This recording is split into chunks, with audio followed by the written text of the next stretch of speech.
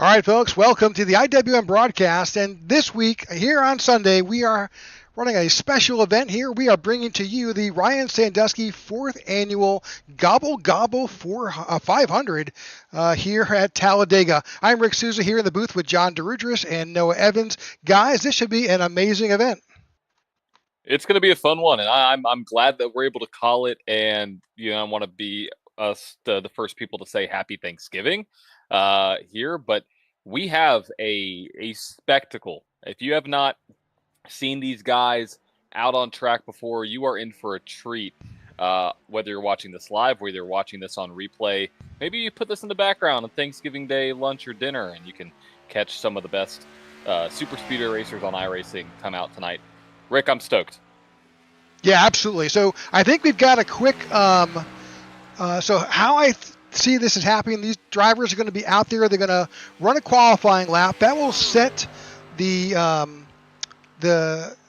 placing, because we've got 3 9-lap heat races to bring you the starting grid of the field. So right now we've got qualifying underway. 43 drivers here in the field are trying to get their position locked into which heat race they will be in, and then we'll go, once we get the heat races out of the way, we've got 188 laps of our main event here at Talladega, 500 miles.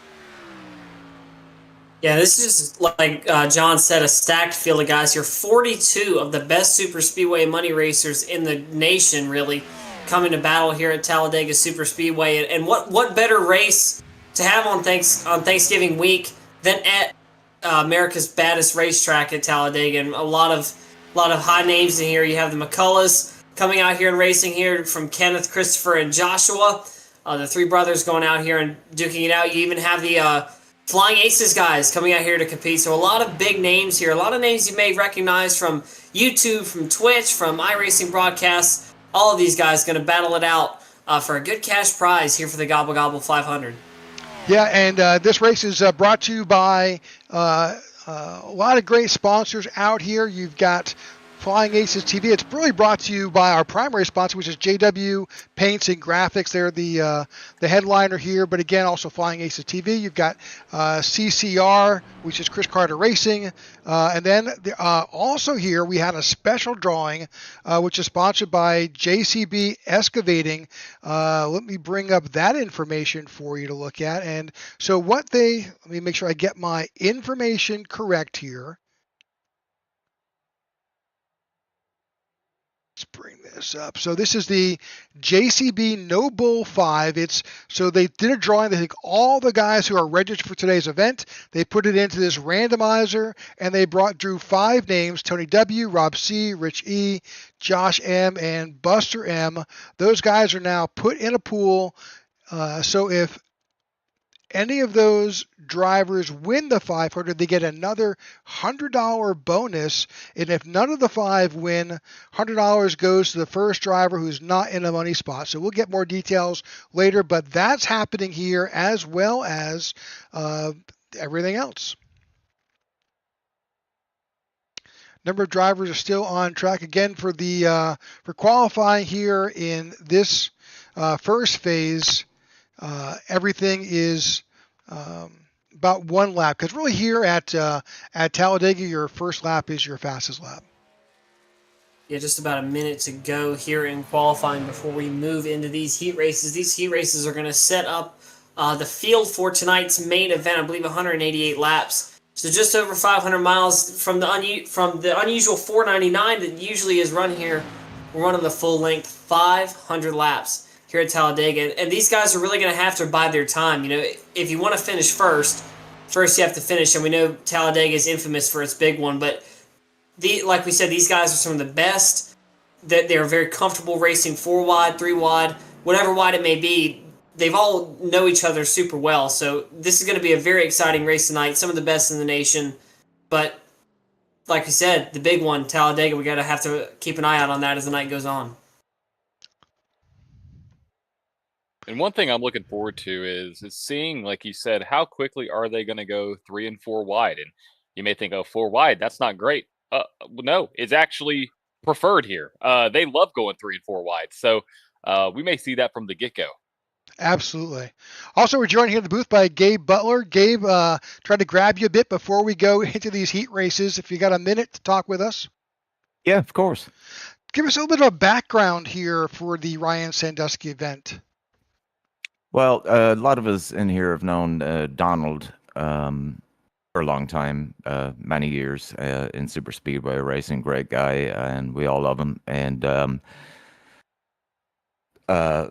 unfortunately, he lost his son Ryan, who this is in memory of. And anytime any of the guys that know Donald can come out and honor Ryan's memory, we try to do that. And like you guys broadcasting this, and of course Jimmy Crow for putting this on every year. It's a fantastic occasion. Well, we certainly appreciate you joining us here in the booth. We're going to let you get back to it as we bring up the grid for our first heat race. All right, guys. Good luck in the broadcast, and we really appreciate you guys. And shout out to Donald. Hopefully he's watching.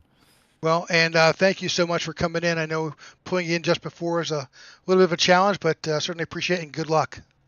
No worries, guys. Thanks. All right. That was Gabe Butler. And guys, we're ready to go with our first heat. Let's do it. All righty. Yeah, So starting. I'll go. Go ahead, John. So starting on the pole, you have Sebastian Marin there with Charles Johnson starting in second. In row number 2, you have John Forbes Jr. next to Richard Elliott. Row 3 is Evan Carlbon and Eric Winkelspecht. I think that's how you pronounce that. Sorry, Eric, if I mispronounced that. In the 4th row, you have Jared Haynes and then Jim Duda. And then Tony Wright and Danny Barnes makes up row number 5. All right, you have Larry McDonald in 11th and J.W. Sires in 12th. I'm not sure. Let me just double check and see if there's any additional past that. No, that is our grid. Oh, and that's great. Yeah, so a little bit of graphics issues there, guys.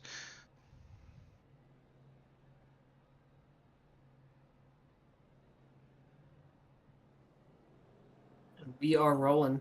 Good group of guys here in this field. Yeah, there you go. 13th, Buster Malcolm. I don't know if we mentioned him or not, but Yep. he is starting in the 13th spot. I keep hearing the John Forbes name. We're hot on the heels of John Force's retirement, and so my brain keeps auto-correcting to that. But a really good field of guys here, especially J.W. Salyers in the number 17 machine, running the Callahan Auto Parts from Tommy Boy. Obviously, good reference there, but... This is a very, very stacked heat, in my opinion. You're going to have a lot of good guys here. Obviously, Salyers in here. You have the number 23 machine as well. I can pull up there you go. Sebastian Marin, Charles M. Johnson as well in the number 9. Gobble Gobble machine as we're coming on to the Alabama Gang Super Stretch. And this really is one of the most nerve-wracking moments if you're a driver. Seeing those pace car lights off, knowing that you got to start this race in a couple laps. So let's get rocking, let's get rolling here, gentlemen. Absolutely. Yeah, and what you notice is that these are not the current Cup cars. These are the Gen 6. So a little bit of a throwback here, but I love these cars because you can push them like there's no tomorrow. So we'll see how these cars will end up at the end of this race.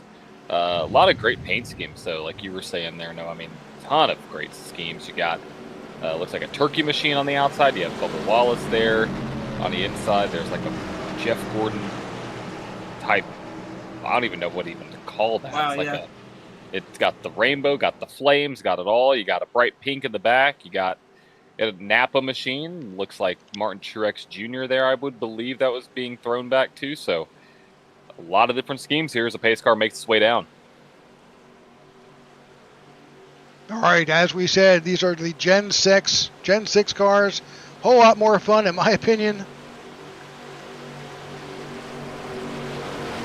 And here we go. They're in the United Reynolds restart zone, and we are off racing here in heat number 1. They always change up that restart zone on me. It's not fair. It's not fair. Here we go down to the turn 1, nose to tail, top to bottom lane. You got pushing all over the place.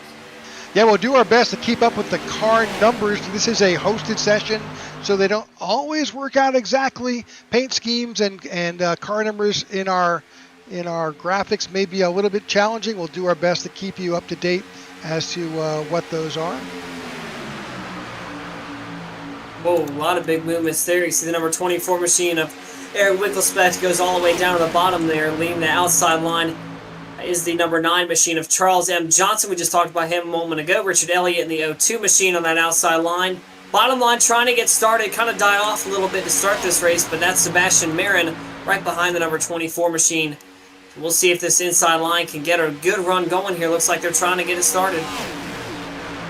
Some great racers out here. We've seen them on a number of SuperSpeedway projects and races that we've covered over the years. You've heard us call Sebastian Marin multiple times, Charles Johnson. A number of these guys we've seen before, just fabulous racers.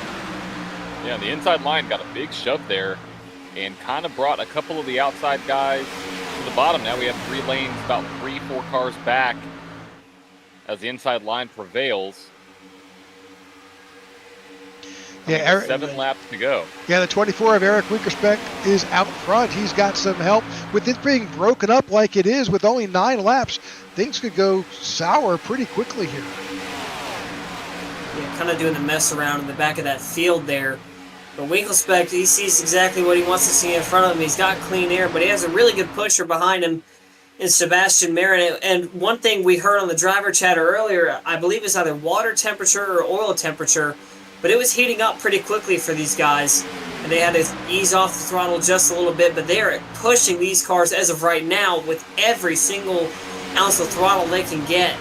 And another thing about these current gen, I would say past gen cars, you can just see how unsteady they are. A lot of weaving. These cars are kind of a handful on super speedways, unlike the current next gen cars.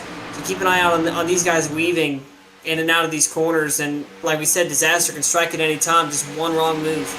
Yeah, as we talked about earlier, just quick update on that race info. Temperature's pretty nice here. It's 82 degrees track temp, 80-degree air temp, moderate humidity, partly cloudy. This is just perfect weather for racing, as that's for our eventual feature event. But right now, we are in the heats. And Rick, explain really quick what the heats are meant to do. We have 3 heats filled with probably 12 drivers apiece. Yeah, they're going to set the running order in the feature event. So everybody's in, but this sets the actual running order. Yeah, and see, it matters, but then it doesn't, because it is super speedway racing, right? So yeah. If it were me, though, and I know how talented these guys are, I want to be that 24. I want to be that 23 car. I want to be up the front of this pack, being able to take control, because whoever wins this heat will start on the pole. Absolutely.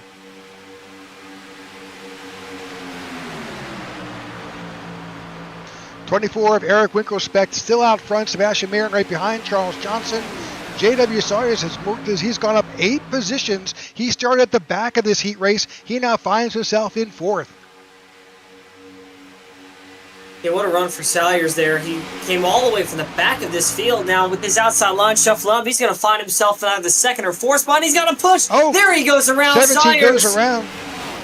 There he goes. We'll see if that'll bring out a caution. May not. No cautions in the heat races. All right, we'll stay green then. Well, that shows you just how quickly. Yeah, that shows you how quickly things can turn on its head here. Wow. Just like that, with just 4 laps to go, the 23 of Sebastian Marin finds himself up in front. He's got the 11/5 of John Forbes behind him. Those 2 guys, well known in iRacing, very popular. They found themselves out in front in this heat race. And what that did is that shuffled the 24 of Eric Winkelspect back in that high line. But, you know, I love where these guys are right now, coming with 3 to go. You have all the opportunity to dive down low and make a run if you're in that high line, if you can get some people behind you. So watch out for the 11. Watch out for, there he goes. There it was. That's the move I was talking about. Down to the low line, as we now have even. Oh, hold on, hold on. Contact, big push. Man, the 78 got a big bump from the 9 behind and almost took him out. 24 dives down. He's looking for that spot. Saving the night so far. It goes to that 78 car. Goodness gracious. Yeah, every time that 24 drops down to that bottom line, it's kind of like their lifeline to get the run restarted again. He's been a great pusher so far in this first heat race as we come down to, I believe, 2 laps to go now in this heat race. He's moved down to the bottom. Can he clear? Wow, he clears him. What a move there by the number 7 machine. I believe that is Richard Elliott. No idea how he hung on to that. No clue. Yeah, that was impressive. What a save that was. Wow. The guys coming to 2 to go, or I guess now 1 to go at the line. I don't know if we're through with some of these big moves. We have some massive moves being made.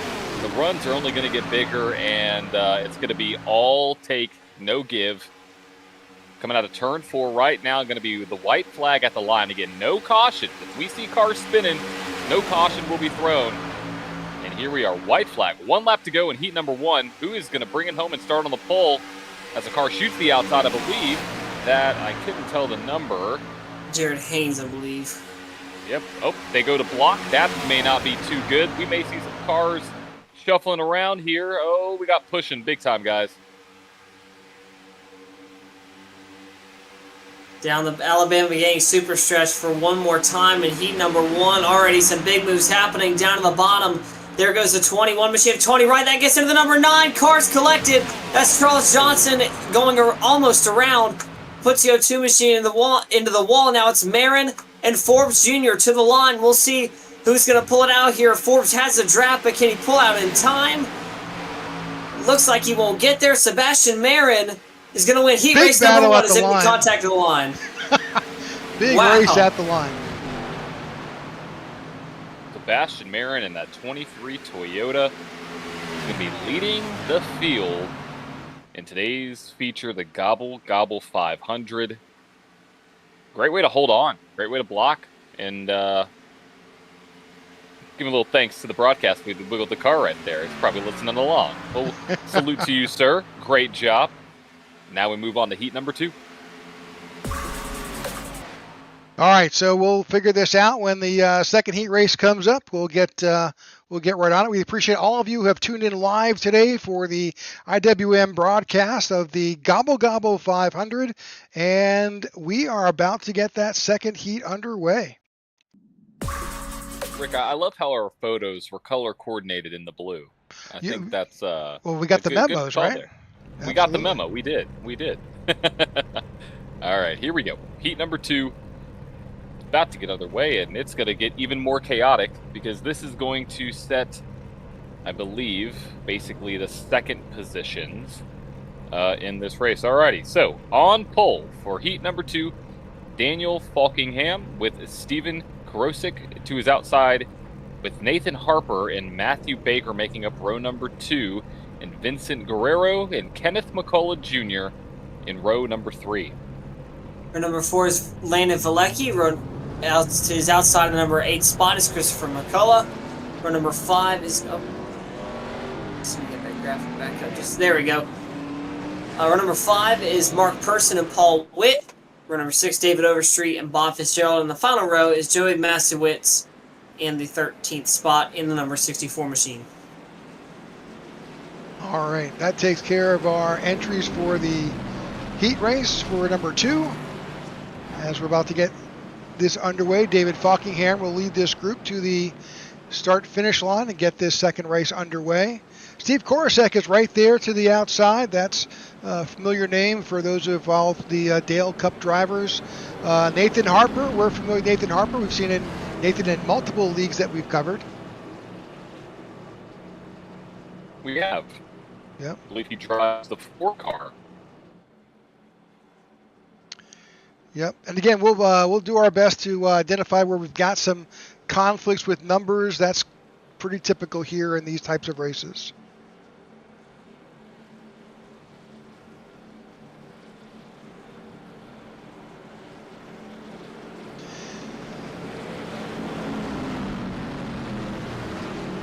All right.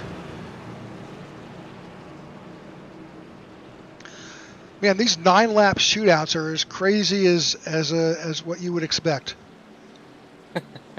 Absolutely. I mean, it is it's quite the pressure cooker out there, because you got these guys. While they're not battling for anything in particular, they are battling for where they're going to start in the Gobble Gobble 500, which could make or break your night. Because I'm pretty sure everybody would want this. I preferably would not want to. Oh, whoa! I thought he was going to follow the pace car down pit road. I thought so too. There. I was like, okay, but I would not want to start in the middle of the pack at all. I would want to be as far up or all the way to the back as I could. All right, here we go. About to start the heat number 2. Into the United Reynolds restart zone, and we are green flag racing here at Talladega. Heat 2. Who's going to join Sebastian Marin on the outside row to start the Gobble Gobble 500? But we'll know in 9 laps time. All right, drivers are 2x2 here as we are underway here in Heat 2.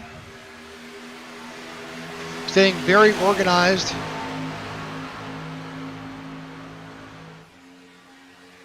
Very orderly. Yeah. Look at that. You see that outside line starting to get a push there. There you can see Christopher McCullough, no stranger to these types of races here at Talladega SuperSpeedway. He's currently in the 03 machine, battling for that 6th spot. And really, we're not seeing any lines show dominance so far just yet. Still side by side most of the way here. That bottom line trying to get a little bit of a run here. There goes Korosek up at the top line. Big wiggle there from Korosek and Falkingham. You can see just how unsteady these cars are. Yeah, we are 3 wide here already.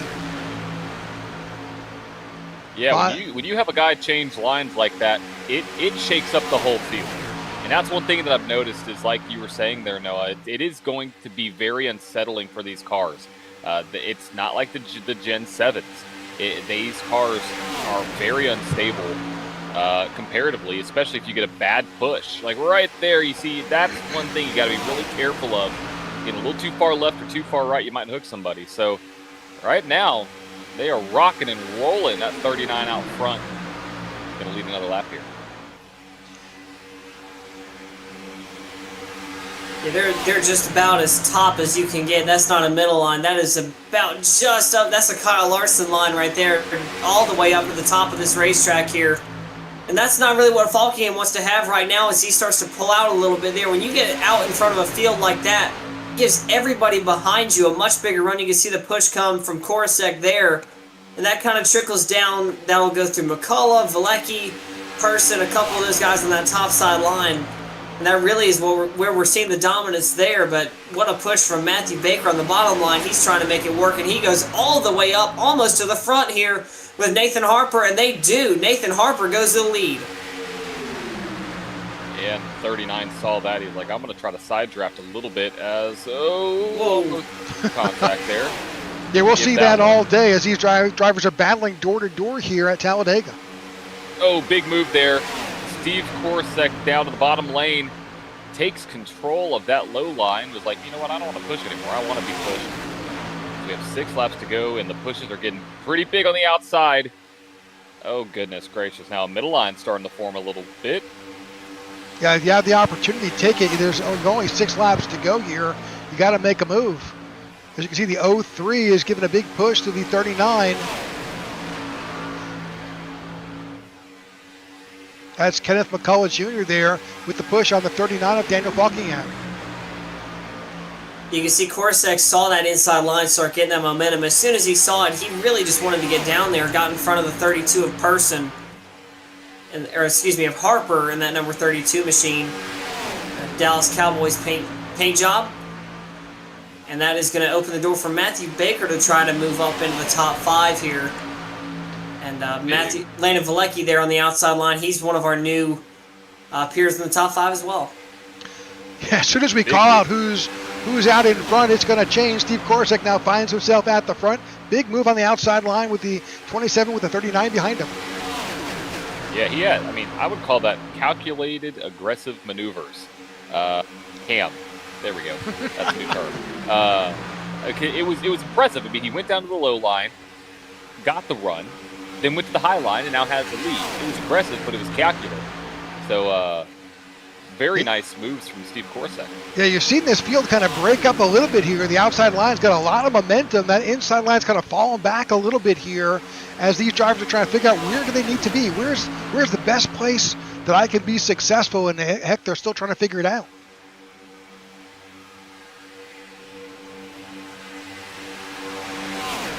We see some drivers starting to make their way kind of low. Not really. It's mainly all these guys on the high line, but here we go. 03. Kenneth McCullough Jr. down to the, I would say that's the middle line. See what he's able to do. Maybe get a shove from the 5. The 5's looking low. So now come to 3 to go. Yeah, 429 trying to spoil the party. That's Paul Witt sending it through wide in the middle there. He's going to have help from Vincent Guerrero in the number 14 machine. We'll see if he'll assist, and pulling up to the inside line as well as David Overstreet, the number 68. He has a massive run here. That's going to be a big push to the number 5. We'll see how that'll play out. 64 coming down as well as Joey Masowitz. He's going to send it through wide as well. Man, it is getting dicey. The more that high line dissipates, the closer that's 20, or excuse me, the 30. Oh, big move there. Whoa. The 03 has. Big push. Oh, there he goes. There's a couple. There's a 62. couple 62s around. It's Landon Valecki. Well, that shook things up. Yeah, this field's completely come apart. You got Matthew Baker out in front here in the 5 with the 27 of Steve Korsak right behind. 39 of Daniel Falkingham sitting there in third in that high line with just 2 laps to go. Watch out for Steve. Oh, car almost around. Steve Korsak is giving a massive shove to the 5 machine right now. I would love to be in the position that Steve's in. I mean, he has the chance to win if he stays right there and makes the move coming out of turn 4. He gets a big shove. He's in the right spot. You just can't make it too early. We'll see what happens now as we are now about to hit the white flag in the air. 1 car down to the bottom. I believe that is Overstreet or Guerrero. I can't tell. It's Overstreet. Overstreet. The only car down there. Yep. Yeah, no help on that bottom line there. He gets the speed for just a... Whoa, what a move there. Almost didn't get clear. That was McCullough. That was the McCullough twins right there in the 04 and the 03. They're going to try to get a run on this inside. Will anybody join them? Trying hard to get caught up to that Matthew Baker 5 with the 27 there. They're close. He's setting it up, though. The 27's setting it up. He's going to shoot low out of turn 4. When is he going to do it? He's got to do it at some point. He does it. The 39. Yeah, might have just lost his chance there. Oh, contact. Oh, there he goes. He gets shoved. We're going to be 3 wide at the line, and the 5 is going to win heat number 2. Wow, and that 5 of Matthew Baker bided his time, saw the move coming, played defensive, and wins heat number 2 here at Talladega. What a race that was. Yeah, the 39 was sitting there like, all right, Steve, if you're not going to make the move, I got to do it. And he did it. He got actually a couple positions, I believe. And so that is going to wrap up heat number 2. All right, that was heat 1 results here. Waiting on the official results for heat number 2.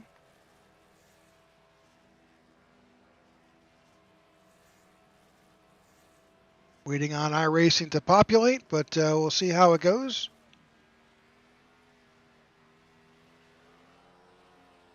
Well, that's everything we would expect. Here are the results for heat number 2.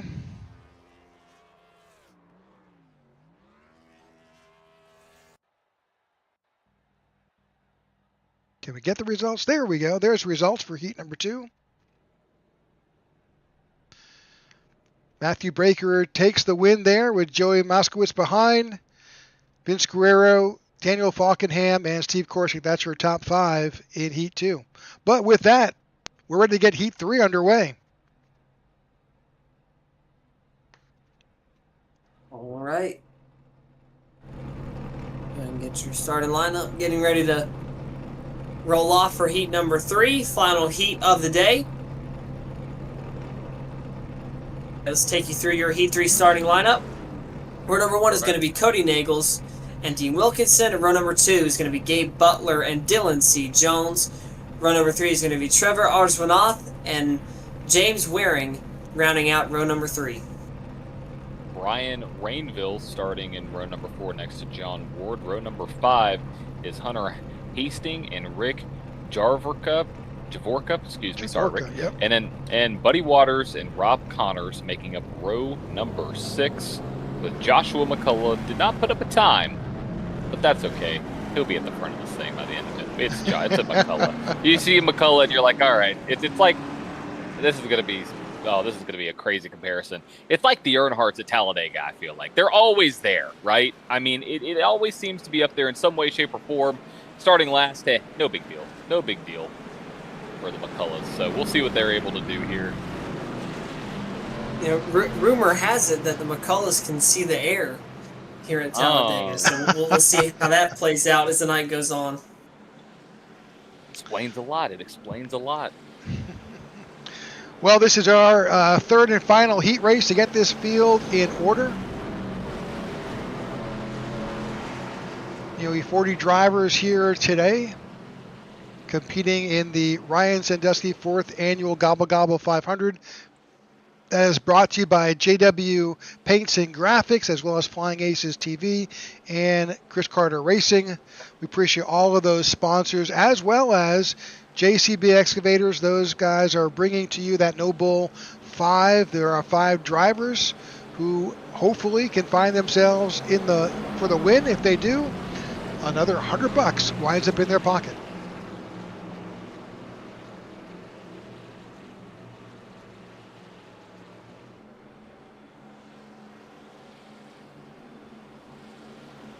All right, 9 laps to go here. Heat number 3. This will set the field.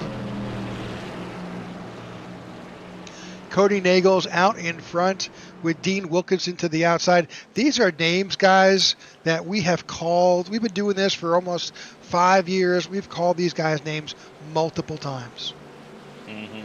We have, and it's going to be an exciting heat number 3, and we will see who is going to lock up that spot, third spot for the main, the Gobble Gobble 500 coming up here. All Green right. flag in the air for heat number 3. Car all the way on the apron.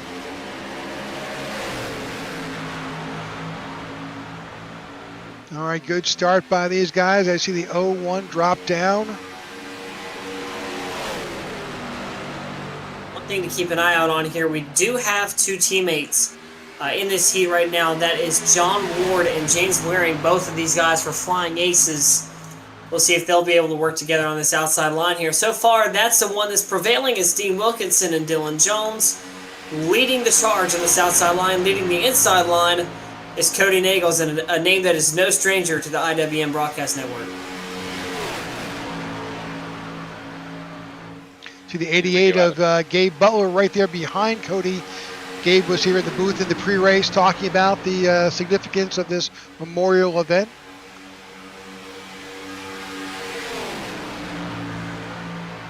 And there goes the 6 up to the high line to block that road. Oh, wow. Hold on to her. Already getting dicey.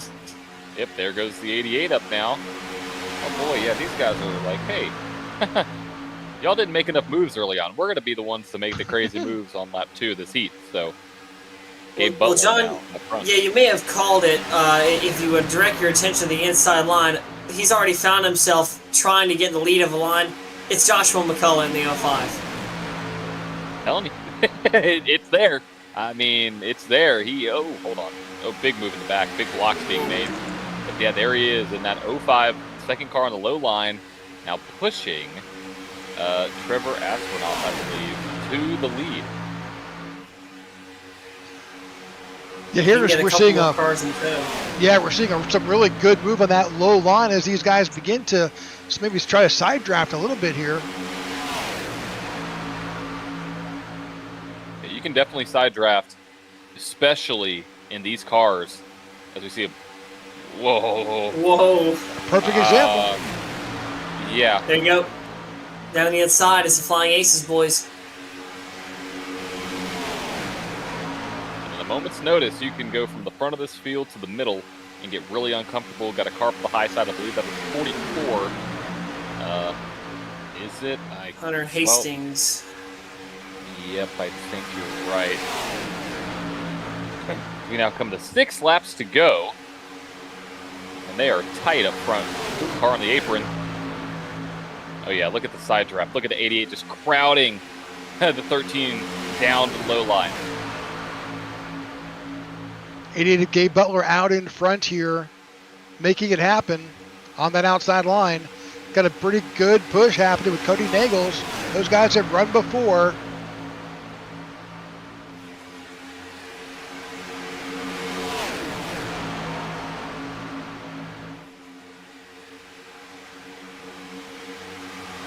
Solid racing all the way back here. This is just like any other super speedway race. You got to find your drafting partner, because if you don't, you're going to be by yourself out there. And it's a very lonely feeling to not have drafting partners at all. It's very lonely. Now you see the 2 cars on the bottom lane. They almost look like high rock cars. That's what I was thinking too. Yeah, they do. I mean, very easy. You could tell where they are on the field at any given moment, which is awesome. Easy for us. But here's the 88 of Gabe Butler trying to figure out what he wants to do. Stay in the high line, go to the low line, but now the low line has the momentum. He now crowds back down low, trying to side draft. Now the risk that he has, that high line could leave him at any given moment. I don't know if Cody's willing to make that move now. But here we are coming to 4 to go. 2 distinct lines. James Waring in the Dega Pros out there with John Ward, the 92, right behind. Matching car paint schemes here as those guys are doing what they can to get up front. Yeah, and really when you're at a super speed, whoa, big wiggle there out of McCullough, you really want somebody to kind of do the work for you, kind of clear your path, and then as soon as you can, not leave them for dead, but as soon as you can get off of that line and try to get in front of this field, that really is the game plan here. We saw that, almost saw that with McCullough a couple laps ago, got up to nearly the front of this outside, tried to get down the inside, just couldn't as that inside line got to run super quickly. Now we're seeing a bit of a stack up here, almost, we're going 3 wide now. Here comes Hastings to get to the the 89 machine of Trevor Arsmanoff. We're going to be 3 wide for the lead here at Talladega. This is what we expect to see. Oh, absolutely. It was a block that kind of went poorly, but kind of worked out as that middle line was almost forced to form as we now are 3 laps to go. The middle line is, we got teammates that broke apart right there. Oh, hold on to it. Teammates that broke apart. That purple car in the middle, the orange car on the bottom line. The teammates there are not together now. It's like the JW's got some help there on the low line from the 89 of Trevor Oswath. Yep, and there goes the 05 of Joshua McCullough to the outside, forming a 3rd lane, leaving the 88 out to dry. Big move up to the top lane, bottom to top. Here we go. And we are now 2 to go at the line. We have a race on our hands now. So much has happened there in about a straightaway. Yeah, I was like, what in the world do I say? It's not over. It's changing as we see. No, that was a whole field nearly a whole field reversal in about a lap, less than a lap, honestly. But McCullough is kind of seeing what he wants to see now. He's got clean air to his inside. He has the option to stick with the middle, stick with the low. He's going to go all the way to the bottom. He may see the air. Let's see if he'll stick it. Yes, he will. Joshua McCullough goes to the lead with the help of Cody Nagels. Outside line struggling. That's going to leave the 13 in the dust with the middle line. That's James Waring dropping back. And that inside line surging ahead. White flag this time by. 1 lap to go here at Talladega. The 05 Joshua McCullough finds himself out in front with the 6 of Cody Nagels on his bumper. Oh yeah, they're pulling away. There is no outside line. Cody's trying to go to the outside. Oh, there we go. Been made. The move has been made. Is anybody going to go with the 05? 05's crowding. Big move now from the 2 teammates down low below the 05. Big a huge block. 44 drops the block. What a move by Hastings. Now watch out. Is Dean Wilkinson going to make a move? Is he going to have the room to do it on the 6 out of turn number 4? 3 wide now for second. The 55's trying to find a way around. I don't know if he's going to give a shove. Maybe not. Here comes the John Ward machine to the 92. line. Who's it going to be? Cody Nagels. Wow. Wow, what a race. And they all kept in going in the right direction, too. Now that's a preview of what we're going to see here with the official. Whoa, and just like that, there's a 2-minute warm-up. That's the end of heat number 3. Let's bring up the results of that. Wow. Now just imagine that, but with 3 times the amount of cars. So right, that's the craziness. Cody Nagels getting the win in heat number 3, right there. Great race. All right, so we've got some time, just about a minute and a half. Let's cover while these guys are doing their thing here in this warm-up.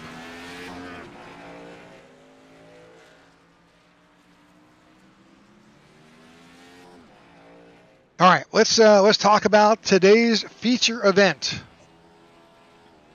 Let's do it. 188 laps, 1 quick repair, so you have one lifesaver there.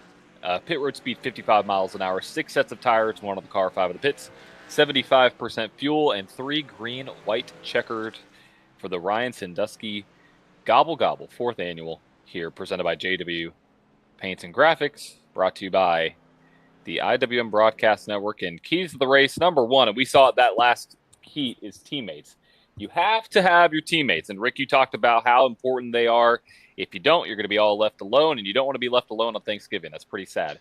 So you got to have your friends out there. Second is survival.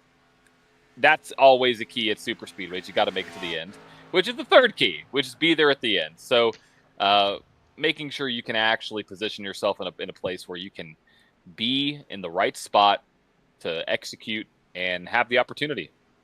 Absolutely. So with that, we got Jimmy Crow here in the booth. Jimmy put this whole thing together, and maybe he'll give us a little insight. Jimmy, I was talking about that JCB excavation No Bull 5, but I may have got the numbers right or wrong. You want to maybe fill me in? Yeah, if one of the 5 does not win, it'll be 50 to 7th and 50 to 8th.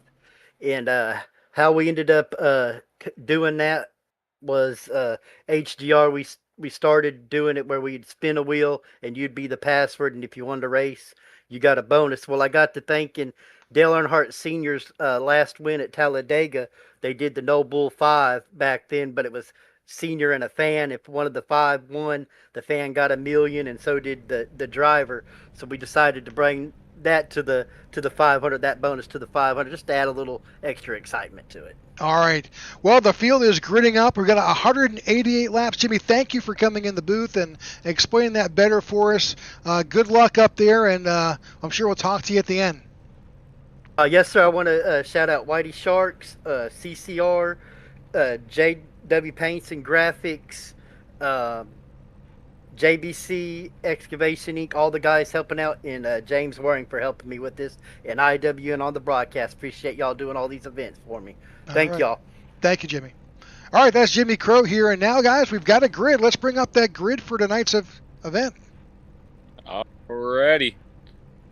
The 4th annual Gobble Gobble 500 is live, and here's your starting lineup. Sebastian Marin and Matthew Baker make up row number 1 with Cody Nagels and John Forbes in row number 2.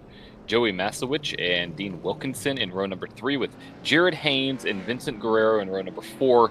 Row number 5 made up by John Ward and Evan Carlbach. Running out the rest of this field is Daniel Falkingham and Trevor Arsmanoff. That is row number 6. Row number 7, Eric Winkelspect and Steven Korosek. Row number 8, Dylan C. Jones and Tony Wright. Nathan Harper and James Waring. 19th and 20th is Jim Duda and Kenneth McCullough Jr.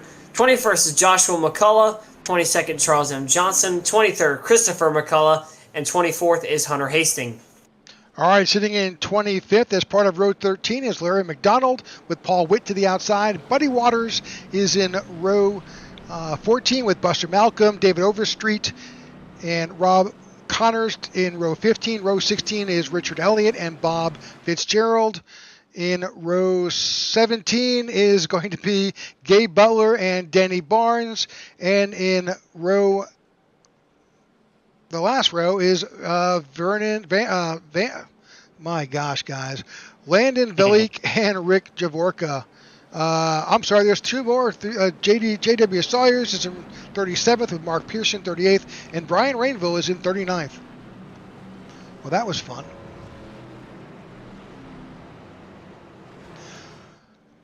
All right, let's see if the weather has changed at all here for the feature. Nope, still all good. Very comfortable temperature here in Alabama here for this feature event. Again, thank you for those who have tuned in to the Ryan Sandusky Memorial 4th Annual Gobble Gobble 500. Appreciate all of those who have brought this together. JW Paints and Graphics, CCR, Flying Aces TV, JCB, all of those sponsors today. Thank you so much for making this happen. And all right, Here we go. This is the special. This is what we all came to see. Gobble Gobble 500 is underway. Green flag in the air.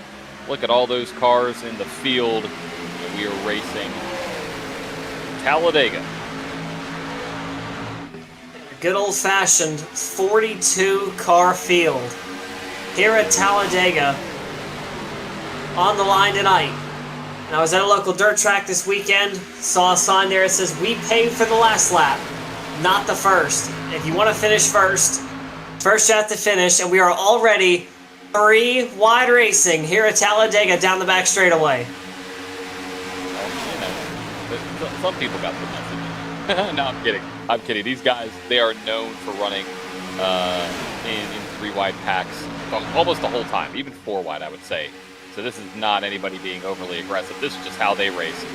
Leading lap number 1 in the outside line, the 23 Sebastian Marin getting a great shove from the 6 of Cody Nagels. Oh my, look at that. Like, there's cars everywhere. We have a hornet's nest in the back here. My goodness.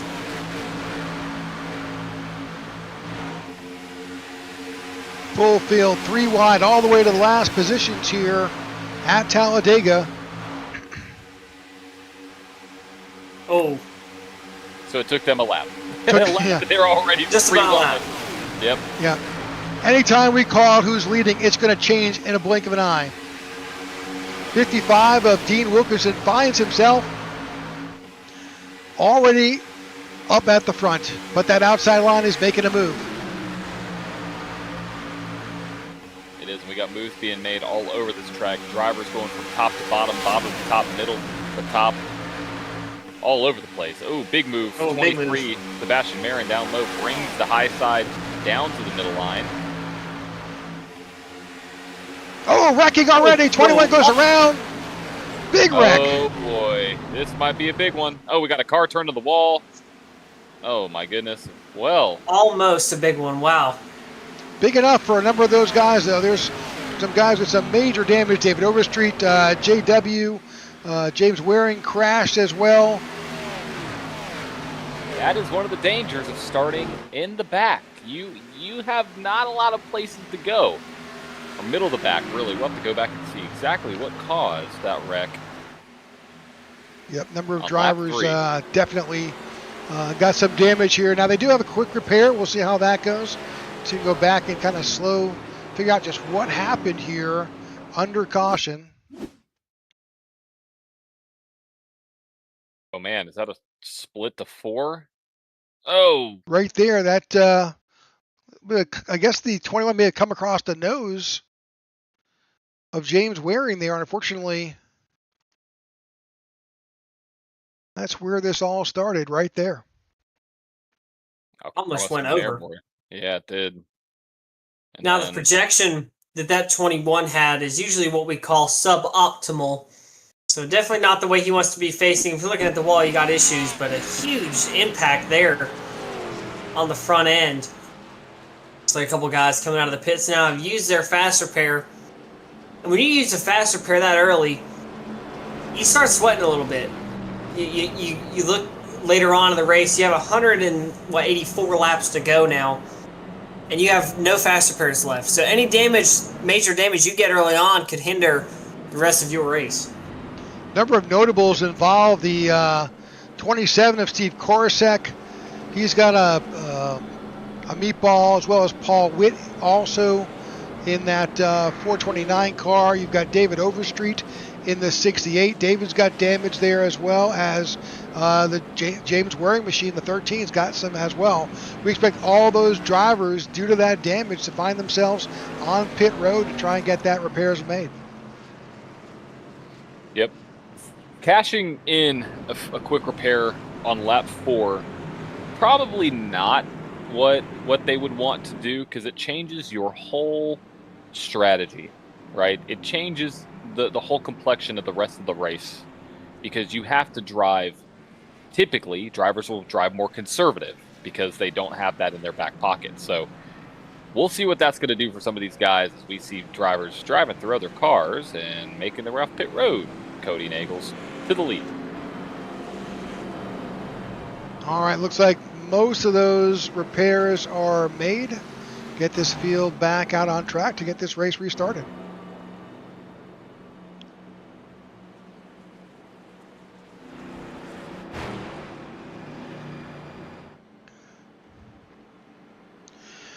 All right, for those of you who are out there watching the IWM broadcast for the first time, we certainly would appreciate if you would take the opportunity and subscribe to our channel. We've got over 2,000 family members to the IWM broadcast family. We bring each week the best of sim racing here on the iRacing platform. Normally, for this past year, we were able to bring to you the Tech for Troops Cup Series on Wednesday nights and Thursdays with the INRS Racing Series. Both of those leagues run the full NASCAR season, and this year will be exactly the same. Both leagues will run the full racing series, and also they'll be, whatever track is out there, we'll be bringing that to you on Wednesdays and Thursday nights.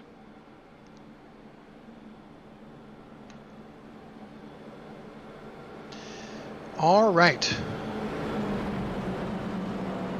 Well, guys, this is exactly what I expected to see. 3, maybe 4 wide at times here, with great battles here amongst these drivers. Still under caution here at Talladega SuperSpeedway for the 4th annual Ryan Sandusky's Gobble Gobble 500. Currently up in the lead is the 78. That's Evan Carlbon. I may be getting that wrong because my paint schemes may not be refreshed. So we'll see if I have the right one up. But nonetheless, it is Evan Carlbon, the man up in front. Yep, is in the 78. There we go. Yep, that's what we see here. You have Cody Nagels is inside. Pace car lights are off finally, so we are getting ready to go back green. John Moore will be on the outside line. He'll be followed by Sebastian Marin, the number 23, who led us off tonight in this race. So we'll see if he can find his way back up to the front. But remember, this is a very, very long race here at Talladega SuperSpeedway. Just got to bide your time, stay clean, and avoid pretty much every wreck you can. And that starts with you being up at the front. Or at least to stay out of trouble. Yeah. Right. Yep, that's the key. Staying out of troubles. Drivers in the pits trying to top off some fuel a little bit. Car on the backstretch paused and stopped. That is probably something that. Please don't hit the car on the apron. There we go. I was like, that's not what we want to see. Well, I think race control probably has their hands full getting this field back together, back in order, ready to go. Probably. Yeah, that's a long line on the low line. I mean, it is a whole backstretch long. So we'll see if they'll be able to get this thing squared away.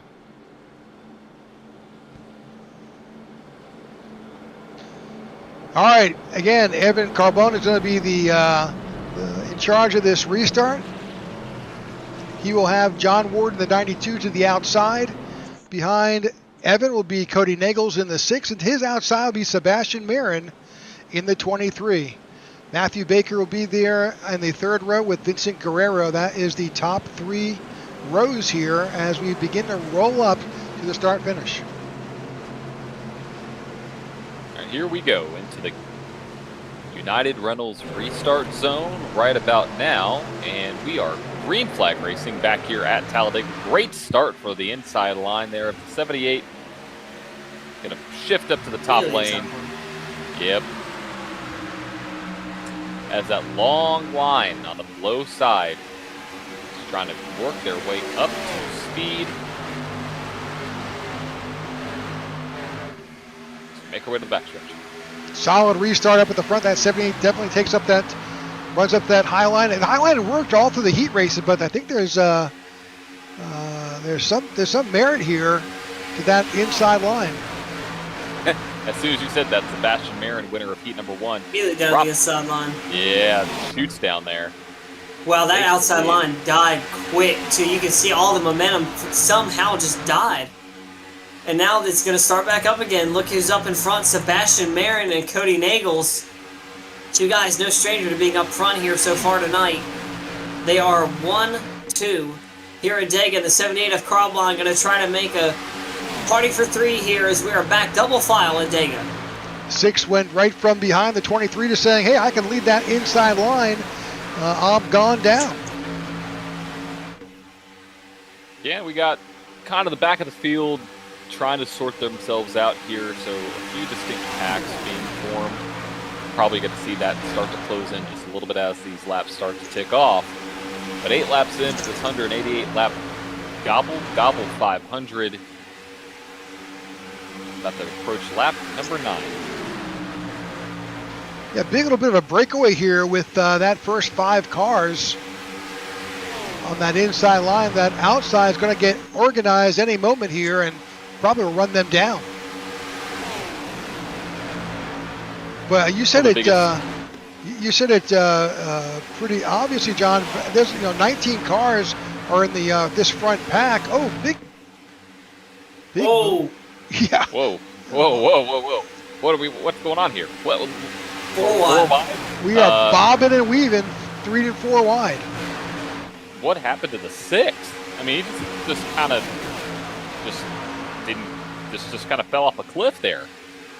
All right, he may have been like, all right, I'm done. I'm going to go to the back here. Yeah, I've led a lap. I'm good. But you've got these first 19 cars, but about 3 seconds back, led by, I think, Richard Elliott here and JW. This is the second pack. So the field is broken into 2 distinct groups. This is not too off form of what super speedway racing can be.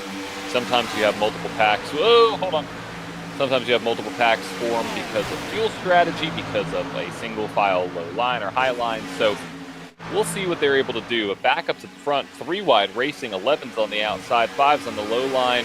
78 is right there of Eric Carlbahn in the middle.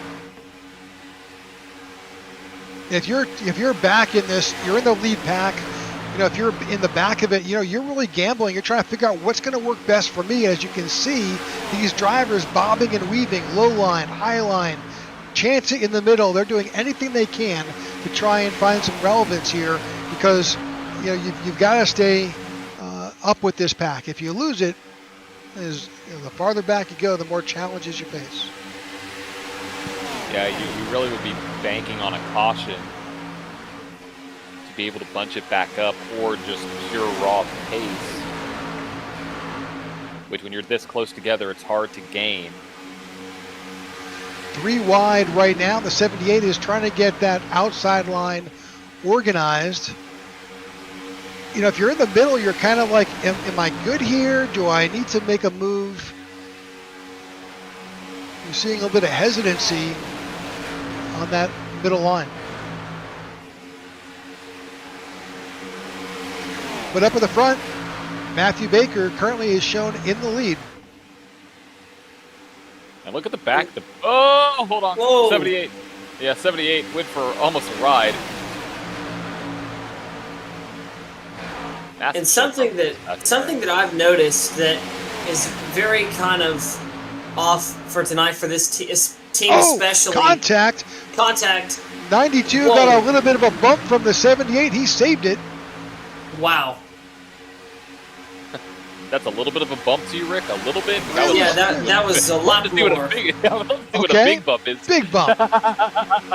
One thing I was noticing looking back at the results, the nearest McCullough is back in 24th position. That wreck shook that entire top line up. Most of them were inside the top 10.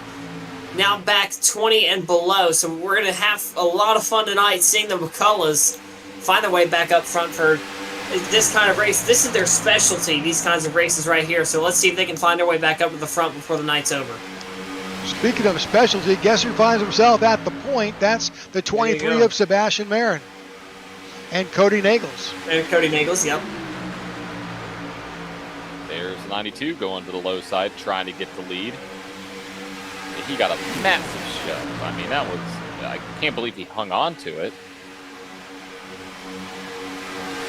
I feel like Nagels and Marin is going to be a lot of what we're seeing tonight. These two somehow managed to find each other just about every other. Big shove there for the 78 to Nagels. Yeah, you can see that 78 pushing really hard, trying to get those guys out in front. I'm guessing he wants to try to get to the bottom line. Yep, there he wants to try to get down there.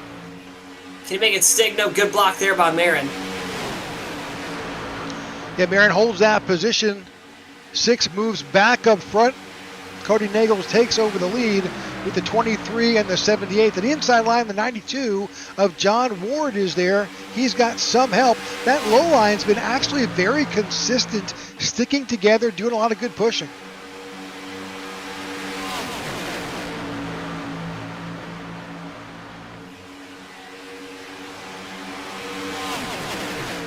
They have now increased the lead over that second lead pack by nearly 2 seconds. Yeah, they're doing a number, and let me tell you, these guys up at the front, like, you would think it's the last lap, right? I mean, they are just bobbing and weaving and trying to take as much as they can, put on a heck of a show while they're doing it. So kudos to them. But goodness gracious! But look up who's right there at the bottom lane, Steve Korosek.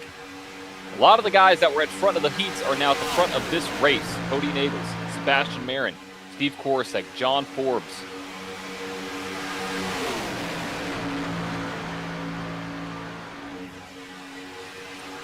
And don't forget, Cody Nagels is part of that Dale Cup team.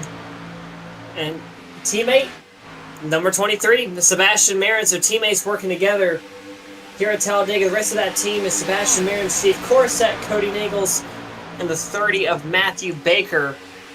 So really, you have teammates top 3 here. Whoa, big block there for the 23. Somehow, and they got contact. There it is. There goes the 30 machine. Second caution 27 comes Korosek. Yeah, so that's I was watching Korosek the whole time. That backfired on him really poorly. Yeah, that's really unfortunate for Steve Korosek because I believe he was already in trouble after that first incident and had to use his quick repair. Yeah, let's see if we can get a replay on there because it looked like he tried to go down, just wasn't clear. At least that's what it looked like from my standpoint. Let's see here. Sure.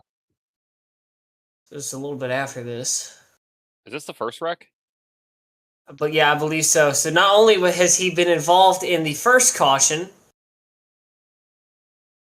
he's now been involved in the second caution. Yeah, this is a replay of the first caution to show his involvement there. Let's go back to, now here's the second caution.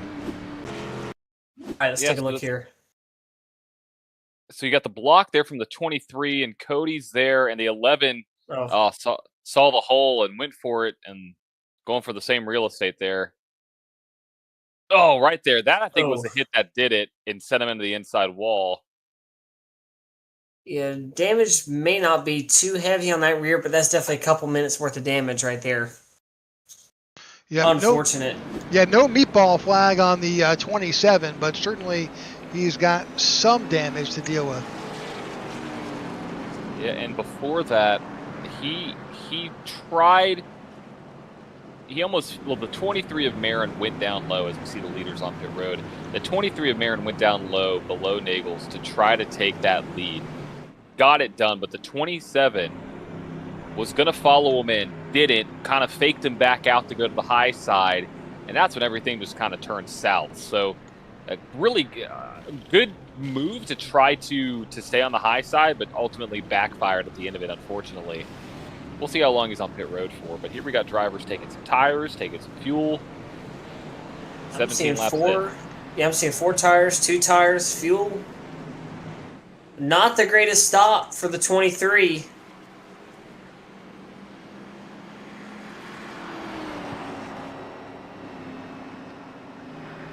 See what happens here.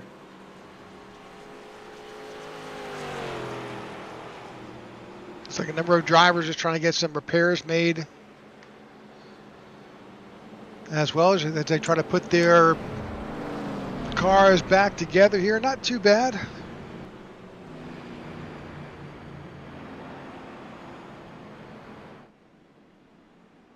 Number of drivers still on pit road. I get a better camera angle here. That's the 23 of Sebastian Marin on pit road. Steve Korosek still on pit road. David Overstreet, number of drivers still getting repairs made. All right, guys, 18 laps complete. I think this is exactly what we expected to see. Yeah, I think chaos would be the word I use to describe these first couple of laps here. We've seen some really good racing. Just guys still trying to figure out where they want to go, who they want to stick with. And Talladega is one of those tracks, yeah, you want to be close to your teammates, but if you get separated, you're kind of out on your own here. Remember, this isn't like the NASCAR Cup Series where you have manufacturers' teammates.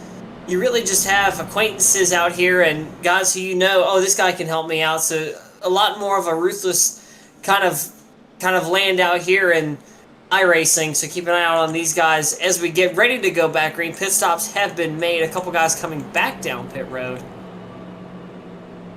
See how this will play out. So leading us back to green as of right now is a 39 of Danny Barnes. I don't believe he pitted last time by either. So we'll see.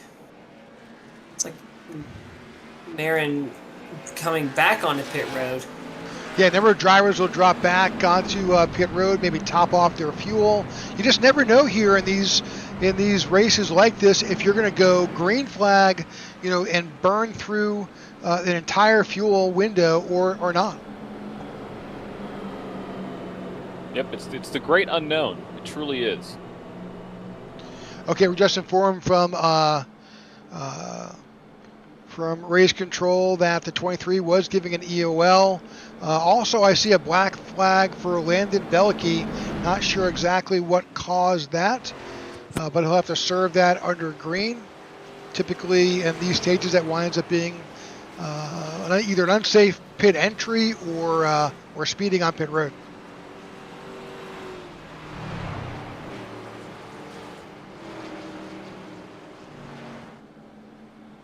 Races like this, getting those driver error flags, that's a challenge. And kick yourself for doing that, because if you have to come back in under green flag conditions by yourself, getting back up and staying on the lead lap is nearly impossible. It is, and it just kind of, it's unfortunate for your strategy. It changes how you view the race, and on the off chance there are no more cautions, then you're just out of luck, right? So it's definitely a position you don't want to be in. But at the SuperSpeedway, high probability you can get that back.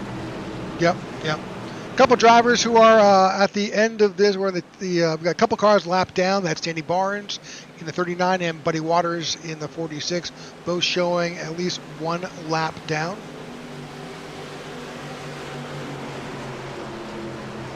All right, here we go. They're in the United Reynolds restart zone, and we are green flag racing back from Talladega. A little bit of wild at the tail end of the field there. Somebody either missed a shift or stalled the car, or I don't know what happened there. That was interesting. Yeah, Cody and Eagles up to the top lane, back in control of the Ryan Sandusky 4th annual Gobble Gobble 500. All right, 20 laps complete. Big run on that outside line right now as that inside line begins to try and form up. And a couple takers on the middle side. So you got the 21 there of Tony Wright down on the low line. A couple of new names coming up into this top 10, top 5 here. We have Matthew Baker back up, Richard Elliott, Trevor Arsvinoth, Tony Wright. Jared Hanks has made his way up to the number 7, Eric Winkelspect. But look on that inside line. Third spot, third car, black 05. It is, of course, Joshua McCullum. There he is. It was going to happen. We knew it was going to be there. Now what can he do with it? Field is a little bit broken up. There's they got this large pack of drivers, and there are a few folks who are a couple of seconds back, and then a few deeper in the package. Watch the 6 of Cody Nagels move from that high line to drop right down in front of the 21 of Tony Wright. And back up again. Another car to keep an eye on. There's 17 of J.W. Salyers, and his heat races and his first couple laps here went about just as poorly as he possibly could have, but now he finds himself inside this top 10 and in a pretty good spot on this outside line. 3 wide here in mid-pack.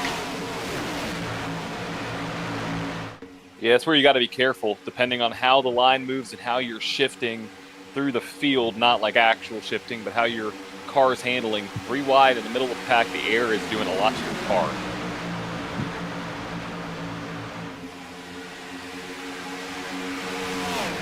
Cody Nagels continues to lead from the outside with the 14 of Vincent Guerrero. Got a good push with the 24 of Eric Winkelspect as well.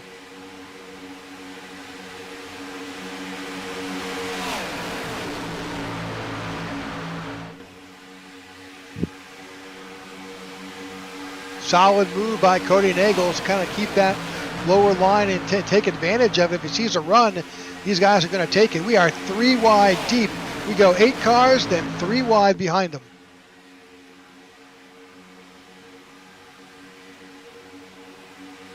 And this is what the people came to see. Oh, yeah. 3 wide race, and they're getting their money's worth. A lot of shifting going on. Keep an eye on the 89 machine of Arsvinoth. Took him a second to decide there. He's going to go with that middle line, and that really isn't what you want to see in that middle line there, is that kind of arrowhead starting to form. When you see lines start dying, he's going to drop all the way down to the bottom, had a hole perfectly waiting for him. Gets down to the inside, and he has a shot at the lead now. 3 by 3 by 3. 10 rows deep, 12 rows deep. Here at Talladega, here's what it looks like from the outside line. The 17 of J.W. Salyers.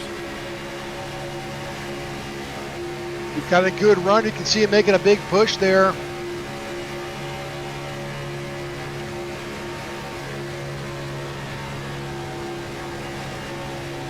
Almost a car to the wall there. It's 13. Jay's wearing almost into the wall there.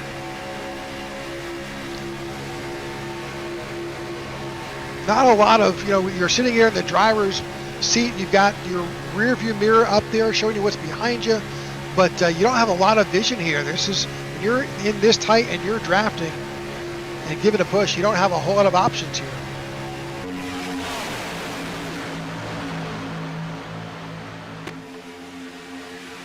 A lot of trust is being instilled right now for all these guys racing as close as they are. 3 by 3 by 3.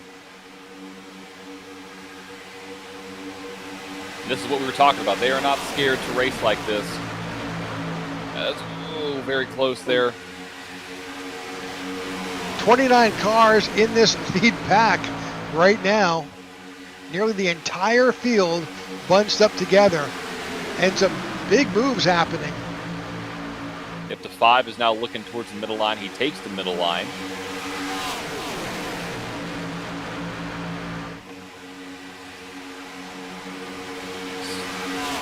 '78? No, I can't tell who that was shifting down to the low line.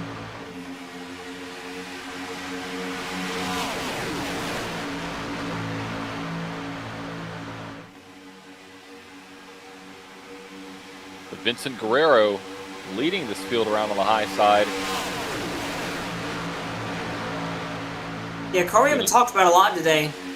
That's the number 21 machine of Tony Wright, the number 21 Roush machine. He's currently sitting third on that outside line alongside a 24 machine of Jared Haynes.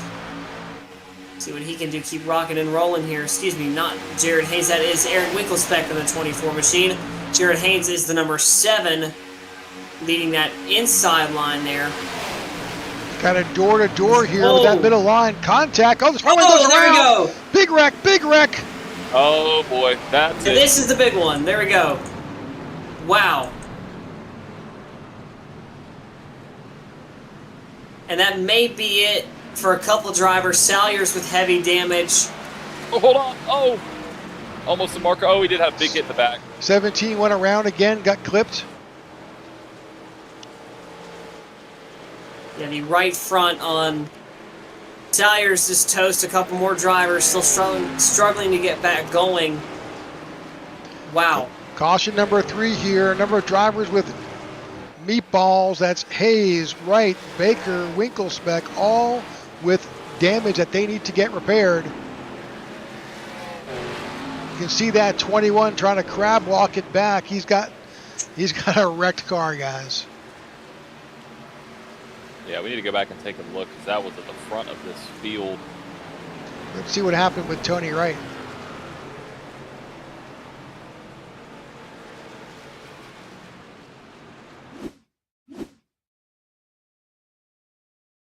Oh, misaligned push. Yeah.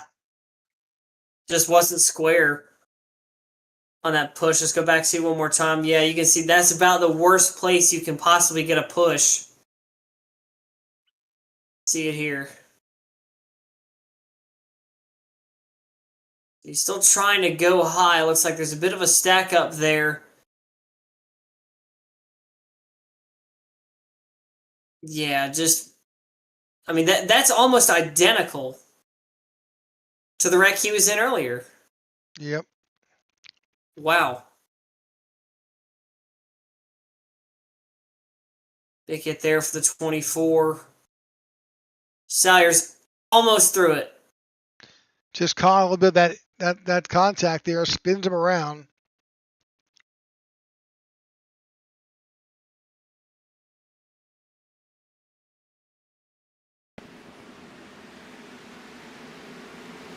The 17 thinks he's good to go. It's all good, but then here comes the rest of the field not realizing. Just boom. Oh, man. Yep. All right, the entire field is on pit road, trying to take care of any repairs they need, any black flags to clear, and top it off with some fuel.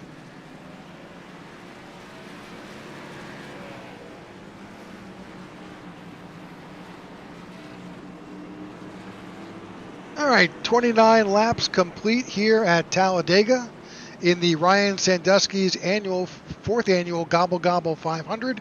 We appreciate all of you who have tuned in live here on our YouTube channel and those who may watch this on replay. We thank you for tuning in. We ask that you could click that subscribe button and jump in, subscribe to the IWM Broadcast Network. We would appreciate that. Word to, I guess, for all of our sponsors here, too. Thanks for JW Paints and Graphics, as well as Chris Carter Racing, CCR, JCB, and Flying Aces TV.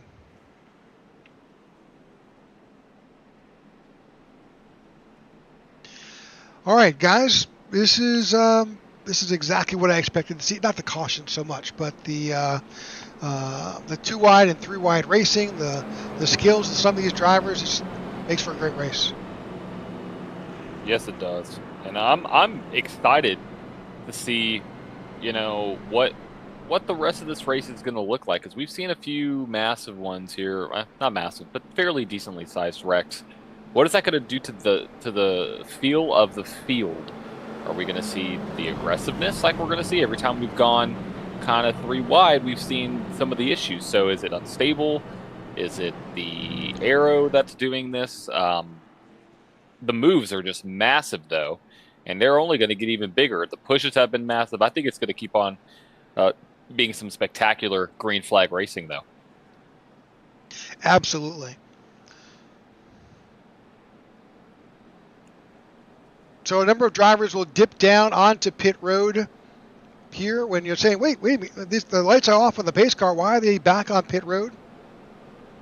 Well, as we said earlier, you want to have every single drop of fuel you can get in these cars. And so if you're not going to lose, if the position is not really a big worry at this time, you'll see these drivers jump down onto pit road, either top off with fuel, make a few more seconds of repairs before they head back out.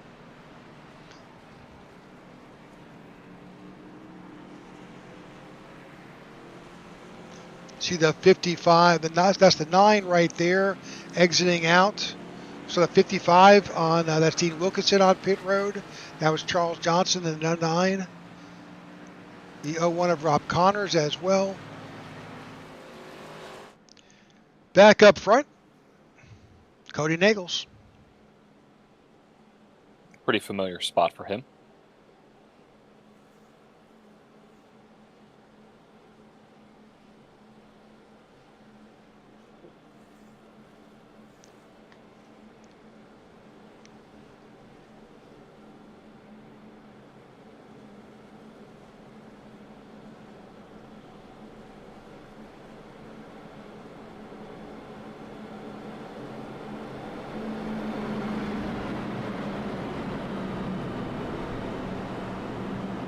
And just a quick correction, it's Sadusky, not Sandusky. Sorry about that, folks.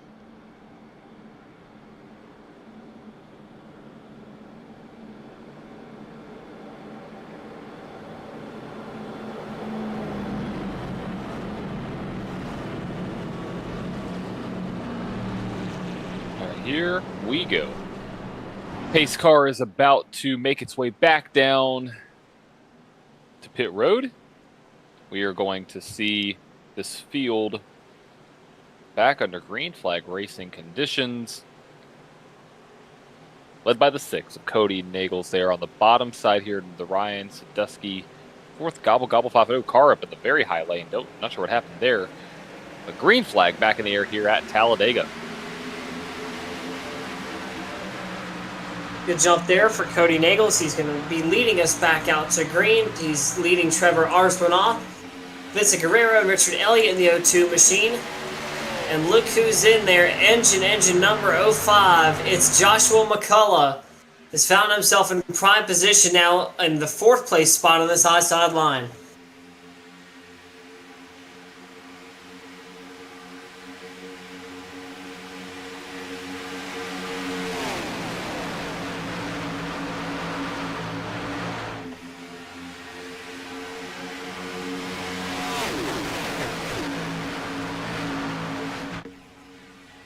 And this view right here gives you a great shot at what the racing will look like, what the lines are doing.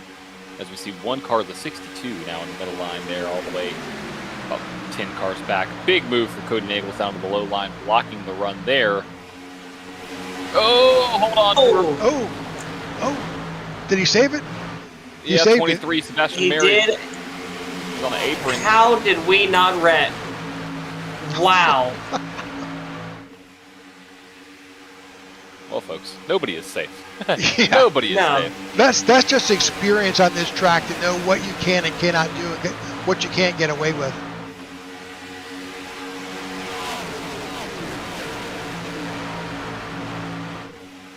Another car we haven't said a whole lot about is Larry McDonald in the 56 machine. Finds himself back into the top 5 now. Alongside the 78 of Carlman, he's back up there as well. And a really good group of guys up here in this top 10 currently, but we still have a long way to go and a short time to get there. Lap 33 of 188 complete. Look to the outside. Here comes Steve Korsak, getting showed by Sebastian Marin. 3 wide again. We have some big pushes being made now.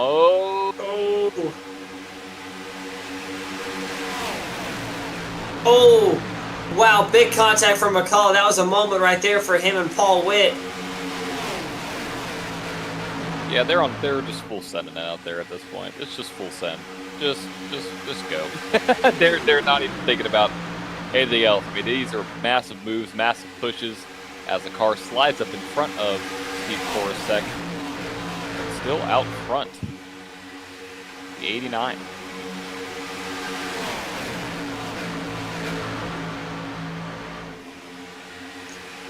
Well, McCullough now to second. He's found his way up, and this may be what he needs to get to first. And Cody Nagel said, not if I had anything to do with it. He leaves that inside line almost for dead. And that puts Vincent Guerrero back up in front with Trevor Arsmanoff. We may go 3 wide here. Look who's back up here. Steven Korosek and Sebastian Marin. And we thought that was the last we've seen of Korosek. He's up in the lead. 27 returns to the point with Sebastian Marin giving a push. 89 down below, takes over the middle. Oh, he was in the middle. Now he's in the low line, just like that. There's Sebastian Marin. Yeah, that right there is what you call teamwork.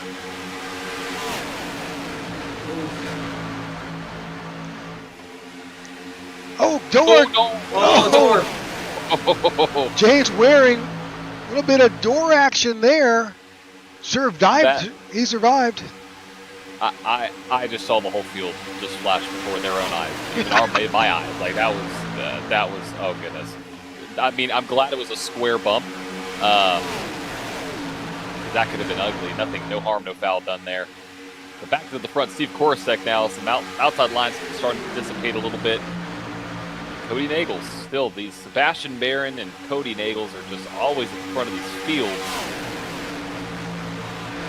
Pretty impressive.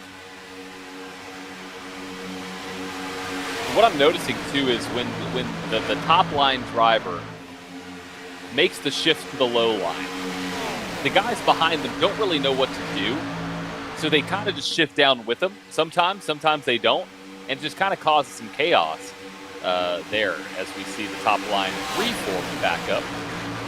Yeah, solid up on top. 89 down below. That's Trevor. I need to say that correctly. Arswinoff. Does that sound right? Sounds correct, as it looks, yes. To spell things phonetically here. It's a safe bet.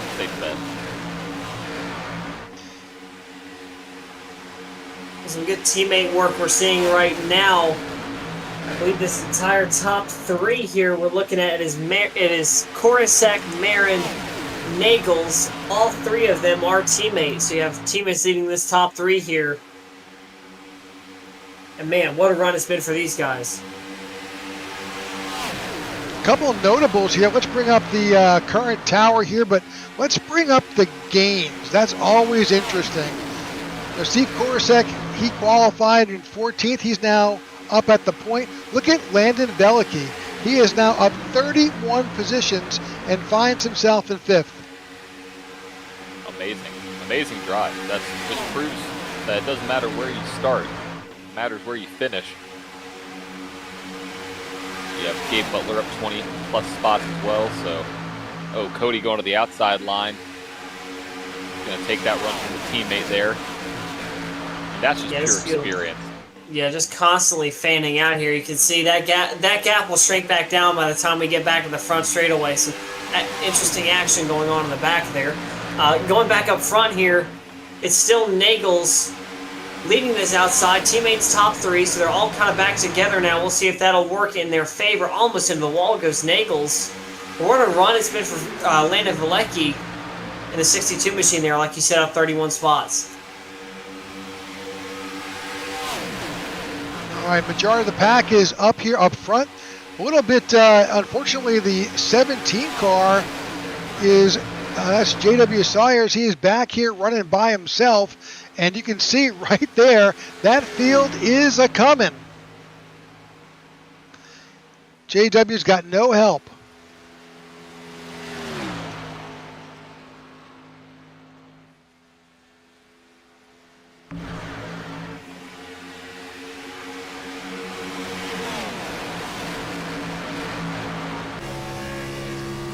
Inside, your leader, Cody Nagels. But this is a whole different view. If you're so used to watching Sunday Cup driving with the Gen 7 car, this is a completely different look. Yeah, completely different look, completely different feel and handling and the way that the draft works. I mean, coming off that corner, it looks like you're just basically shoved, to that outside line. And if you don't pick up your line coming on the straightaway, you're going to be in a heap of trouble. Absolutely. But that's the point. Sebastian Marin, Cody Nagel, Steve Korosek, Landon Velicki, and Trevor Astronaut. Your current top 5. That'll change in a moment.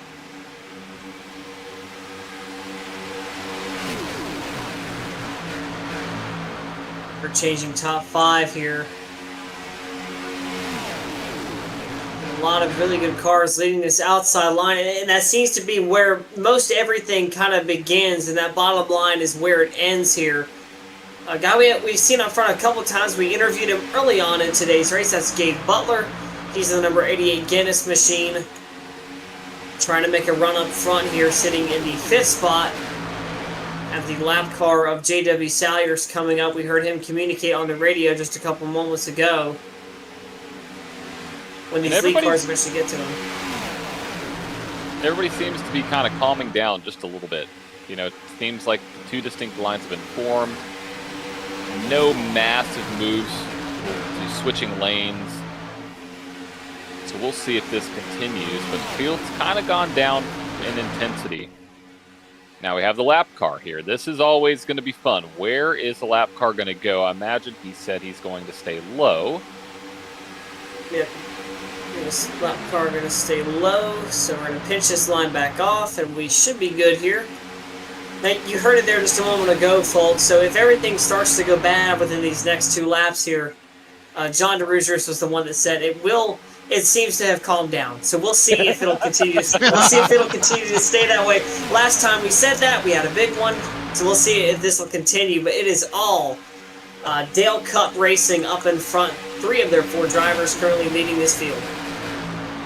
Yep, lap 44. We'll see what happens. You said 2 laps. We're on lap 43. Lap 44 is going to be the money one to see if I just completely jinxed the field.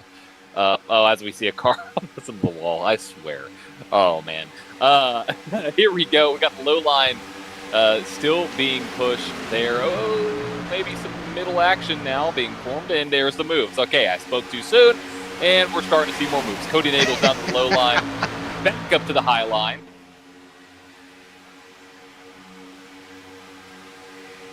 Yeah, this field is, tight up here. I'm looking through the field. It looks like from what we can see, 30 cars are all within a second of the leader.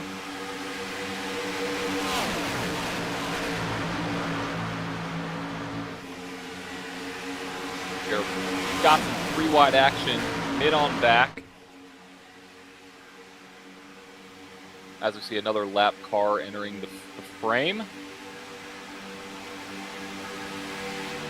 I think that's the 46 of Buddy Waters. Buddy is the last car currently on the lead lap. Yep, so now those 3 wide guys in the back, they're going to have a handful. Oh boy, here we go.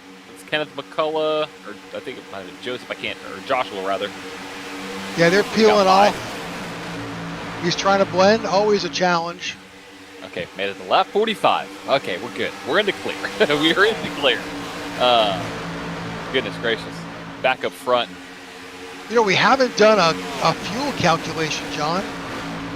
It's been a while with these cars.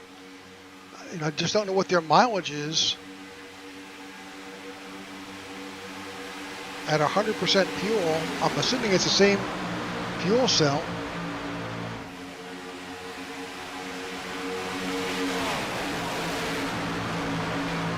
Car we haven't seen a lot up front, that's Hunter Hastings. We saw him make a couple appearances up front in one of the heat races, and he now finds himself in the 3rd place spot. So a lot of guys getting shuffled in and out of this front pack here. Now we'll see a 3rd line starting maybe. Big move there from Velicki, big block. He's going to keep it straight there, almost a big disaster there off the nose of McCullough.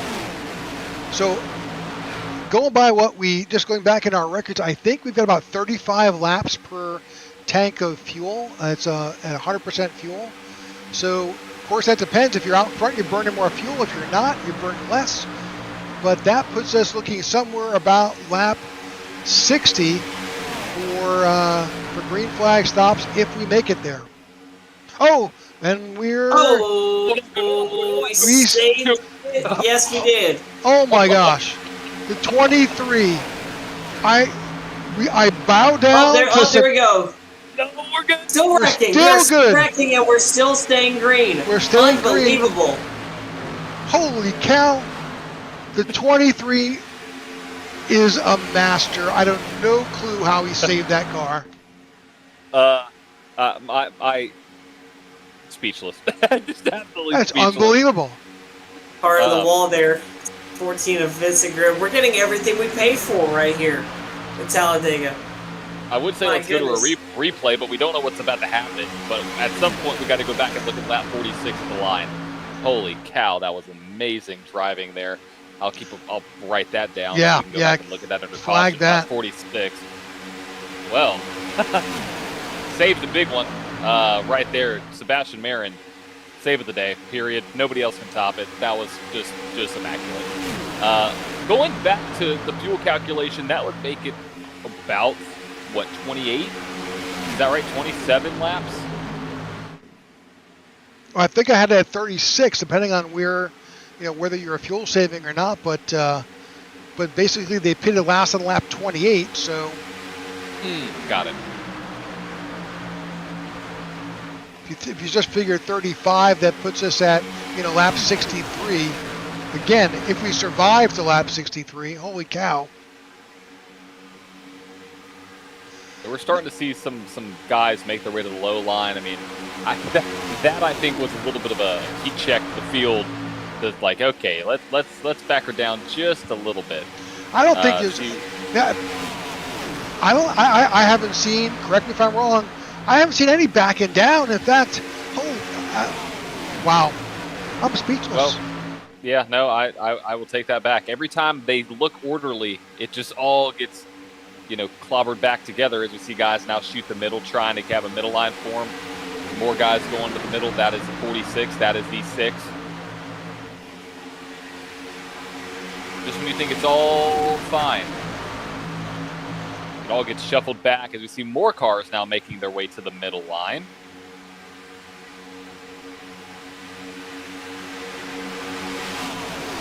Up front, you got Sebastian Marin and Steve Korosek. They've been, they've been doing that all race. I've been waiting for it. I've been waiting for the sound effects. That's epic.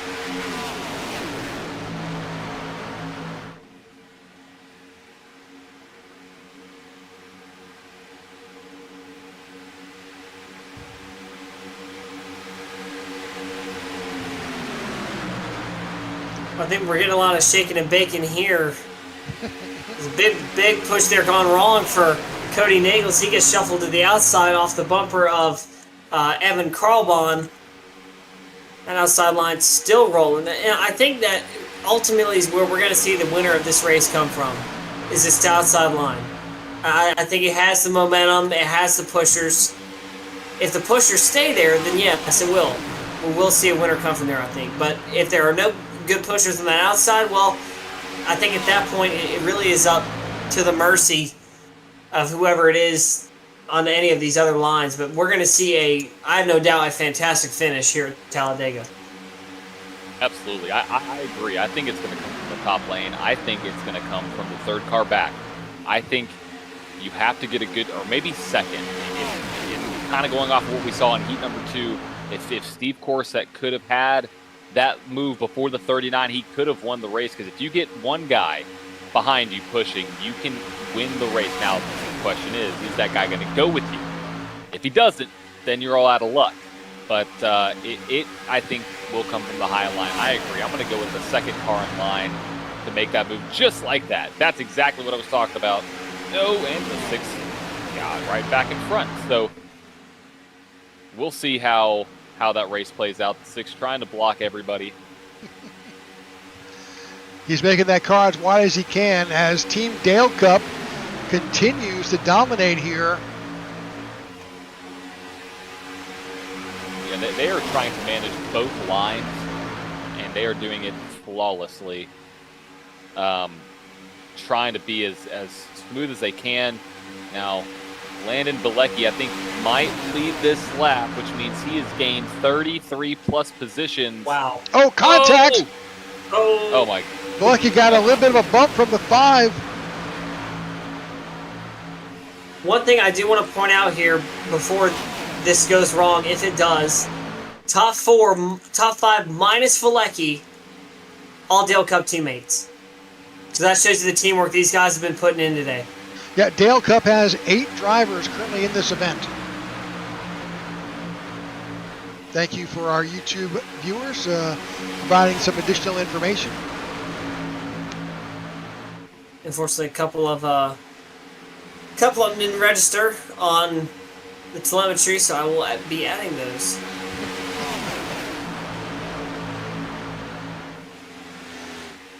All right, 3 wide here in the lead pack. About a 6 or so second gap to those drivers who are in that secondary pack. Then there's a tertiary pack back there about 10 or 12 seconds back.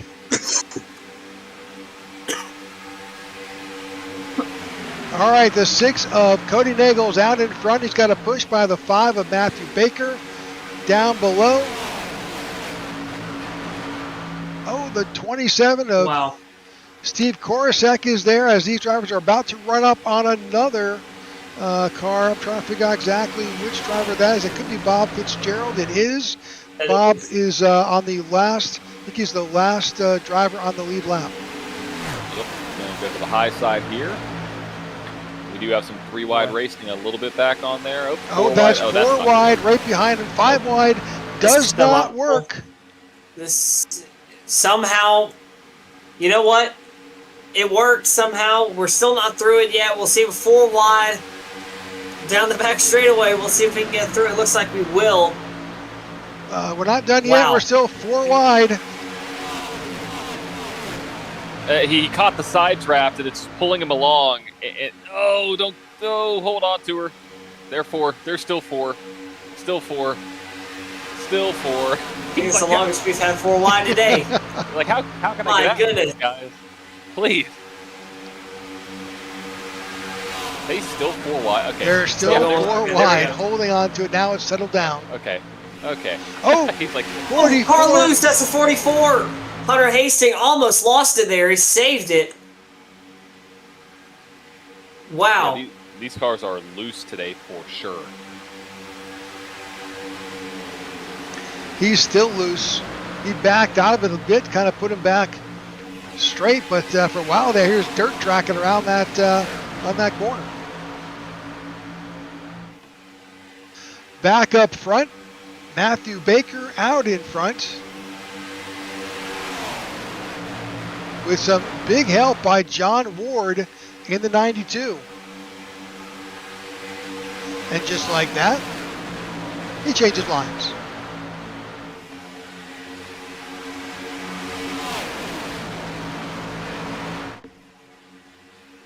One thing I do wish we had the technology for here on the IWM Broadcast Network is to put some heart rate and blood pressure monitors on some of these guys running up front, because I'm sure it is through the roof on these guys in the top 4 here. You know what I wish they would do? This probably wouldn't be too hard of technology to build in. Just build it into the steering wheel, right? Put sensors all over the steering wheel, have it track it live, feed it back through SDK, and there you go. I think at Logitech, if you ever watch this back, test it out, see what happens. That'd be pretty interesting, right? Yeah, some big hand movements for sure is going to be what we're seeing today. Look at Marin just charging his way up through the inside line, trying to make anything he can work. Unfortunately, doesn't have any help. So that line's probably going to die off pretty quickly. The next closest car to him is the number 9 of Charles Johnson. He goes in the middle, switches it up. gets the run he needed and gets the pass done. That was impressive. Yep, Cody Nagels drops down to the low line. 58 laps right back. complete, 130 to go. Cody Nagels has used every line possible.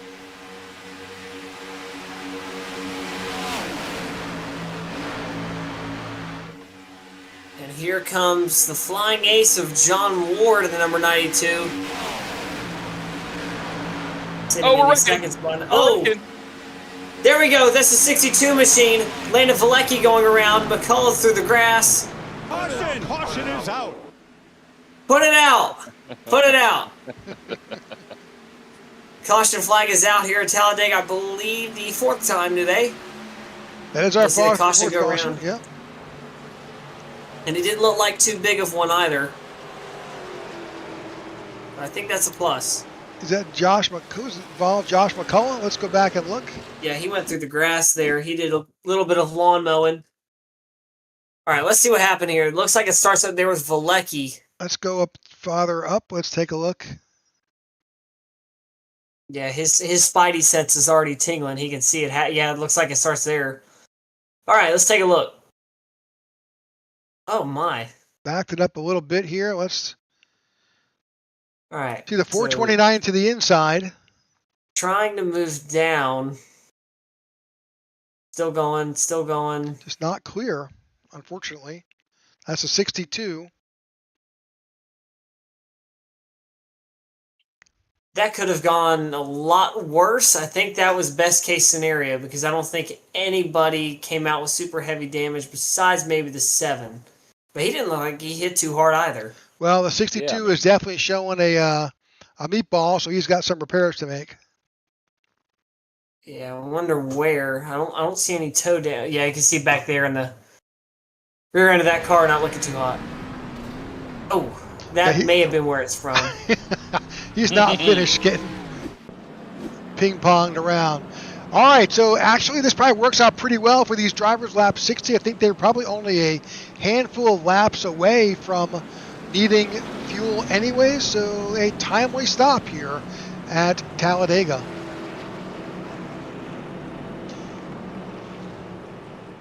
All right, so I want to thank all of you who have tuned in here to the Ryan Sadusky 4th Annual Gobble Gobble 500 here at Talladega. Thank all our sponsors, JW Paints and Graphics, JCB Excavation, Flying Aces TV, Chris Carter Racing. Absolutely appreciate their help in making this happen. As we see the entire field make their way down onto pit road. Not too unexpected there. It was around that time, like you said, Rick, about lap 60. So now we know where we're at.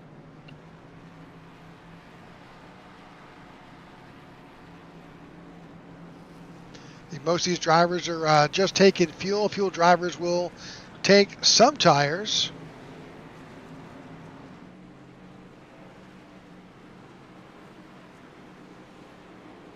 But really, if you're completely empty of fuel, you're taking a full load, you've got time to, for sure, take all 4 tires. Absolutely.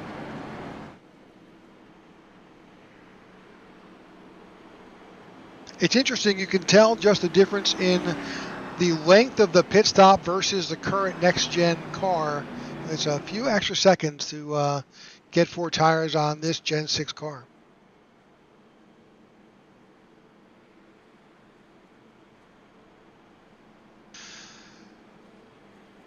All right, 61 laps in the books.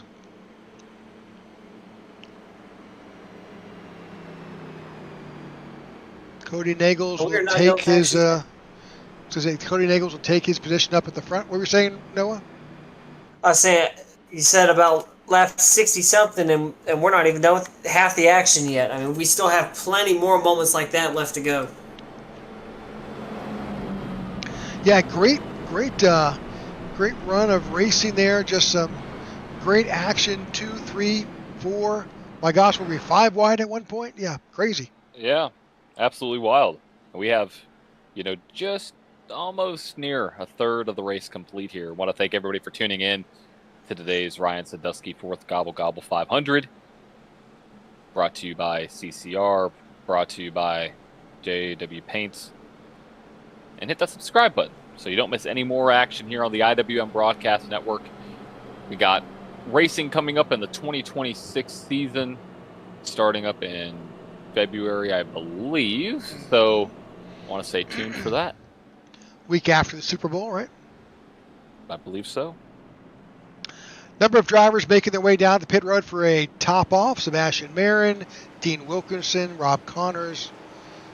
Number of notable names on pit road, just topping off another gallon or two as they get ready to go back to green flag. And we ran pretty nearly an entire green flag run that time by. Yeah, ran pretty good there. Not a lot of super crazy moments up until those last couple of laps there. So seeing some good racing here so far.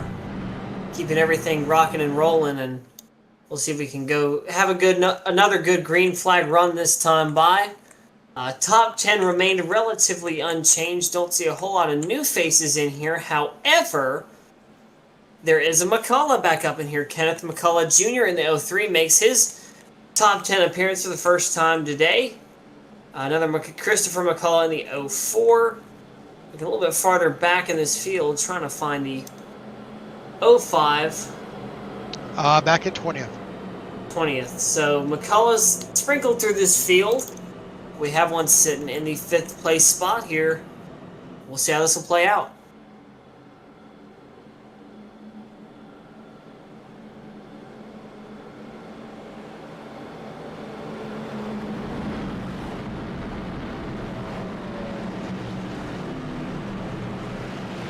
All right, lights are off on the pace car as they work their way back to our start-finish line. Your leader will be Cody Nagels, who will be in charge of this restart.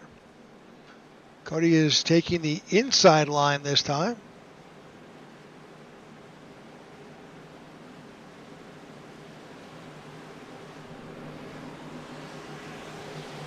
And here we are about to enter the United Rentals restart zone. And we are green flag racing back here at Talladega.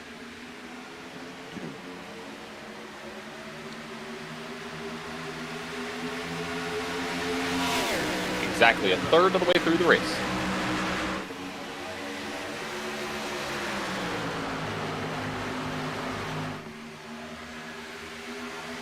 A little bit spread out here. Outside line once again getting back. Dominic Korsek lost a lot of speed there. Noticing he didn't have too great of a start. Big run there for the 7. Big push. We're going to be seeing a lot of that today.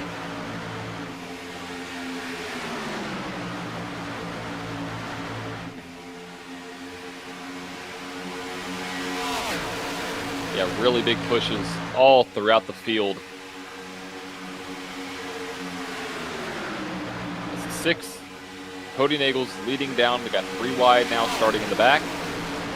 And let the fun begin, boys. Let's see who's going to try to navigate their way back up to the front of this field.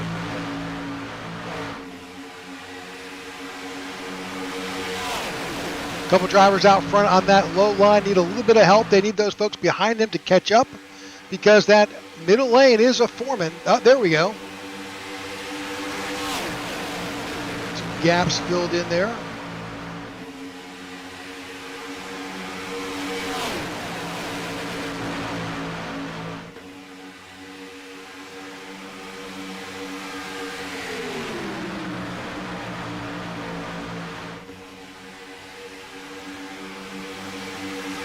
And solid racing here.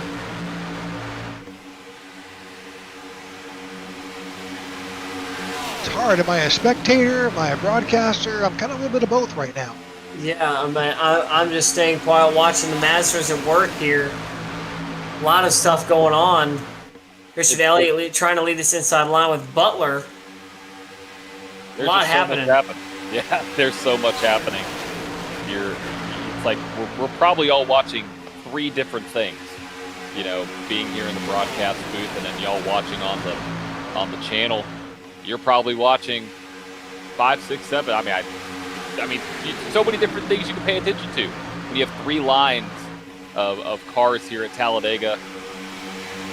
Oh, less than 9, drop down.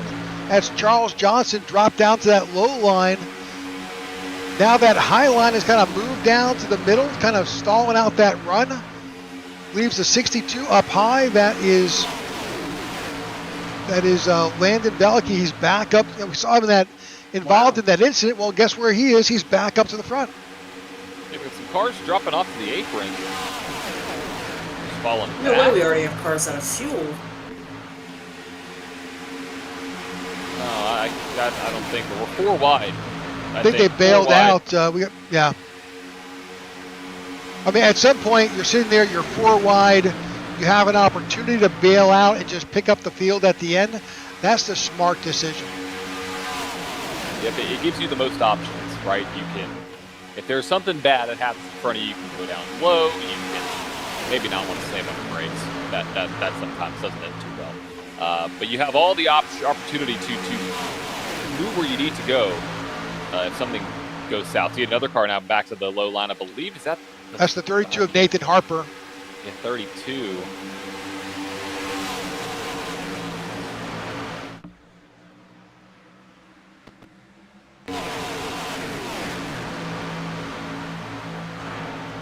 The 34 of Dylan Jones may have just... I know he's no longer in the event. He may have signed off or dropped out. Similar situation where I think Tony Wright is retired as well. So 2 cars have retired at this point. We don't know if that was a technical issue or just time to say goodbye. Same thing has happened with Eric Winkelspect. Possibly a disconnect. Unfortunately, that's one of the things you do see here. It is, you're as a driver, you're at the mercy of the internet. If something happens to your network connection, you're gone. Back up front, Matthew Baker is leading in the 5 to the outside. He's got Cody Nagels behind him, giving the push, but just down below, Charles Johnson in the 9, leading that low line. Got a good push behind him with the 0-2. That is Richard Elliott.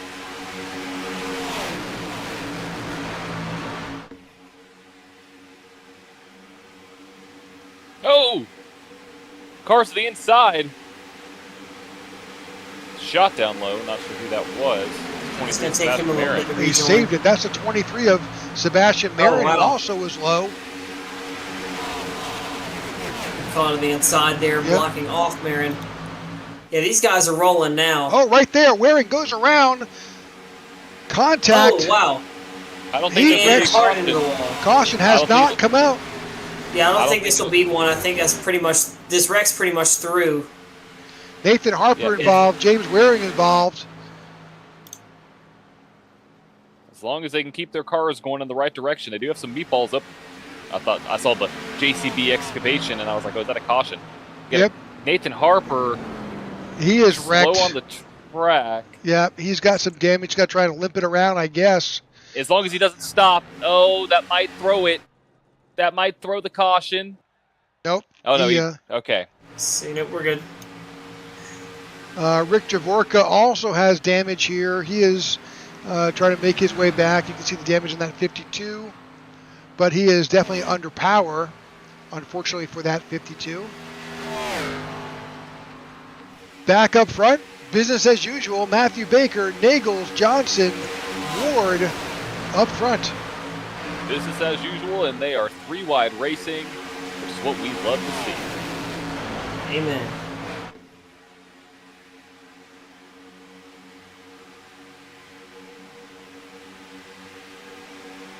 And what I love about all these guys out here, they are not afraid to make a move. There are often times where you get into some super speedway style racing and you see guys that, and it's the more conservative style, won't make moves. Now you see some guys, what they're doing tonight, make moves, but make them calculated, aggressive maneuvers. That's was it Cam that I came up with? I think I can't remember now. But I'll call them. Yeah, I think it was calculated aggressive maneuvers. And you're seeing that all throughout the field tonight. Sometimes the pushes go a little bit away, but right there you can see up at the front. I believe that is Sebastian Marin, who was just sideways 2 laps ago, back up to the point. Yeah, you're watching this from inside. This is a driver's view from John Forbes' car in the 5.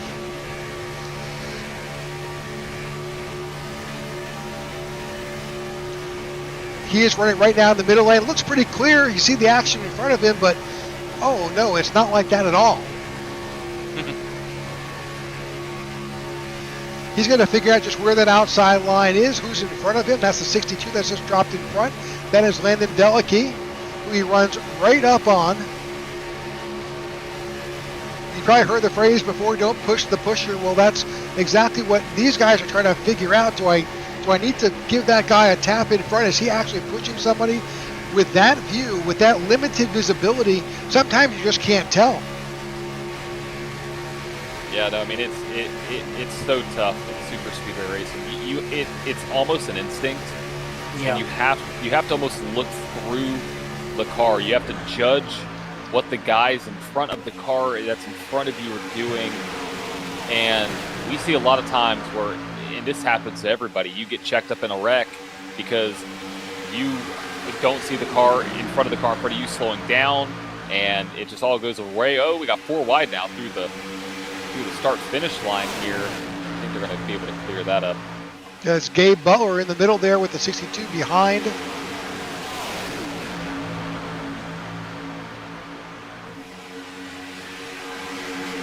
I think that's one thing about super speedway racing too, is it is very easy. You saw the in-car camera there. It is very easy to get overwhelmed in a situation like that. You don't know what's going on behind you. Look at McCullough there, making a big move to get to the lead of that middle line. It's very easy to get overwhelmed in a pack like that. You can really lose sense of what's around you. You're not just looking in your, front windshield. You're looking beside you, behind you, everywhere. You're trying to find where a run is going to come and if you can block it and try to get back up to the front. But this pack really shaken up now. Speaking back up to the trying front, to get a run. Sebastian Marin back up to the front. Which we just saw him on the apron 2 We laps did. ago. Yes, yeah. You're going to have some, they are going to come up on a car. I believe that is Brian Rainville. Nope, that's not Brian Rainville. Not exactly. Oh, there we go. McCullough around. Big wreck at Talladega. This might be the big one. Oh, yeah. I think, do we have a car upside down? I can't tell. The McCullough boys got hooked up, all 3 of them.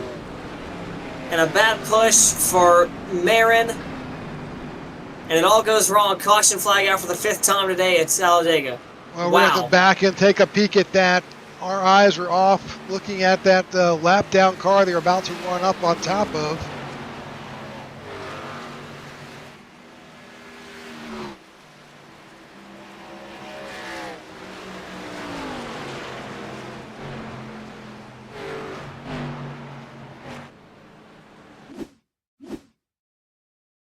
Let's see. Here it is, starting up at the front.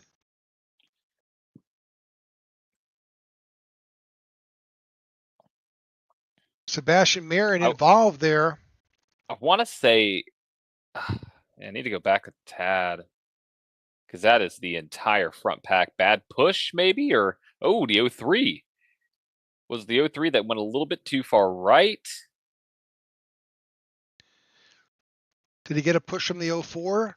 Yeah, he got a little bit of a tap right there from the 04, which kind of unsettled him and the car in front.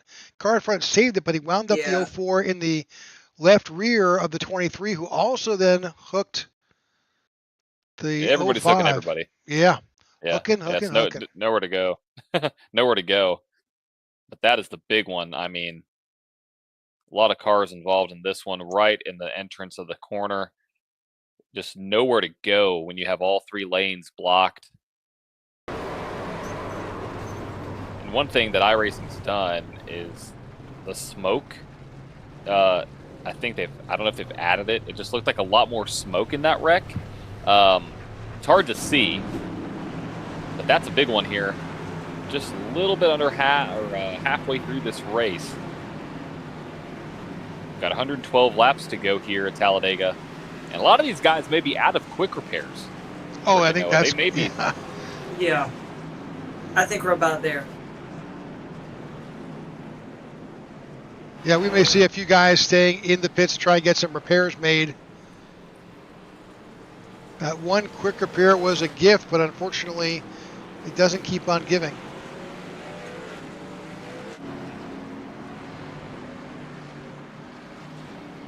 All right.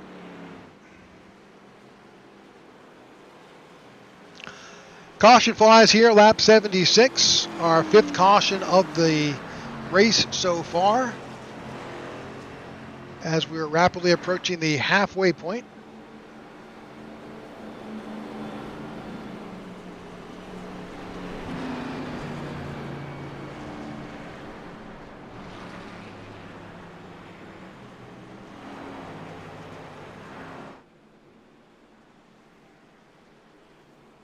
At this point in the race, you know that, I mean, the intensity is only going to get more and more severe. I mean, these guys are going to, the moves are going to get bigger, the runs are going to get bigger, and they're not going to back down. And you can't back down with how aggressive everybody's being. So you have to stay, you have to have your foot on the gas, literally and figuratively. You have to be as aggressive as you can be so you don't get caught behind. Well, we sometimes lose sight of the fact that they're out there having fun, but there's some money here. They're putting in the time. Yes, good cause and all, but there's some money to these winners. You got some of the best iRacers out here competing, and there's some cash on the line. So that definitely breeds a bit of that competitiveness.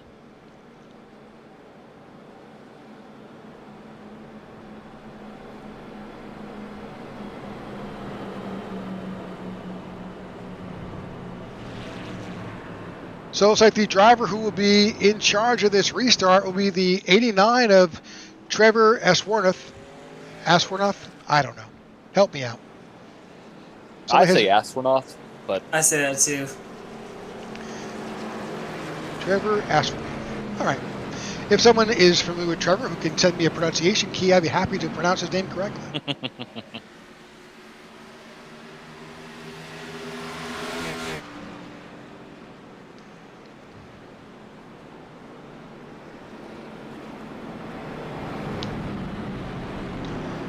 All right. Well, we thank you for tuning in to the IWM broadcast this Sunday. You could be tuning into other things, or maybe you're watching both on 2 separate screens, but we appreciate you tuning in today. Yeah, and if you want to have something, up during Thanksgiving, turn it back on. Show the replay. Yeah. It's always going to be there. It is a Gobble Gobble 500, of course. It is.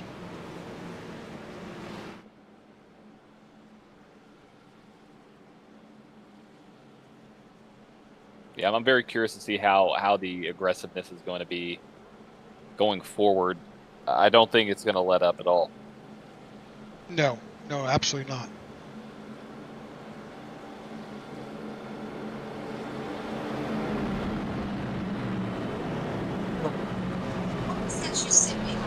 That's the broadcast link for what I'm on right now.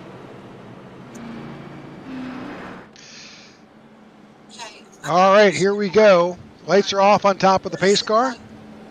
It's a race. Yep.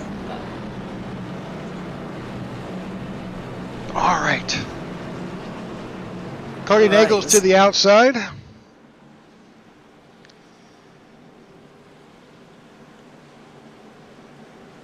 Paul Witt in the 429 finds himself in row 2, along with Richard Elliott.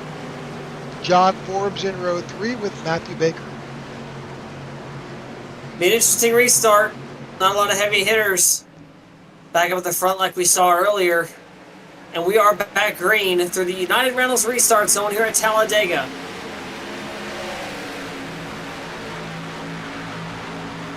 Back under green, and the shuffling and the reshuffling begins. This field is fairly spread out at the moment, but that's about to change. Yep, that's what happens. The field all gets spread out, and then they all accordion back together at some point in time.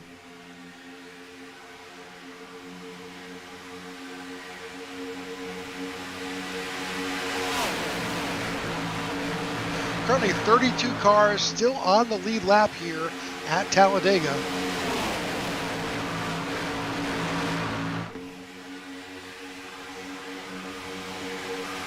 Only car currently in the pits is the James Waring 13, still making repairs after that incident. We do have a black flag showing for Kenneth McCullough in the 03. Trying to figure out just what happened there. I just want to point out some of the speeds that I'm seeing here in the pack. Landon Valecki, just a couple seconds ago, was clocked at 200. Now down the back straightaway, 208 and climbing down the back straightaway. These guys are flying. Oh, Big Rat caution flag is out again. That's Valecki. 62, the Valecki car. Big crash. Gracious. Yeah, that's a huge one. That's a parking lot. That was a hard wreck. That one was pretty much instant. These last couple ones were pretty slow to develop. That one was instant. Hard wrecks all around. 27 of Steve Korsak has a meatball, as well as Buddy Waters. Nope, Mark Pearson, not Buddy Waters. Sorry if you're a Buddy Waters fan. Richard Elliott also involved, as well as Evan Carbone. A lot of damaged cars. Look at the 78. He's crab walking down. He's got so much damage. Yeah, it's not good. Not a good sign when the car's pointed that way. My goodness, that was a hard hit. I mean, just ricocheted off the wall. Yeah, I mean, no wonder the frame is bent like that. Goodness gracious. All right, we're looking through the...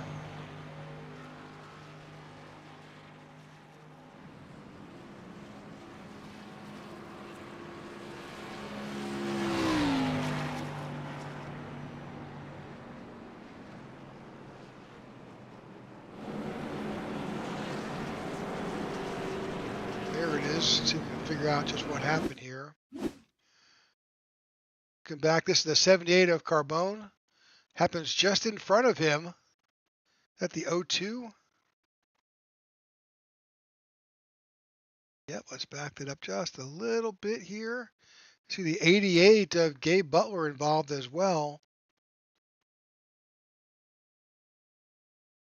Oh, the 88 was getting shoved too.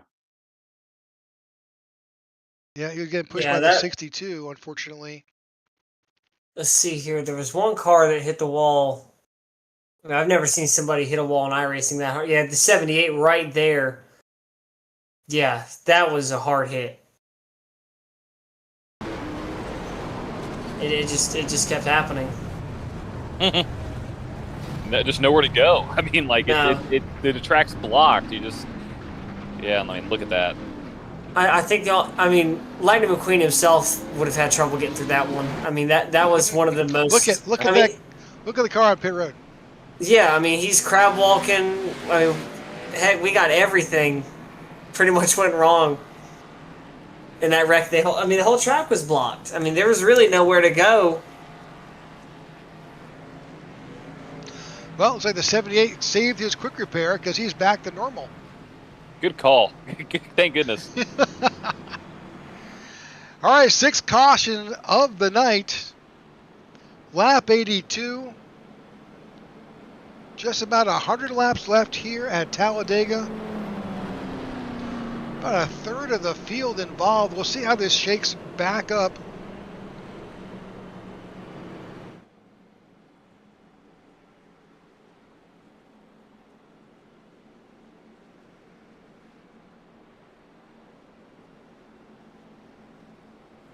Thank you for listening. Someone said he believes it's Aswernoff. Aswernoff. Got it. We're on lap 82. We're just about, I'd say, just about 12 laps away from halfway. It's been an interesting one. We've seen excitement. I mean, we've seen pretty much anything you could ask for here in today's race so far.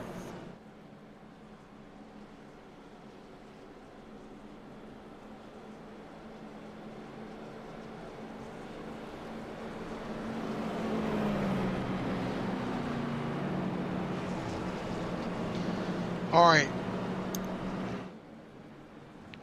Field is forming back up.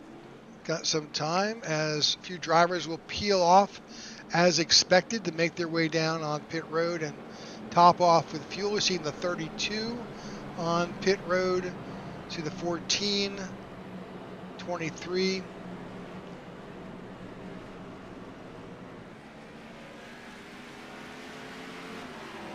As those cars with damage are back on the track, staying ahead of the lead pack so they don't go a lap down. Now guys, that's going to put Paul Witt up there in the 429 as in charge of this restart. Yeah, we can see what Paul can do up there. He'll have John Forbes to his outside. Well, I guess he had his fast repair saved. Carl Bond's back out. So this will be interesting to see. I was just looking at a couple cars coming off of pit road there. Guerrero's off, Jones, McCullough Jr.'s off, Waring's back. Marin's back in as well as Salyers and Carl Bond are all coming off of pit road as we speak. You know, just one car is officially out. That's Tony Wright. Everybody else is back in the race, although maybe a lap down or so. But Dylan Jones is back. James Waring is back on the track. Involved in that previous incident, but he's back underway. Not sure if he's got full power in that Ford. He makes his way back on the track.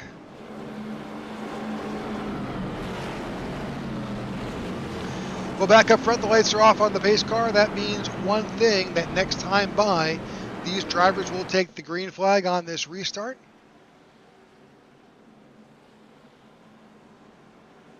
As we are rapidly approaching the halfway point here in Talladega.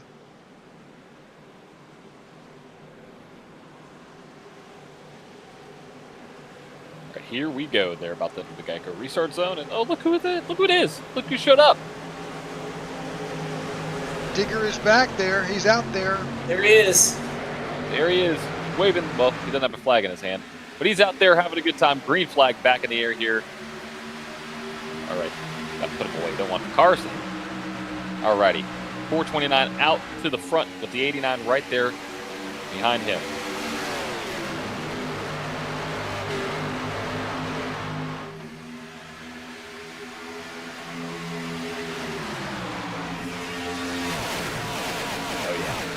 Great camera shot. Yeah, we're moving now. Crank it up. That is pure, unadulterated American V8 speed right there. Gotta love it. 3 wide.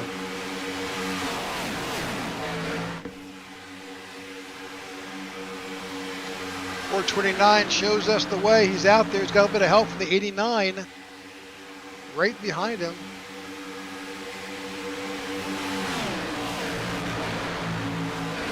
Trevor Astronaut moves up to the high line. He's got the 88 of Gabe Butler there.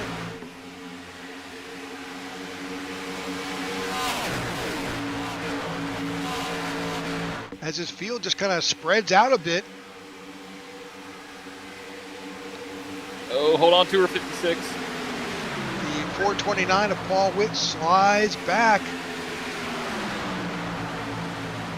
Falling back significantly. He started this restart. He's now back to 10th.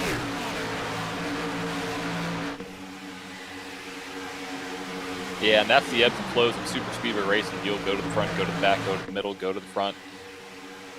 So you pack all over the place. Yeah, you can see how this field is really spread out. There's about 8 or 10 drivers who are in this lead outside line. They've got a little bit of gap, but that low lines beginning to build back up.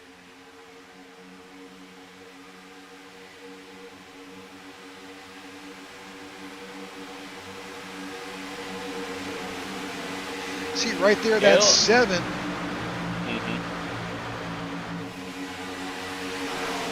Hear a lot of comms chatter about side drafting, just trying to get back out of this field. That second pack really working hard there to try and catch up. They'll be there in no time with the amount of cars they have.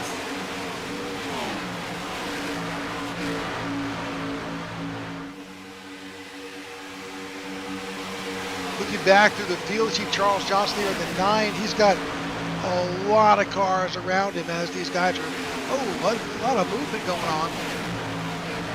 Yeah, we got a lot of movement up front, too. 3 wide.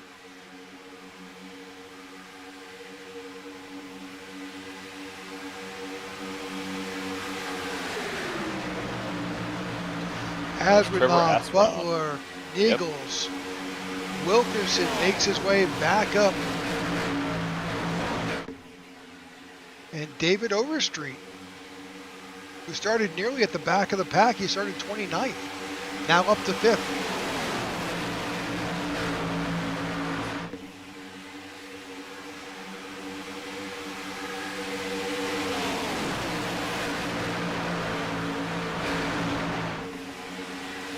There's the move to the outside. Cody Nagels trying to get up there. The 89 goes to block.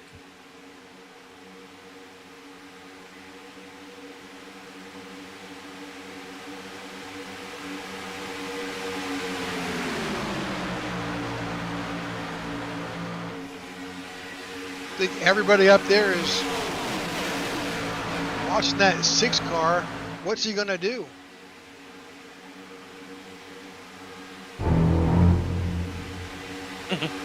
Yeah, I think we're there. Still not halfway through just yet. Lap 89. On the board, we're about 5 laps away from being halfway through this thing. Still a long way to go. We've received some crazy wrecks so far. A couple of new drivers up into the top 10. It's Trevor. Oh, wow. I don't know how nothing came of that. Oh, there we go. I shouldn't have said anything. Car spinning in the back. I think that might have been the 78. Yep, there we go. 04, that's McCullough. But he kept it pointed in the right direction. Caution did not come out. If we could get a replay on what happened there, because that happened so quick, and as soon as we cut away from it, it happened. Let's see. We're looking for it.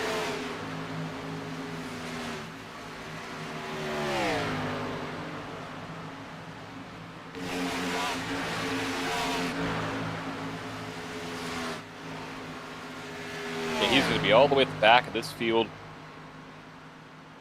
His only hope now is a caution to get back on this lead lap. Yep. Yep, don't see it, guys. We'll have to just... Back out front, Hunter Hastings. And they're still door-to-door banging here. It's not over. Oh, 4 wide. Oh, there we go. Oh, no. Oh, goodness. All right. Well, I think they are clear now. I can't tell. They're still moving.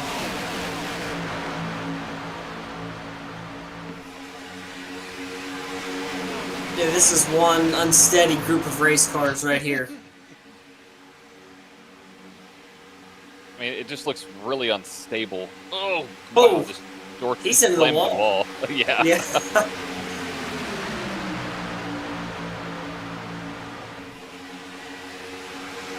I don't know if it's the air. It just looks unsteady. Most of the drivers did not take tires. They all took fuel last time by. Of course, tires is not typically a factor here at Talladega. I'm not sure if that's changed in the latest iterations of the tire model.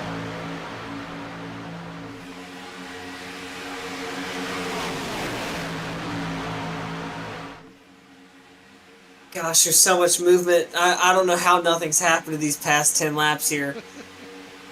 There's so much just uncertainty on where everybody wants to go.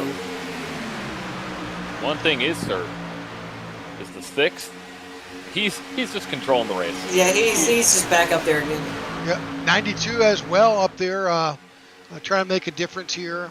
We've seen John Ward up front often tonight. Yeah. Now he drops down to the low line. And the ever deterred Steve Korosek finds himself in third once again, car on the apron there. Steve Korosek is down back in the third spot, trying to get a run going. Now to the outside. You just cannot kill him. Don't say that. He's to the outside right now. He's just been back to front all day long. A lot of bad wrecks involved. Oh. Still in there. I have no idea how the the 89 was able to slip up and not take the nose off the 6. Oh my gosh. I mean, we are blocking like crazy.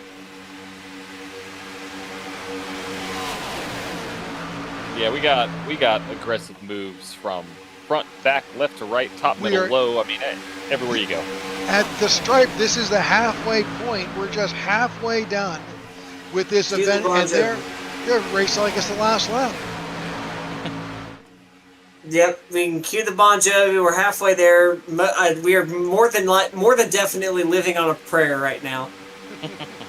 A lot of big moves going on, and John, you coined the term earlier, cam. I think we're just on to ham now. Heavily aggressive moves, heavily aggressive maneuvers. Yeah. I think that's where we're at. Ham or Sam, you may want to put stupid at something like that. I'm getting there. Reach up there and pull those belts tight. One more time, Saturday night. Exactly. Rocking, rumbling, and rolling. That's all that's going through their head now. These moves are very heavy now, heavily aggressive moves.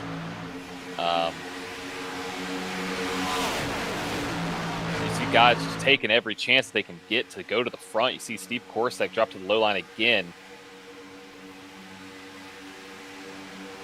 Yeah, at some point you got to figure. At which point do you say, okay, enough?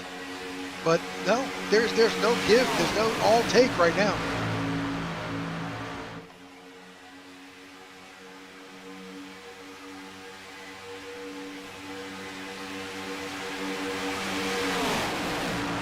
See that 23, Sebastian Marin trying to make his way back up. There he is now in the middle line.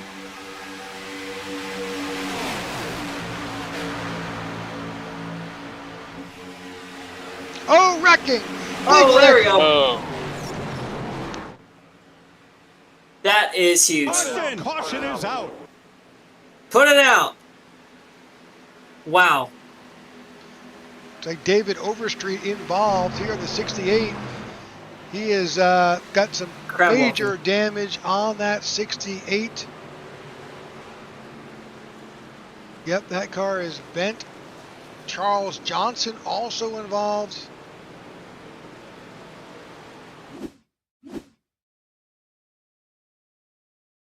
Oh, yep, there it is. Misaligned push. And airborne. Oh my gosh, up against the fence. Rode the wall like Zane Smith a little bit. Yeah, grinding down that 68. Got some cars wrecking further up as well. Yep, looking for what? Let's go up and try and see if we can see what happened to that 9. He was also involved, as well as, unfortunately, the 92.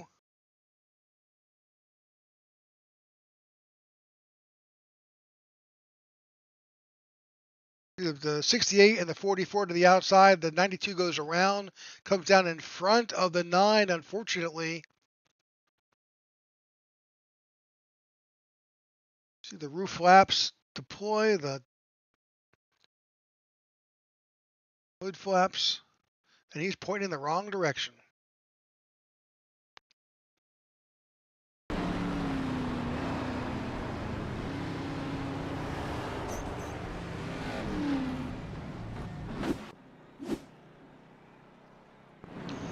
Well, unfortunately, the 9 is also showing he's got a meatball. So he's got to get some repairs done on that 9 car. So caution, the 7th caution of the night flies here at lap 97 in the Ryan Sadusky Gobble Gobble 500.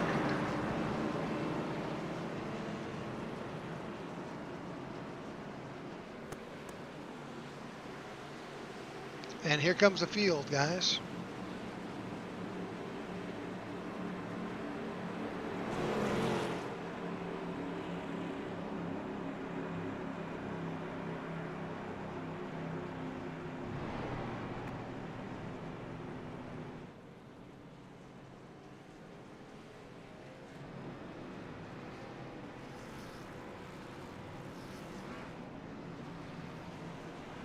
Out of pit road, the 5 is off. It's Matthew Baker.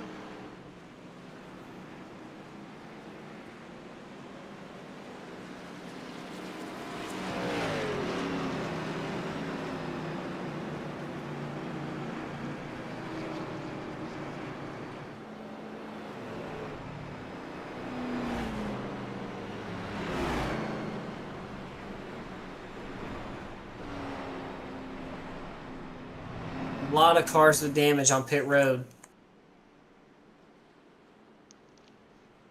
Is including Vincent Guerrero is one of those cars. Mark Person, Landon Valecki, Richard Elliott, Hunter Hastings, Joshua McCullough, James Waring, Stephen Korosek, Evan Kralben, Vincent Guerrero, Brian Rainville coming off pit road. A lot of good cars with damage. John Ward just coming off pit road as well alongside Kenneth McCullough Jr. and Rob Connors. Still trying to rejoin. So a lot of good cars with a fair amount of damage here as we are still under the yellow flag. All right. Well, this is exactly kind of what we expected to see. Some great racing with some terrifying moments in between.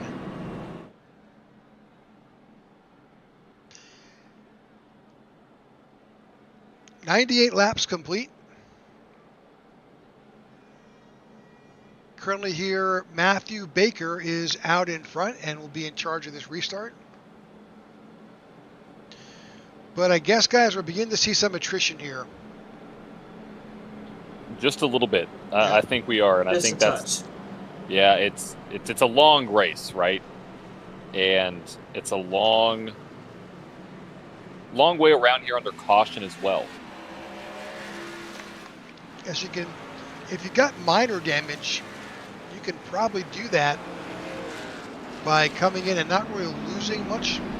But some of these cars, man, they got some major damage.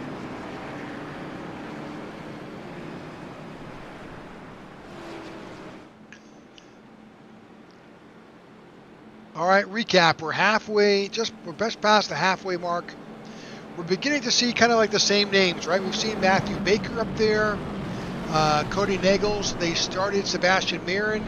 He's currently showing up there in third. All those guys, those were our starters back at the beginning. They're still up there at the front. But some new names have kind of worked their way back up. Gabe Butler is showing. Gabe's now up to fourth. He's up 28 spots. And also Buddy Waters, he's up 20. He's shown in seventh, so he'll be in the fourth row on this restart. Yeah, doing a great job. Absolutely.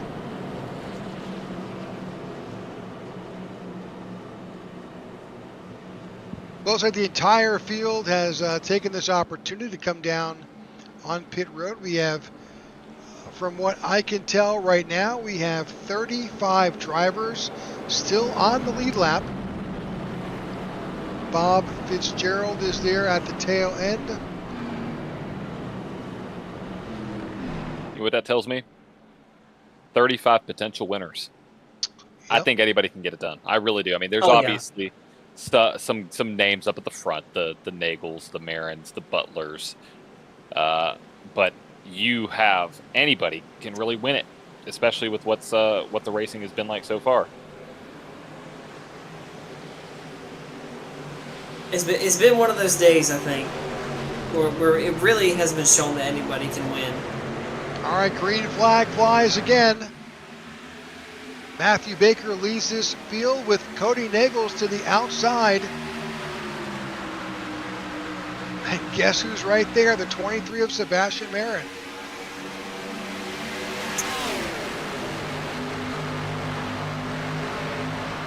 Yeah, this looks a little bit more familiar with what we've seen most of the day. Early on, we saw Baker, Marin, and Nagels up close and personal early on tonight. And they're continuing that tradition, top three. They are doing a great job up there.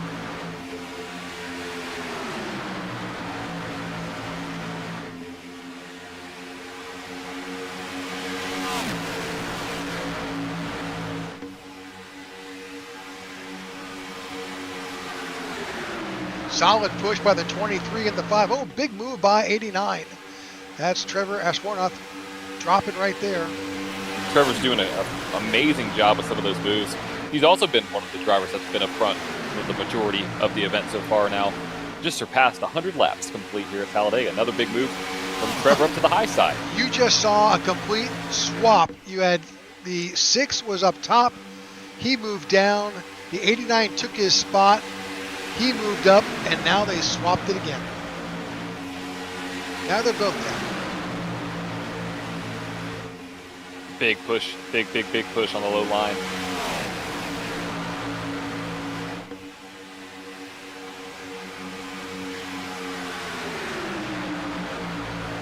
I mean, it doesn't take much, just slightly off center, and you're going to push the car in front of you.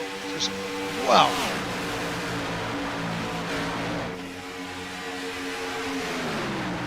Big move by the 89. These guys are banging bumpers all the way through the corners. Yeah, the aggression is just still there. It's all take, no give.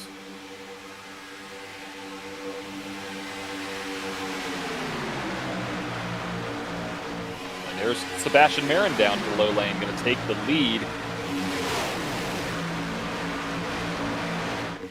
Two wide racing now turning into three wide. Oh! Big swap for the lead there. What a save! My goodness. You saw the 6 wind up in the door sideways and save it. 4 wide. Wow. Oh, wow. Oh, we might. Oh, we're wrecking. We're wrecking. Goodness. Oh my God, that's a big one.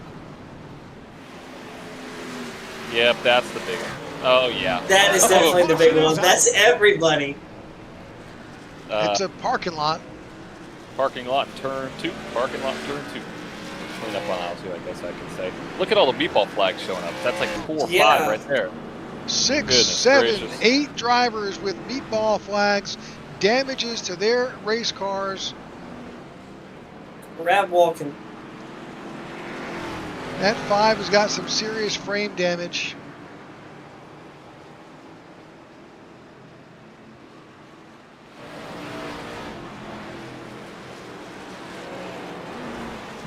Well, Yeah. caution number 8. I think every wreck we've had. So, oh well. But that puts meatball flag for the 23 of Sebastian Marin. Yeah.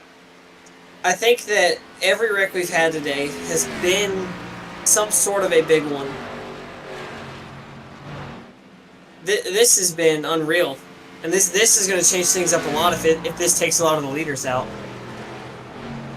Well, hopefully those leaders have been saving up that quick repair. They can just get their car back on track.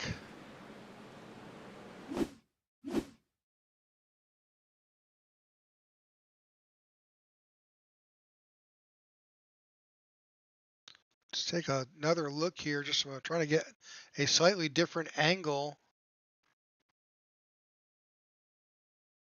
See, the 5 is sideways up there. That's not the right 5. We have multiple 5s in the...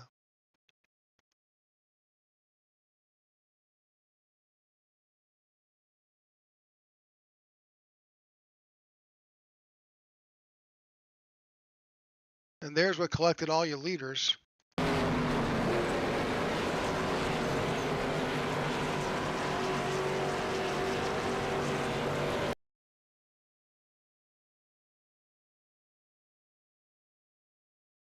Yep, that was a big one.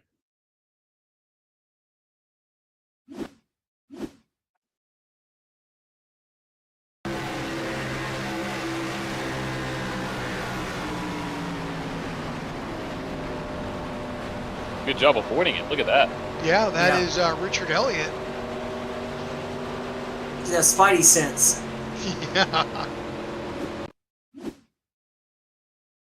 Let's ride along with the 68 of David Overstreet.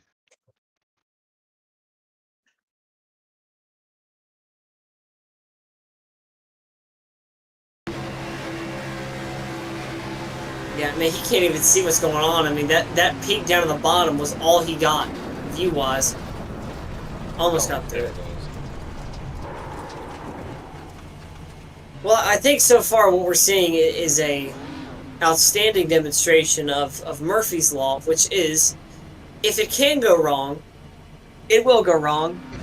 And so far, this top, I guess you could say top 10, couple of pushes have gone wrong so far. We're under caution number 8. All right, a couple drivers did not come in. Buddy Waters and Larry McDonald stayed out. I believe that has rotated them up to the point. Everybody else came in, and there are still a slew of cars still on pit road, making repairs from this incident and probably a few from previous incidents.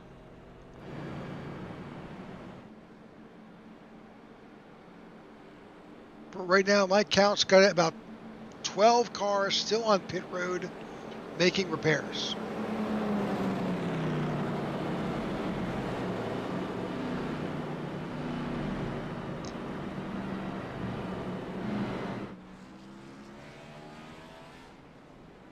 Yep, I think we should get the one to go this time by, though, so we'll see.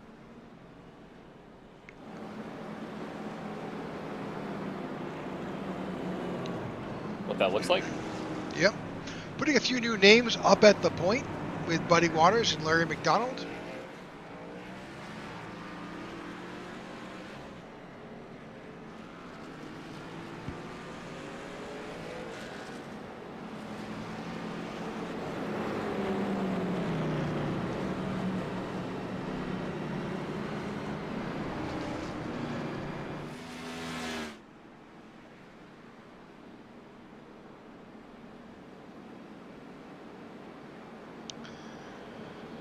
Right.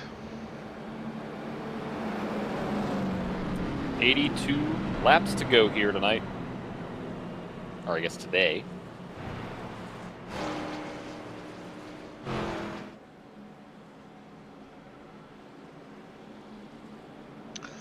We thank you all for tuning in to the IWM Broadcast Network. Certainly appreciate you joining us on this Sunday to watch the Ryan Sadusky Gobble Gobble 500.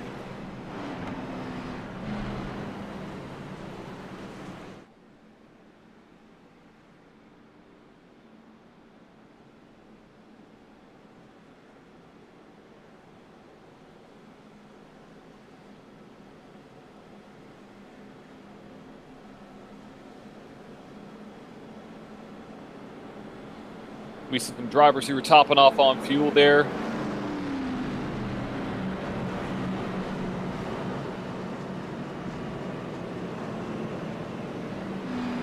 Thank those of you who have subscribed today. We've picked up a number of subscribers to our channel. Thank you very much.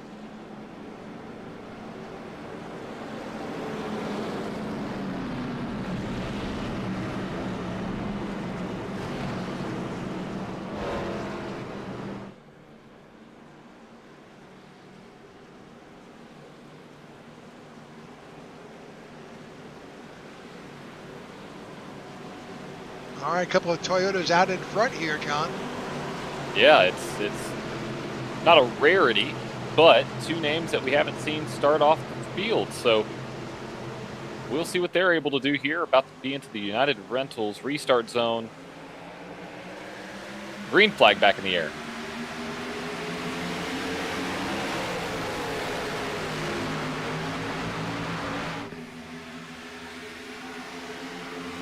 Both these drivers take to the high side, Buddy Waters and Larry McDonald. Be the 0-2 of Richard Elliott there.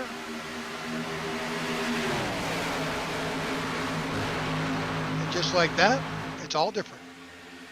All even again.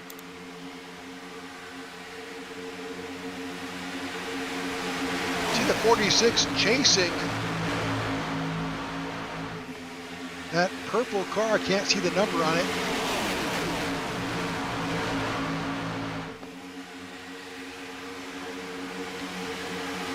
Not the most intuitive paint scheme. It's a 102, which doesn't appear on our tower.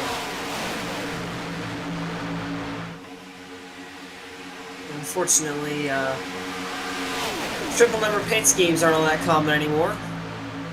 We'll just have to deal.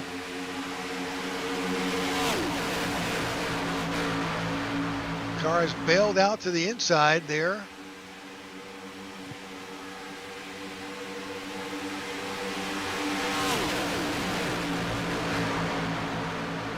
If that Once high line, Go ahead, John. I would say that high line is still been one of the fastest all night long, depending on who's been up there. So The 44 getting a big push from Gabe Butler. It shows as a 15 in the tower, but it's the 44 paint scheme of Hunter Hastings with the 88 of Gabe Butler behind. Steve Korosek. Oh! Wow.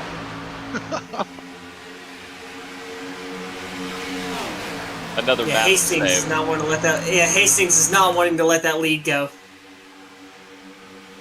Oh, we are not wrecking somehow. Maybe. How is that possible? Maybe. Oh no! Oh, there we're we go. wrecking. 24 goes around in the wall. Caution No, flies. caution. There we go.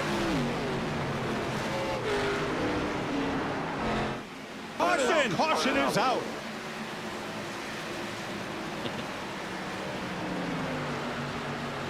Looks like Korosek may be our leader. Korosek is still showing out in front with Sebastian Marin. So for the 9th time today, caution has flown here at Talladega.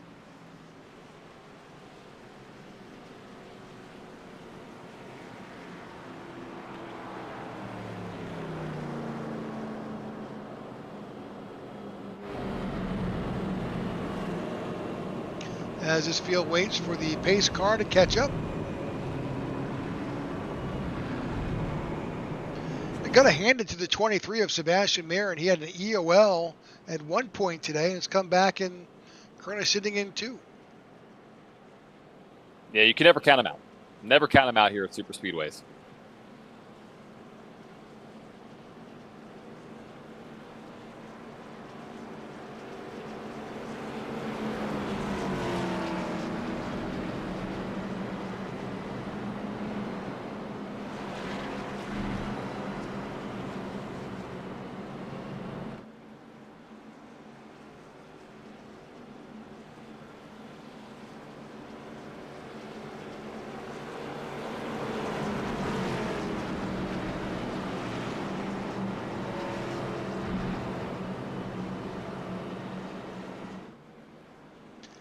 Guys, any idea where that wreck started?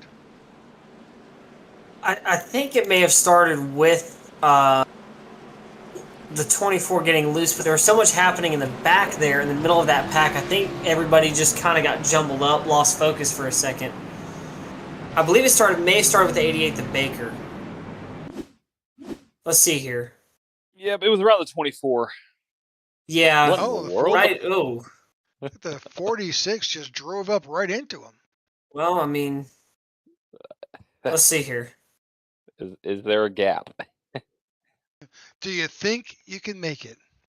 Yeah, I mean, in the words of Formula One great Ayrton Senna, if you no longer go for a gap that exists, you are no longer a racing driver. There was a gap, unfortunately, closed up.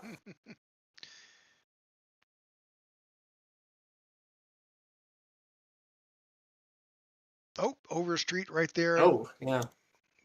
Ouch. All right, so at least you know where it started.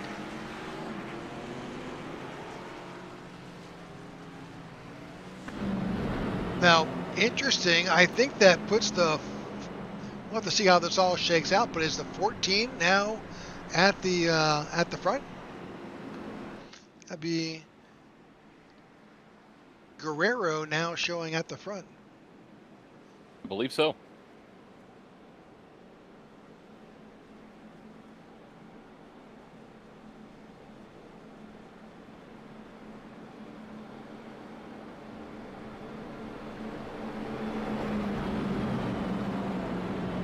So that puts Vicente Guerrero now at the front, and he will lead this restart. Although I also see the 6 of, I'm not sure my telemetry is correct. We'll have to figure this out once we go back to green.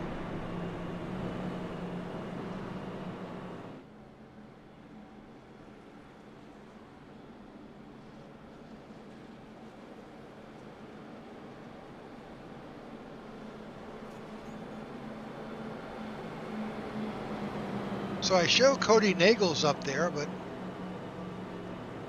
he's not showing up correctly in the telemetry. He's showing 36th. Maybe he gets a waiver on. Possibly. Yeah, I'm not. My telemetry is a little off too.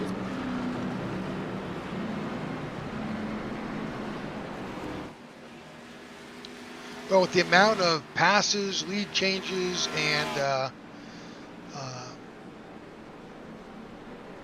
swapping of positions, telemetry is a little wonky.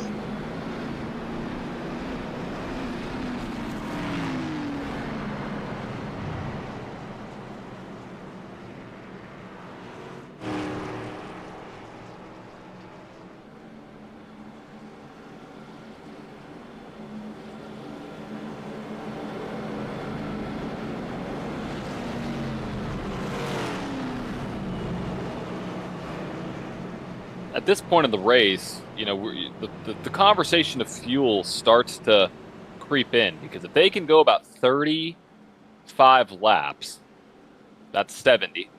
Yeah. So, you know, it's starting to creep up. Yeah, about 6 laps away from one more stop. So that's the key. If we have a caution here in the next 6 or so laps, they statistically could make it on one more stop. So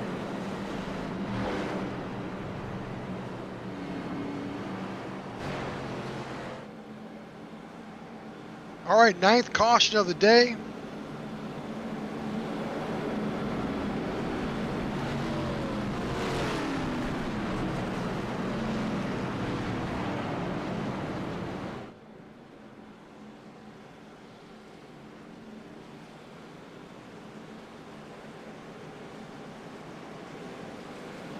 Sebastian Marin to the outside of Vicente Guerrero to enter the restart zone. if Coruscant right there as well. Green flag. Go.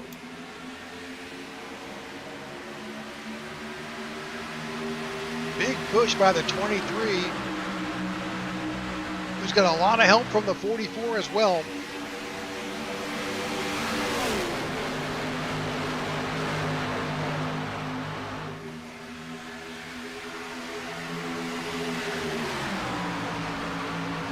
Yep, big pushes still all around.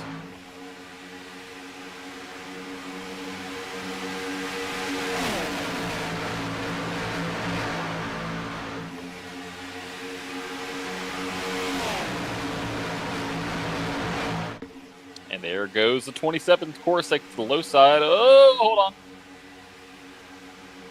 3 wide for the lead. It's getting interesting. Getting. Yeah, you're right. It has been interesting.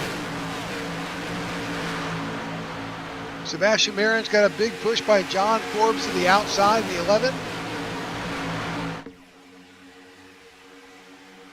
That outside line has consistently been the fastest way around this track.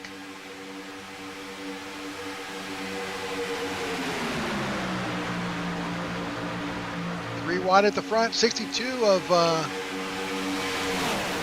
Landon Delecky is right there in the mix.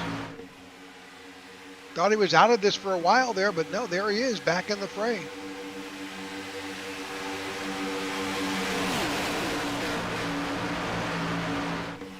Oh, big move by the 27 up to the high side.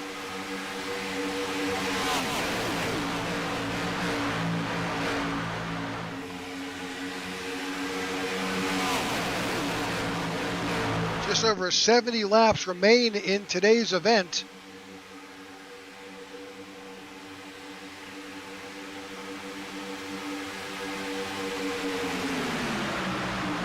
Oh, 23 of Sebastian Marin dives down to the low line, puts the brakes on that, then slides back up to the middle. He's been doing that all night long. He's been able to really do whatever he wants. You know, his cam is really on par today. Cody Nagels is back in the back, and look, he's currently back there in 27th. Trying to fight his way back up, looking back. He's in the weeds back there trying to figure out how to get back up to the point.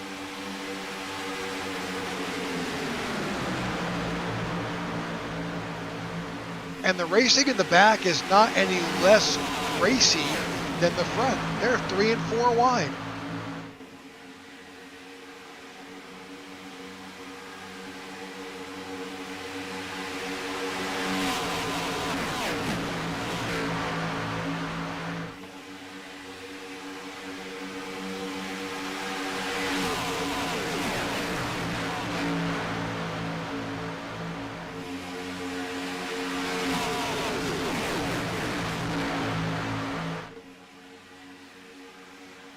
And something's caught right there in the middle. He needs a little bit of help.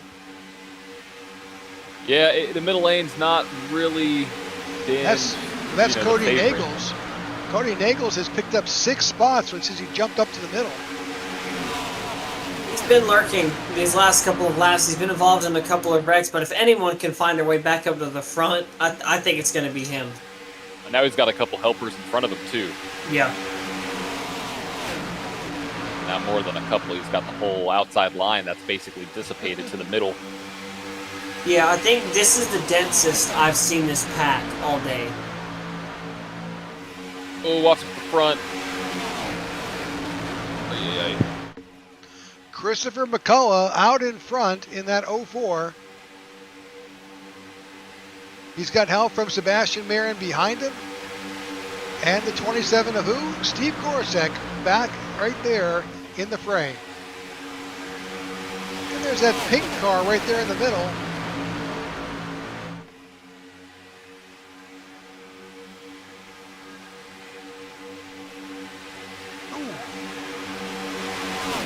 Man, what a move. That's 62 going all the way from the bottom of the top lane. Fills in a spot. That's Landon Delecky. Now there's a big rush as his field bans and changes positions. 62 finds his way down to the bottom, now sits in third.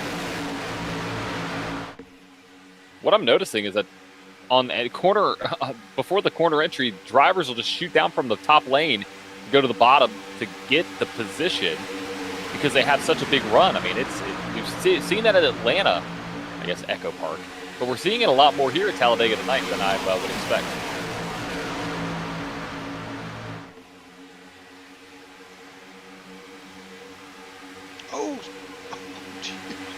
I don't know how these guys are keeping those 4 tires on the track. They are getting bumped, slammed, doored, and it's still pointing in the right direction.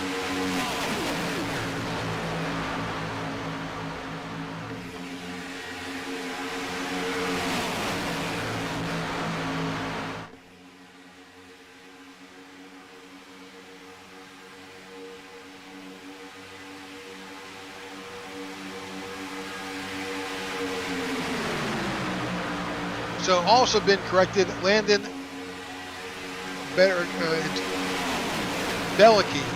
Landon Belicky. Belicky, got it. Belicky. Thank you, Wyatt Gray, chiming in to help the broadcast booth. Thank you very much. Wyatt complimented Landon by saying he is one of the best at this style of racing. Well, that's pretty obvious to us here in the booth. He has been a monster out there. Absolutely.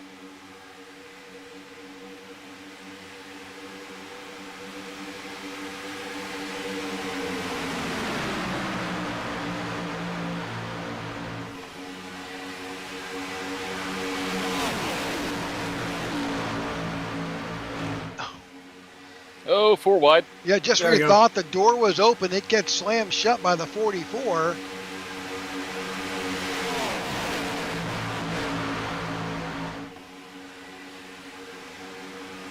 $122 laps complete. 66 laps to go, and we're wrecking. There we go. And wrecking.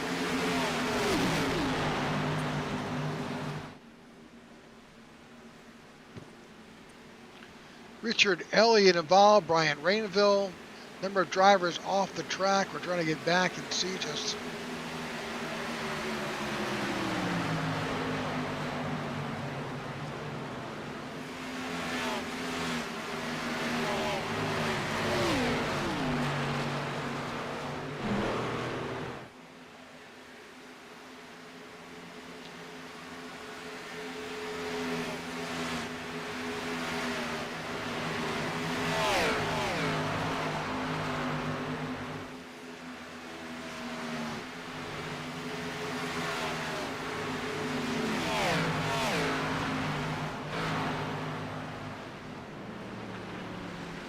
One thing I've been saying is that by the past couple wrecks, I've been saying this changes things up. It's been changing things up pretty much every wreck we've had. I mean, I doubt that this one's going to be much different, but this one I think is going to play kind of into that fuel strategy. What do you think? Because we're about within 60 laps of the finish. It's about 2 pit stops, possibly. Yeah, I mean, it should be right there on the dot. It may be a couple laps to the good. So come down here, fill it with fuel. You should be able to fuel it one more time. Trying to get to exactly where this occurred. The 44, I think, has a good view of it right there on the left. Yeah, unfortunately, the 44 is not actually his car number. Mm. Oh, there you go. Ooh.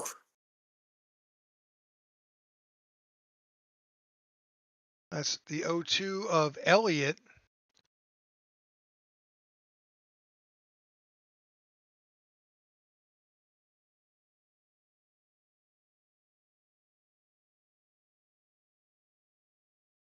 Right there, Rainville unfortunately caught the right quarter.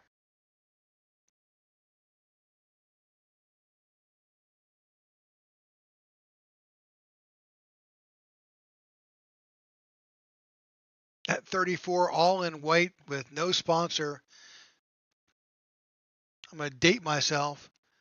Kind of looks like back in the day, you'd go into a convenience store and you could spend your money if you wanted to buy Budweiser, Miller Lite, Coors, or if you were broke, you bought beer. That's right. It was a white can, black letters. It said beer.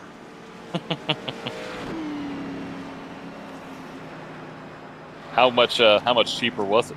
Oh, it was dirt cheap and it was terrible. But when you're 18 years old and you're broke,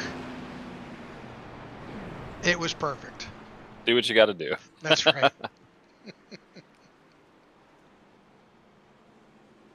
Okay. Well, 124 laps complete, 64 laps to go. But you're right, Noah. We're kind of at that place now where you know you can do it in 30. You come down this stop, you top off. This is going to take you to lap 150 or so, and that's just one more stop. Now, that assumes we're going to run green till then, but you know. Right. I was going to say that all depends on the many drivers in this field. So we shall see.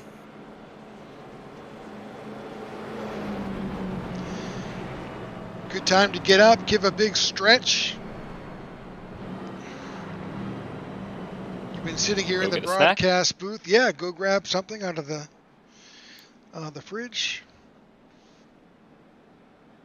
But don't be gone for long. I'll have to go back underway here.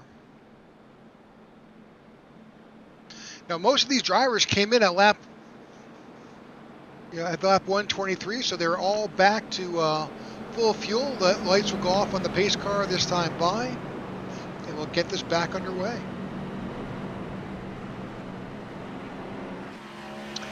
That was our 10th caution of the night. You know, I'm frankly not surprised. It's not surprising with the caliber of racing, the aggressiveness we're seeing. Car looks a little bit loose out there, so that all factors in. Absolutely, it does. Especially when the cars are as loose as they have been tonight, and how squirrely they've been. Makes a lot of sense. I really miss this car, though. This was such a great version. Hopefully, the changes that NASCAR is making for the 2026 season will improve the racing. We shall see. Yeah, time will tell. It's open.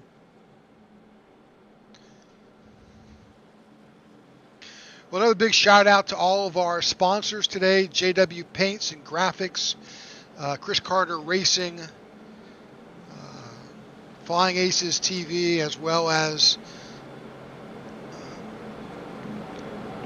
those drivers those sponsors at JCB Excavation. Make sure I'm not missing anybody in all this.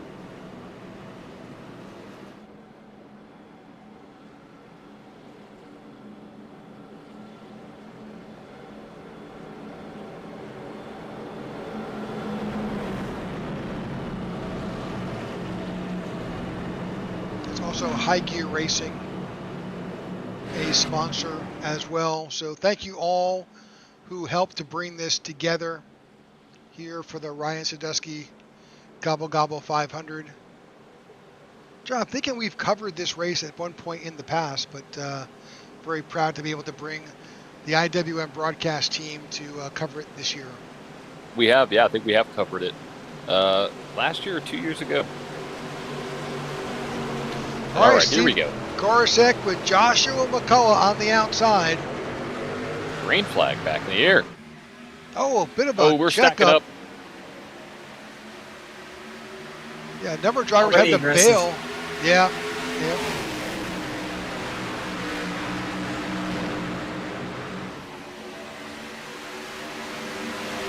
Oh, wow.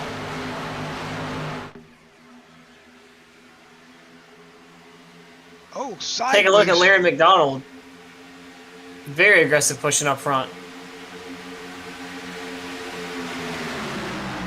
Three wide. Yep, 3 wide again. About 4 rows back.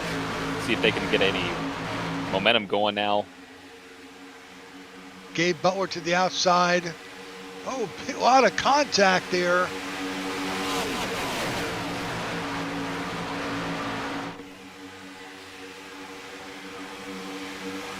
Steve Korosek out front. Vicente Guerrero right there as well. Sitting up in 2. Sebastian Marin right there, that low line. Creeping back a bit as that high line dominates. Yep, Highline is back.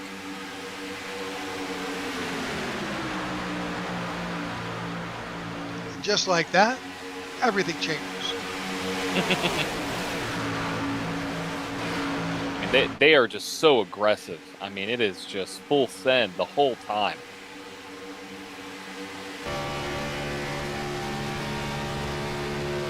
Let's see what it looks like from Sebastian Marin's view.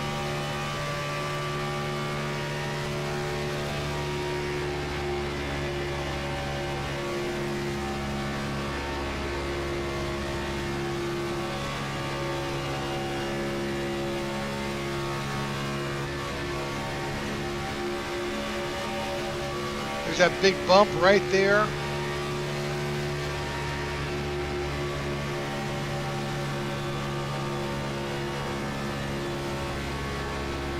See if he makes a move now. Or do he stay in that high line?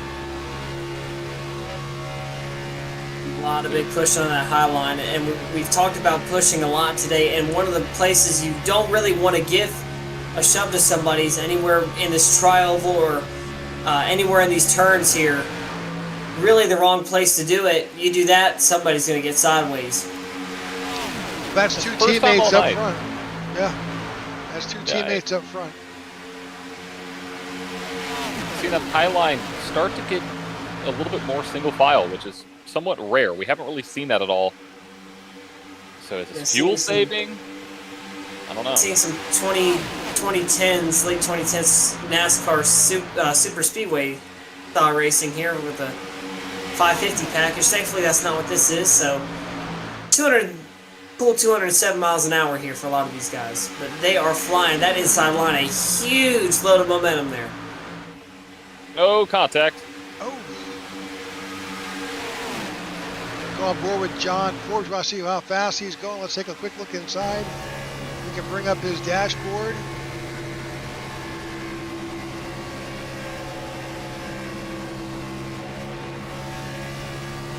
See what happens at the back, at the end of the back stretch where we wind up. 200.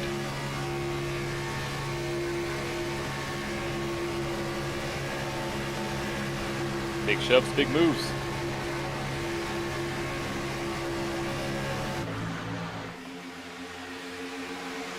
I think these guys are being so aggressive because how comfortable they are with these cars, right? I mean, they were in iRacing for so long before the next gens, right? But people still run them just like they are tonight. So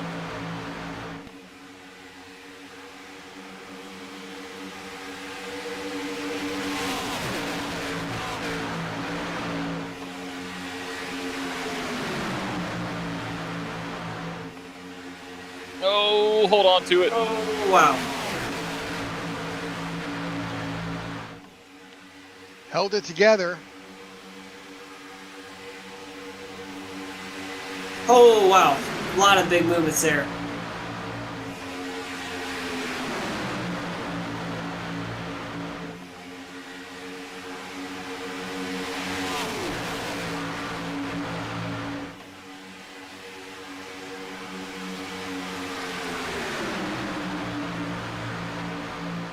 It's really just going to be, at the end of this race, who's going to have the momentum, who's going to have the dancing partner, because it's all about pushing and shoving.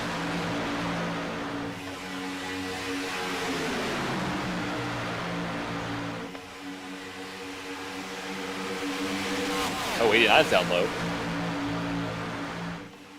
89 bailed. Now looking for a way back up. The 9 gives them a little bit of room, but they're still. When you dive down there, you kind of lost the momentum a bit. You're very fortunate to be able to come back up and blend.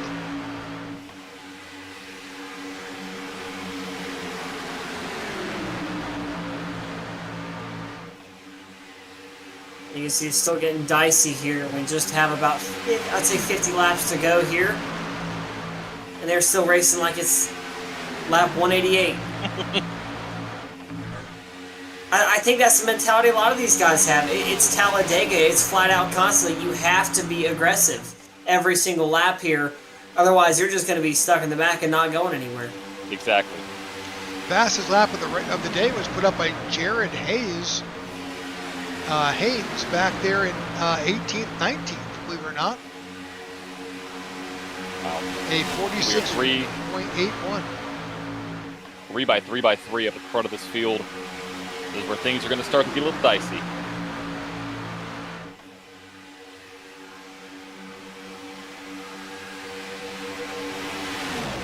Wow.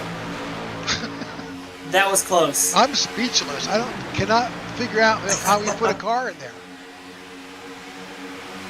Oh, he saved it. Wow. Oh my gosh. That's 2. Look, you can see right there how close. This is the 6 of Nagel's.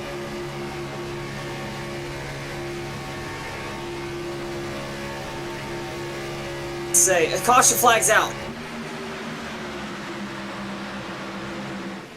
Sebastian Marin must have one of the most precise spotters anywhere on this service to make a move like that stick.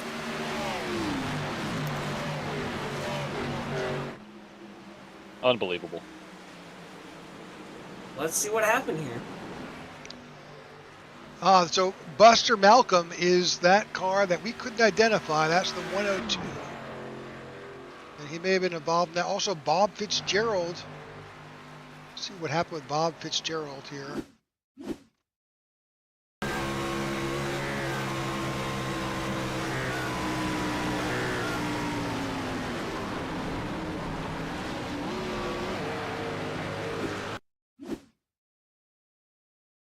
Trying to see trying to get back up to where this incident has occurred. It's right in front of Trevor.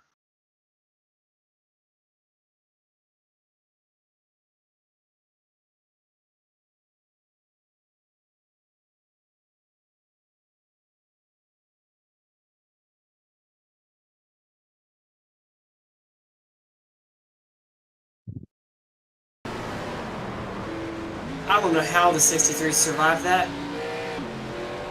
Nope. But wow, that was close.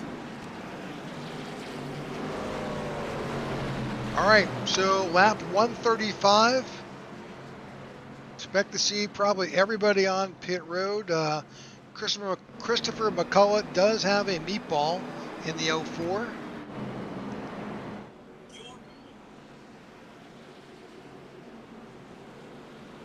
Yeah, they're a little bit far out from the pit window right now when it comes to making it to the end. So if they pit now, they can make it to about probably 171, 172. Yep. So the money lap is roughly 153.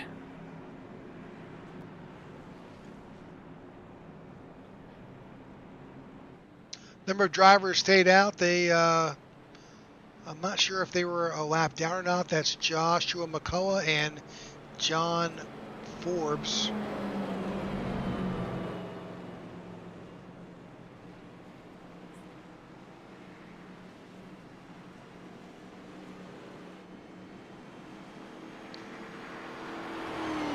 That is Vicente Guerrero right there in the 14 coming out. Everything stays the same. He'll start in P3.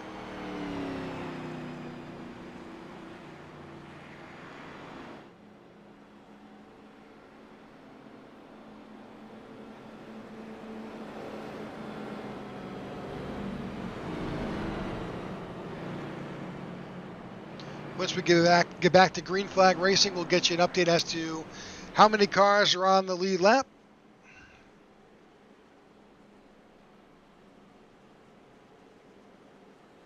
I'm thinking we got 32, but a number of drivers are making what appears to be extended pit stops.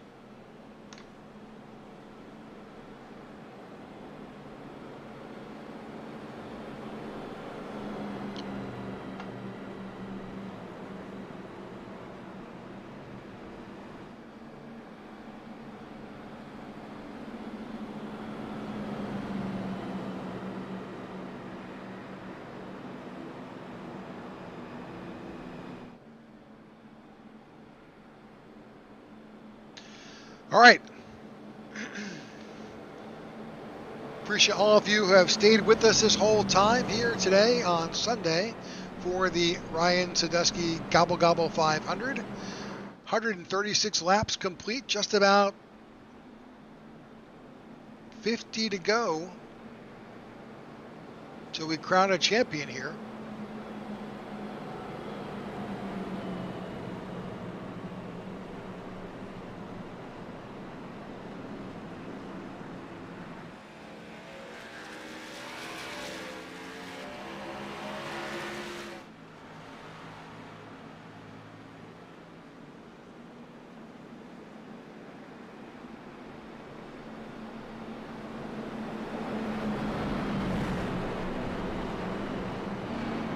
And this is where it's going to start to get interesting, because we could enter the conversation about a green flag stop at about 153, 154 if they really want to do it. So seeing where these guys will start to fan out and maybe start to get single file around that 150 mark is going to be really interesting to watch.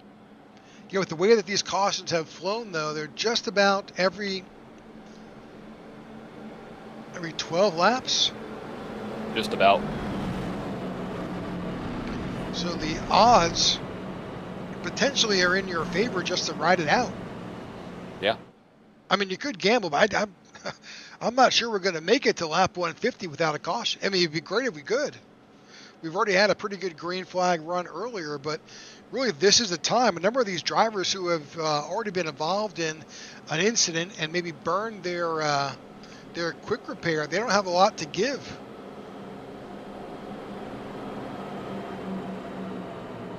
Yeah, So these last couple laps here, there's not a lot of room for error at all. No, not at all. And if you've already given up, you've already got some damage, but it's still drivable.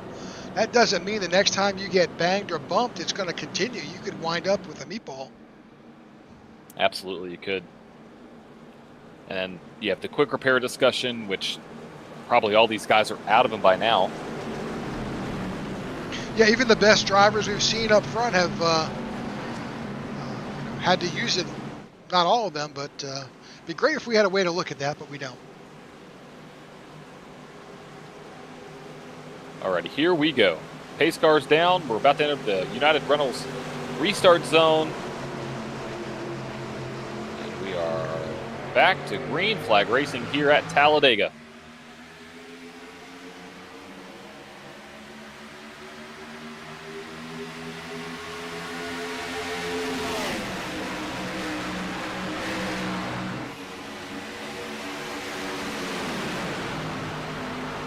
Big shoves on the top line here.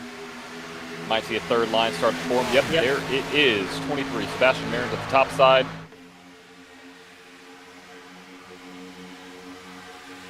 Gosh, seeing the damage that these cars have.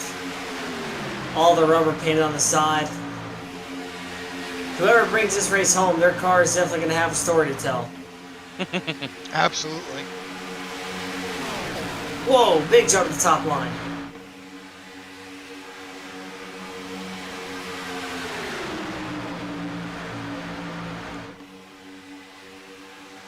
And Mark Person now, haven't talked a lot about him today, and now finds himself trying to get to the second spot. And who else better to lead this field off? Of course, it's a McCullough. Yep, the 05 of Josh McCullough finds himself out in front. Here, lap 139, as these race laps are ticking away.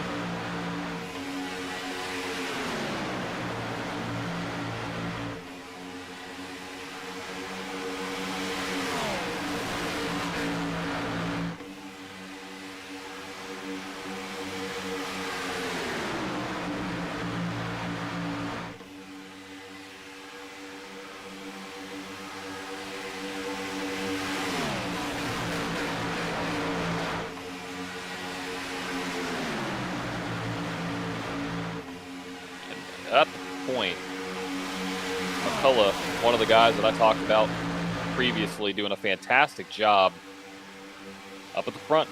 Knew it was going to happen at some point.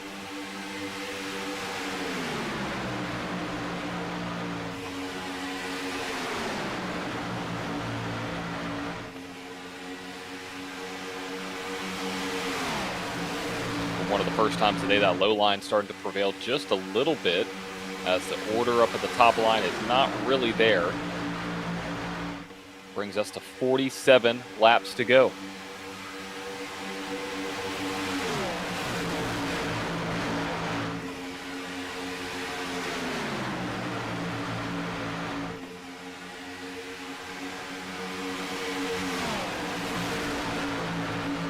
It is really weird to me how we've seen every pit cycle, we see a new line starting to dominate. It's been high, middle, and now it's gone to the low line.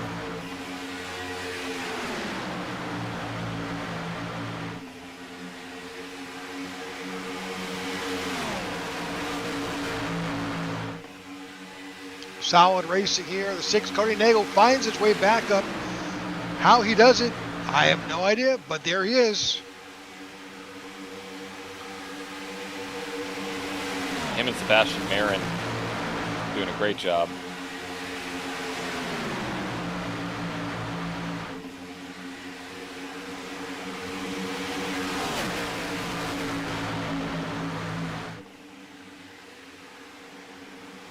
Ooh, some cars shooting to the middle here. Yep. 31 cars still remain on the lead lap. Your leader at the moment, Cody Nagel in the 6, with Sebastian Marin.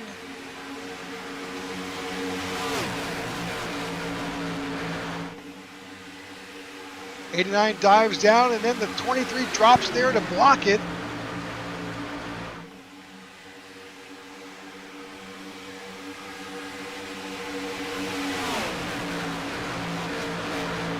Man, if you want a lesson on how to be competitive and aggressive on a super speedway race, I'd be messaging Nagel, Marin, one of those guys, and pay for a lesson. Yeah, this is just utter dominance at its finest. Yeah, I mean they can do whatever they want. I mean, like, they can control the entire race, the entire line. They can do, as long as they're not like too separated, they got this thing in the bag. Top 5, Nathan Harper has come back. There he is in the 32. Breaks in the top 5 in that Cowboys painted scheme. Don't think the actual Cowboys are doing quite as well as Nathan is. No, they're not. Unfortunately. Oh! Slipped off the 6. Wow. He went off the track, down to the apron, and still recovered and kept his position. I have no idea how he did that. Save after save after save from these guys. Goodness gracious. Got some good hands in this field, that's for sure.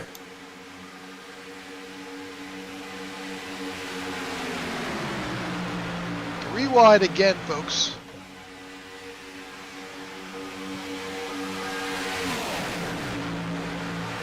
Yeah, that 23 is a little bit out there. Oh, he's going to try to block. Oh, He did. big block. Well, he came down to his teammate and puts himself right in front of Cody Nagels.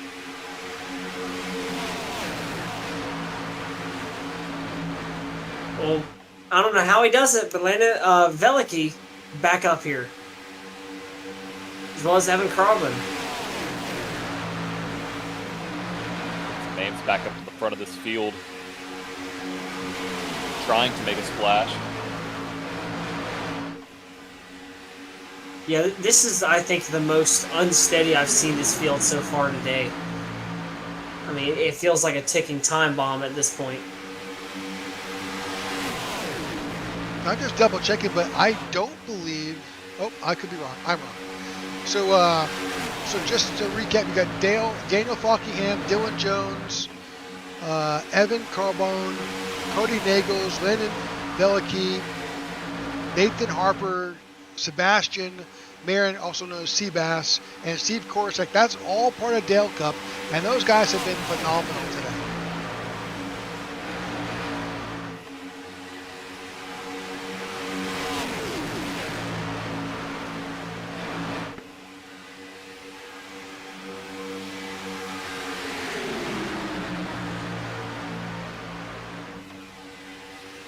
.146 lap complete.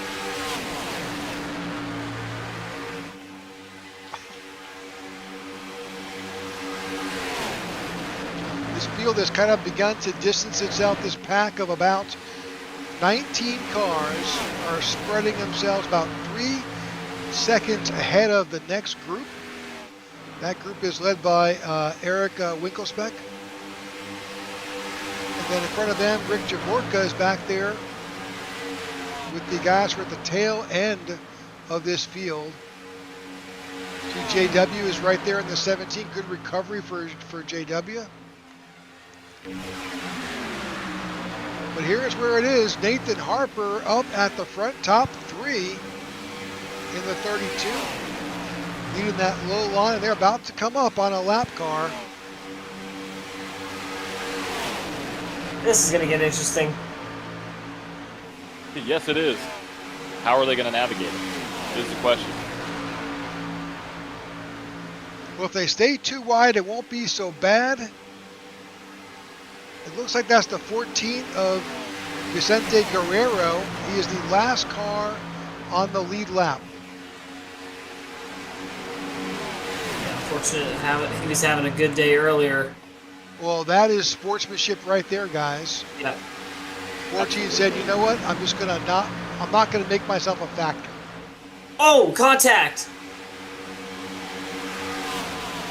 Astronaut and Harper made contact. That's going to send us 3 wide once again.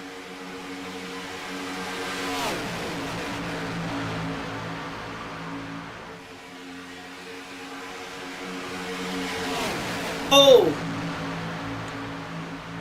That was a big move for the 77 there. A lot of cars got scattered just then. But they all kept it pointing in the right direction. They're all back. A great save by Person there.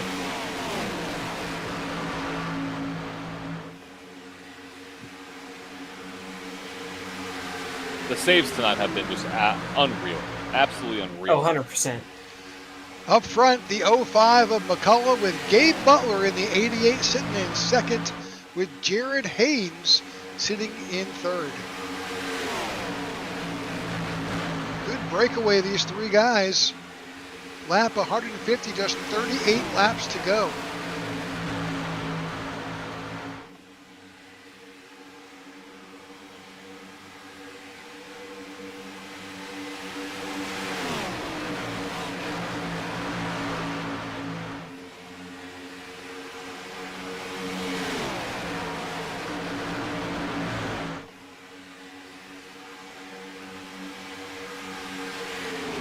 Laps winding down here in Talladega. Thank you all for tuning in.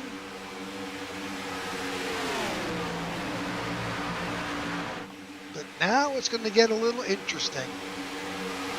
Yeah, what is fuel strategy going to look like? That's the big question. We all know that they've got to come in one more time.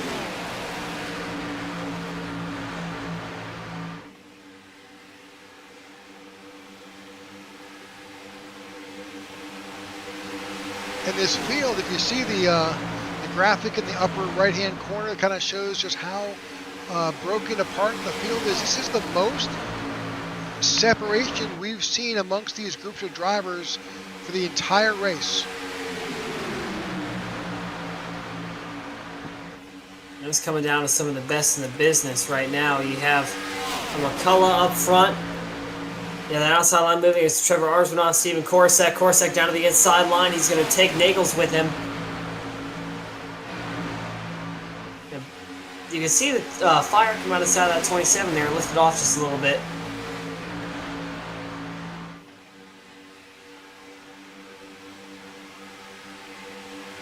Mark Pearson back in 13th, just with the fastest lap of the day on the board, a 46.61.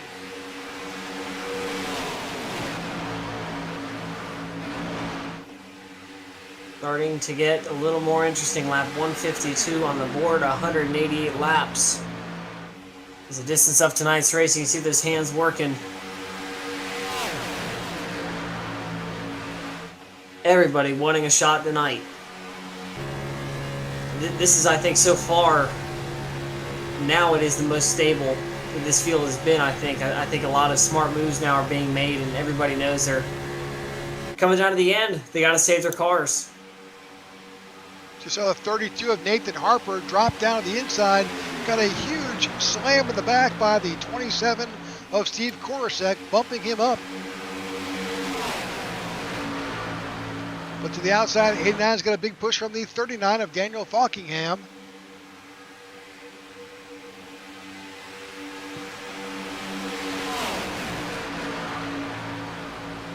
You can see just how delicate these cars are. That bit of a bunch, and that car is waggling all the way down the front stretch.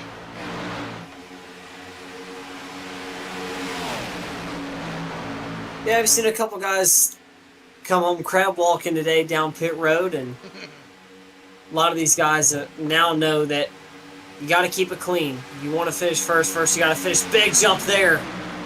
Big push, gets a couple cars out of line there. We still stay green. That was a big shuffle right there. Wow.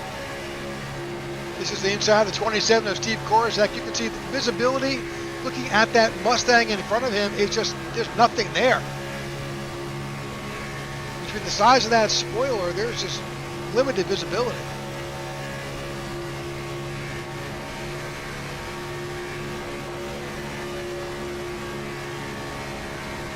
You can see his hands trying to keep that car pointed in the right direction.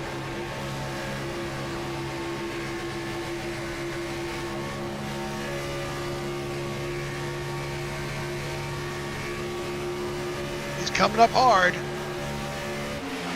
and that's a huge bump.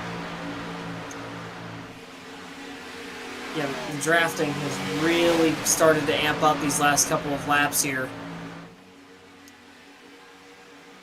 Very little patience, I think, is what we're coming down to here. Lap car up high.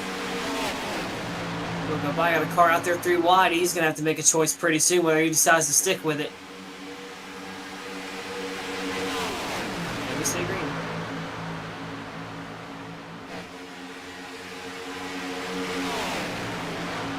So top 5, it is Arslanov, Falkingham, Vielecki, Karlbahn, and Harper. And Marin is knocking on heaven's door there on that number 23 machine, trying to get his way back up in the top 5. It's been up and down day for him. Been involved in a couple accidents. Doing everything he can now, and he's hooked up with the 78 machine of Evan Karlbahn once again, trying to make this outside line work. Here they come looking for the lead.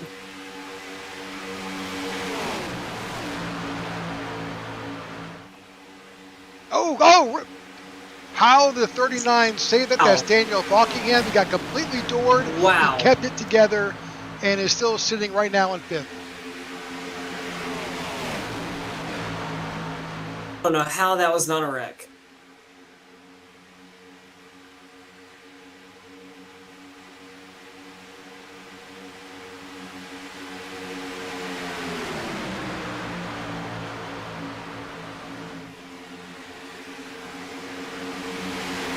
I see 88 of Gabe Butler down on the apron there, trying to find a way to come back up at race speed. He keeps it together and gets back up in front of the 34.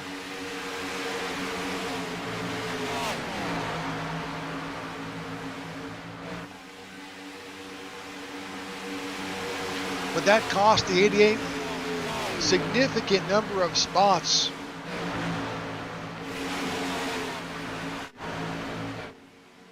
Back up front, the 23 of Sebastian Marin has the point with a 32 of Nathan Harper behind.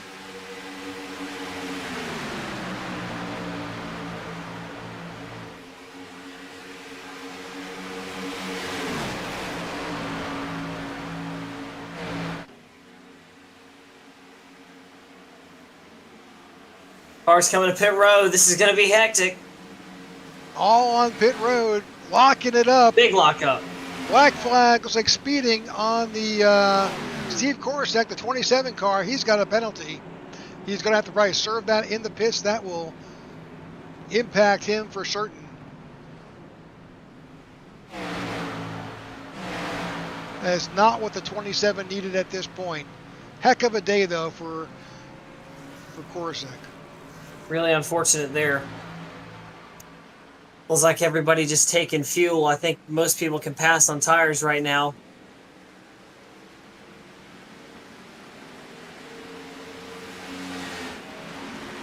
So currently on the point is Mark Person. He's coming down pit road. Barnes staying out. Oh, no, he's coming down by himself, though. That's never a good thing. No. And he's going to be way behind this lead pack. Up in front, the 39 of Danny Barnes takes over the lead with Bob Fitzgerald and Paul Witt.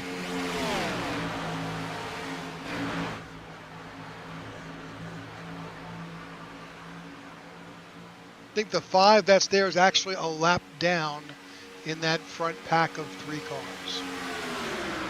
but the 39 and the 08 are right now running 1 and 2. There are approximately 14 cars who did not come down onto pit road that were on the lead lap.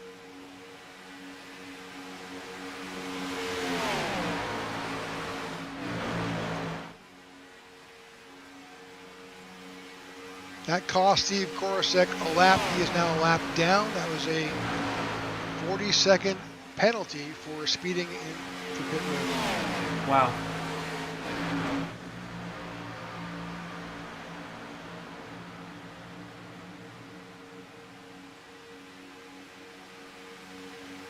Now, for some of these unaffiliated drivers, they really need to have some buddies to come down pit road with them. Yeah, we were talking about that earlier. These alliances that you can have. You better have somebody that likes you in this field. If you're a, I guess you call him an outlaw driver now. If you don't have anybody, you're pretty much going to be left for dead by the rest of these guys. Well, and the fact that you can't come down pit road by yourself. You've got to come down ideally with 3 cars. You can get away with 2 for a little bit, but really 3 cars is the min. Rick Javorka and JW are on pit road. They came down again as a twosome. They've got to time that exit pretty well.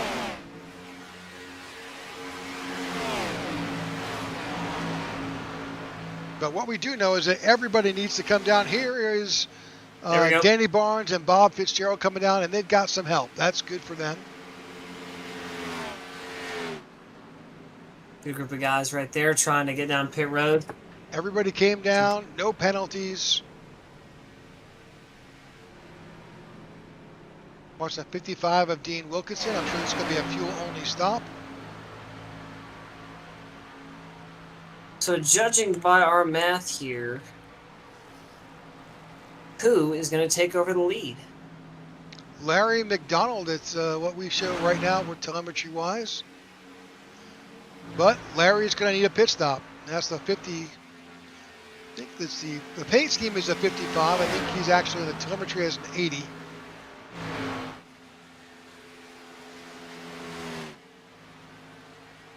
But he needs to find some help.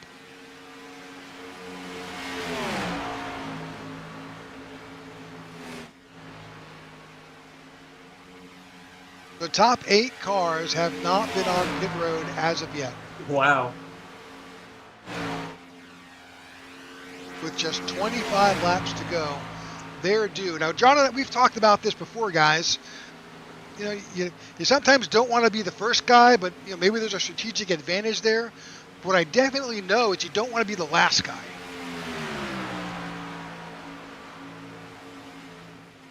Yeah, for sure. And for that last guy on pit road, you're going to have a couple issues there. You're going to have nobody going with you. It's going to take you a long time to get back up to that lead pack.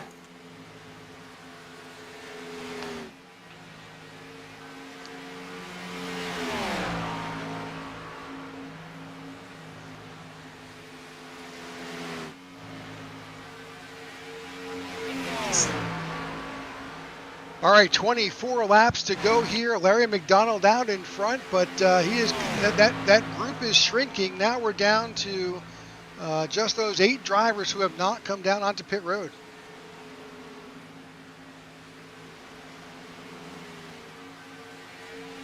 Thoughts, John? Yeah, I mean, it's I had a little technical difficulty there for a little while. I am back. Yeah, I'm curious how this is going to play out. I mean, it's definitely shaking things up. I'm just curious to see what some of these leaders are now going to do with the field being as spread out as it is. So, you know, with 24 to go, we know the fuel mileage is around 35, right? So, very curious to see what they're going to do here. Yeah, I don't think they can. I think they know they can't make it, but you're always gambling, right? Yeah, I mean, obviously hoping and praying for a caution, of course. So we shall see. Well, tick-tock laps are winding down. 165 of 188. Down to the final couple stretches here. And I don't think so far. 25 drivers remain on the lead lap. Shout out to Larry McDonald. Somehow has stayed out this long. Looks like he's playing the fuel game.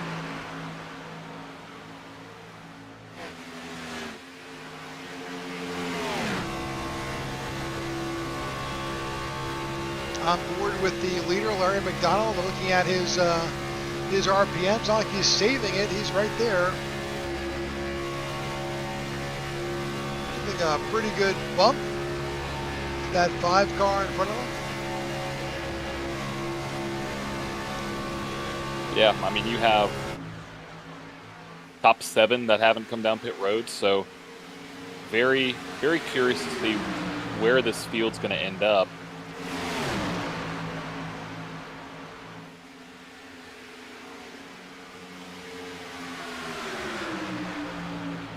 At least that's what my calculations are saying. Yep.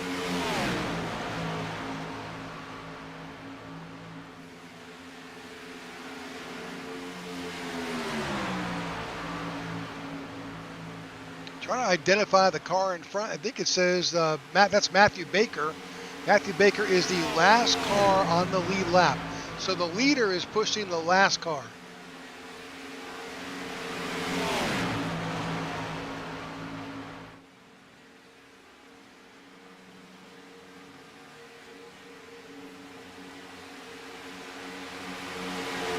But Matthew Baker pitted last on 135. He's going to come down. Larry McDonald, 136. He's going to come down. Christopher McCullough, same thing. So at some point. So the main pack that I'm seeing, and I'm assuming once these guys pit, that's who's going to get the lead, is led by Sebastian Marin, and consists of pretty much everybody who went down pit road that first cycle. Yep. Yeah.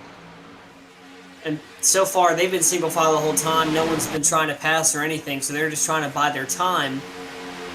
Wait till they catch up to another pack and then start making moves. Yeah, that pack led by Sebastian Marin is 20 seconds behind the leaders, so they have a little bit of gap to make up, but that'll be just swallowed away when all the top 7 need to come down pit road.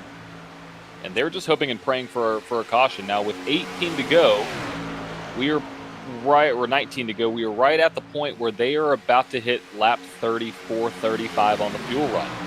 They last pit on about 135, 136, and with 18 to go, we're sitting at about lap 170. So it is coming. Should be sometime in the next couple laps. So you know that Larry McDonald has a 20-second gap over those guys to get on, to come down onto pit road, get your fuel stop in, and get off. Even if you do fuel only, you're going to burn 35 seconds. So he will come out 15 seconds behind the leader. So his only chance is hoping for a caution.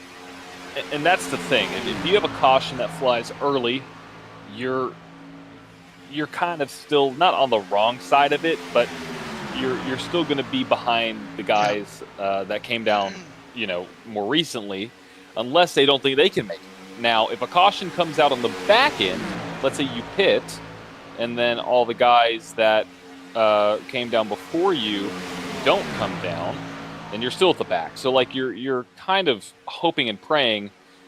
The caution flies now. Now, on the off chance that the guys on the previous stop didn't fuel up enough,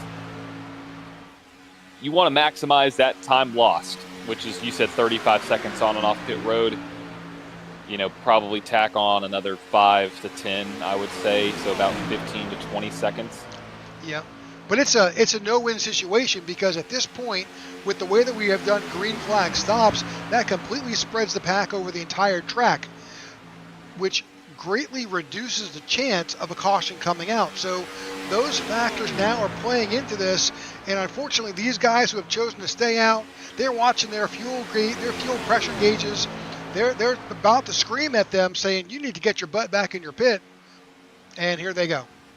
Yep. There comes, sliding in. Well, I have to give kudos. Stayed out as long as he could. Yep, got his sponsor some windshield time. That's some TV time. Yeah. That's good for the 56. We're watching here Larry McDonald get back out. Fuel only 9.78 on in the box. Let's see what that costs him overall. Just that Napa know-how. Is that what it is? Yeah, that's their saying, Napa know-how. Yep. That cost him 36 seconds. That means the 80 or the 56 of Larry McDonald's coming out and 18th spot. Now back up front, Christopher McCullough. Now there's the top 5 guys. All coming down pit road. All coming down pit road. Now, got to keep it clean, got to keep it smooth. There you Don't go. speed. Back up, Terry. Whew. All right, They no were black flying in flags, no speeding. But guess what, guys? Guess who's now back up front? With 15 laps to go, Sebastian Marin, Team Dale Cup, out in front. Shocker. They've been the team to beat all day long. I mean, enough said.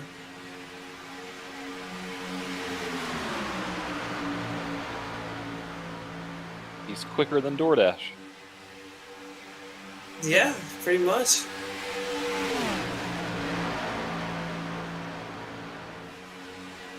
Yeah, with 15 to go, they came down pit road on lap 158. They have plenty of fuel. Even for a green-white checker, they have plenty of fuel. So you have the top 11 who came down on lap 158. You have a couple guys behind them that came down on lap 162, then the rest on 172, 173. So this is the pack. This is the pack right here. This is the pack, you're right. You call these names out all afternoon.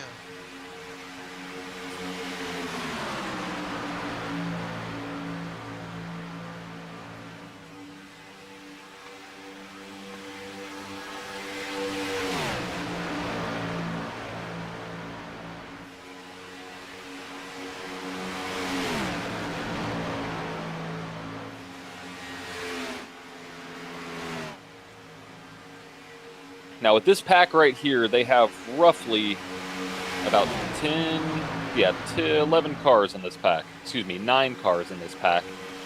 So the question is, can the cars behind generate a big enough run? You know, that's the question. We've seen the runs be fueled by 5, 10, 15 cars. Who's going to go with who, and is the run going to be sustainable? Yeah, because right now, who's sitting in 10th is Joshua McCullough and Jared Haynes. They're back 10th and 11th. They're about almost 7 seconds behind this. But after that, 12th on back, 20 seconds, 30 seconds, 40 seconds. So really it comes down to these 9 guys as they're racing towards the line with 13 laps to go. You know, at some point, it all changes. It does. And I'm watching the gap right now with Joshua McCullough at 10th. I mean, his gap has been about 6.3, 6.5, down to 6.1. Now it's back up to 6.4 behind 9th place. If they start jostling for position up here, that gap will start to shrink. Now, will it be enough? That's the question. Will it be enough? I don't think it will, but you never know. You never know what could happen at the last 12 laps of Talladega when these guys have been side drafting like crazy. Now, I don't think we're going to see that until probably 2 to go. But something just to watch out for. Obviously, this is a 2-mile racetrack, 2.5 mile almost. A lot of separation here. You have a lead pack. At what point does somebody in this lead pack say, all right, it's go time? Is it 2 to go, 3 to go, 1 to go? I mean, I think it's 2 to go. When is the time? If it were me, I'd want to go at 2 to go. Yep. But I'm trying to make note of who's on whose team, because if you have teammates behind you, they're going to go with you more than likely. But again, you don't know what the rest of the guys are going to do. That if it's all mixed up, it looks like a pretty mixed bag of teammates. You have a couple Nightmare Esports guys up there, Team Dale Cup, obviously. You have Team Bootnaka Esports. You have Shack Racing as well. So you have multiple teams up there. It's going to get pretty desperate, but the guys up at the top aren't going to leave each other. So you may see a little bit of an earlier move just to try to shake them up a little bit, because if you could force their hand and have them make a move that they don't want to make, that's the other side of it. You go now and force a move so they can get separated, because if you could separate them, then they're vulnerable, right? So. Yeah, but unfortunately, those top three, Marin, Buckingham, Harper, and going back to Nagels, they're all part of Dale Cup, at least for the race. Yep. So they're a solid team there. We'll see. But the other part of this is, they're teammates, but everybody wants to win. And this is a money race. So, at some point they're going to say, well, third's nice, but first is better. Exactly. Coming up some lap down traffic there.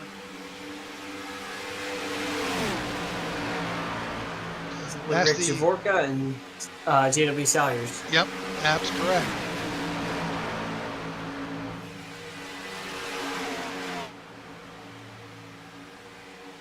Oh, a little bit of squirreliness there. Yeah, shuffling. Just to give you an idea, let's go ahead and go on board with the 78 of Evan Carbone, just to get a feel for just what he sees.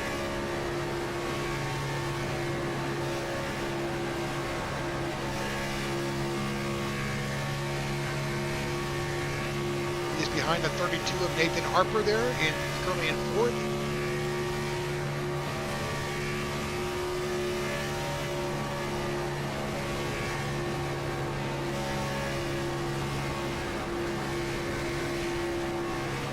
Just 8 laps to go here at Talladega. Man, this has been a heck of a race, guys. Oh my gosh. Yeah. The saves, the runs, it's been it's so exciting. Yeah, I think heck of a race is an understatement. This has been an absolute showstopper since lap 1, and we are now into the 1/8. Now down to 6 laps to go. Here for the 4th annual Gobble Gobble 500. There's It's the getting move. dicey. Yep, there we go. That's the move. I think, a little bit too early for my taste, I think. We'll see. This will be interesting. Yeah. I love it, because I think it forces the guys up front that are teammates to show their hand. Right. Yeah. They're having to race harder than they want to. So if you could shake up the pack, heck, do it. I would go up there and try to make them either make a mistake. The more opportunities, you're not going to pass anybody running single file, so might as well try to get something going. Right there goes Nathan Harper to the low side. Yep. Going to take the lead. This right here, this is forcing teammates to be teammates right here. So, Rick, you said Sebastian Marin, Cody Nagels, Nathan Harper are all teammates, correct? At least for this race, they're all in the same Discord. I'm assuming so. Okay, Dylan Jones. Do we know if he's a part? Because he's up there in the He is in the Dale Cup. Yep. So if you're looking at the hand in front of you, if you're those guys at the front, they've got a lot of aces in their hand. They do, in fact, they do. It's like a super speedway races with 4 Hendrick cars all in front. Absolutely. Yeah. Like, how do you stop them? Right? Well, the only thing you can do is find someone who's not and work with them to be successful. But we've called these names all day long. We have. And Cody Nagels back up to the point, doing a fantastic job up there. Going to come to 4 laps to go 32 of Who is Nathan it gonna be? Harper, kind of holding up that low line.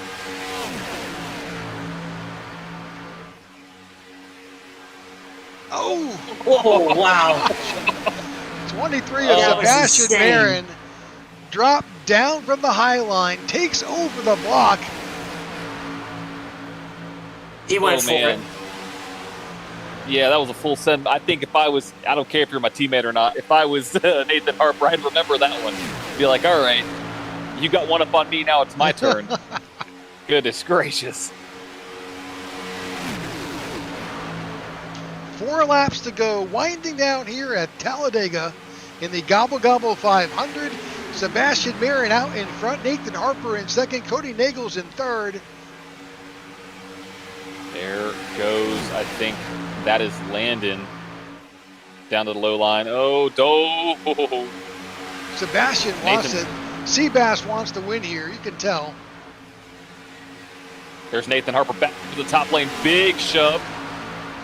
It's going to send him to the point. I think that outside line has numbers. Now, who's going to shoot down to the low side going into turn 3? That's what we've seen the move all night long. Is anybody going to do it? Cody Nagels out in front. About this time, we've seen that drivers drop down. We'll see. That is a name we've said a lot tonight. Well, big shuffle. Oh, 32 drops down in front of the 23. Wow. Wow. That's what a payback move. right there, buddy. 2 laps to go. It is getting dicey. 2 laps remaining. It's down to the wire. Oh, hold on to it. Hold on to it. Oh, wow. Those of you watching online, we'll have an interview with the top 3 drivers at the conclusion of this broadcast. And Nathan Harper is doing everything he can. 3 wide. 3 wide. This is, actually, this could be a good thing for the 6. Because watch what he's going to have. He's going to have a massive run. He's going to give a shove back to the 39. Going to give a shove to the 32. Coming to the white flag. 78 now puts his nose out there. That's Evan Carbone out in front on the low line. Wow. 1 to go. Everything that This we is thought it. is changing. There's Cody down to the low side. Nathan wanted the block. He wasn't clear. You have Daniel Falkingham right there in the high line. What is the 39 going to do? There's a whole pack of cars up there. Don't think I they're was going just about to say. Yeah, will that be a It's gonna be factor? close. Don't know. Nathan Harper's still there. Now he's got to go low. He should have gone low. That low line's there now. Nope. Side by side out of turn 4. We got the shoves being made. Who's going to have the bigger shove? The 6, Cody Nagels. The Nathan Harper machine. We're 3 wide at the line. I don't know who's going to win the Here he race. comes. Cody? Wow. Nagels Cody? got it. Cody Nagels. Nagels gets it. Wow. What a run by Dylan Jones at the end there. Whew. That was inches. That Wow. was inches. Oh, what a night. After all this, and the 6 finds his way back into victory lane. Unbelievable run. We're still got guys coming to the line now. See, the 39 was not on the 32 at all. Wasn't giving any big of a shove. That allows that 34 on the high side to have a run.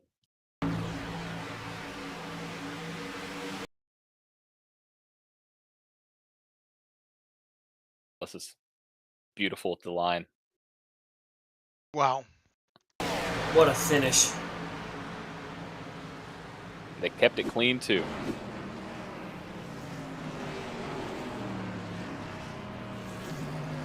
All right. Do we have results? We have results. All right, here we go. Winning today's Ryan Sadusky 4th Gobble Gobble 500. Goodness gracious, Cody Nagels, you're a legend here, bringing home the win with Dylan Jones in 2nd and Evan Carlson Carlbon, in 3rd. I'm gonna interview all 3 of those guys here after the end of the finishing order, so stick around for that. Sebastian Marin finishes in 4th, Nathan Harper in 5th, Landon Valecki in 6th, John Forbes in 2nd, Gabe Butler in 8th, Daniel Falkingham in 9th, and Joshua McCullough in P10. Paul Witt finishes 11th, 12th is Dean Wilkinson, 13th Larry McDonald, 14th Danny Barnes, 15th Mark Person, 16th John Ward, 17th is Kenneth McCullough Jr. Here's down the rest of this field here. 18th is Bob Fitzgerald, 19th is Rob Connors, and 20th is Trevor Arswanoth.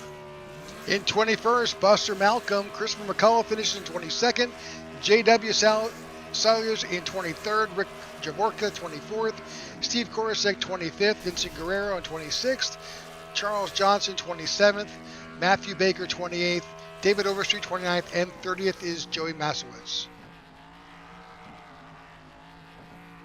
Jared Hayes finishes in 31st, Richard Elliott 32nd, Eric Winkelspot in 33rd, Brian Rainville 34th, Hunter Hastings 35th, Buddy Waters 36th, Jim Duda 37th, James Waring in 38th, and Tony Wright in 39th. I was giggling because I just heard his engine expire as he was celebrating his victory.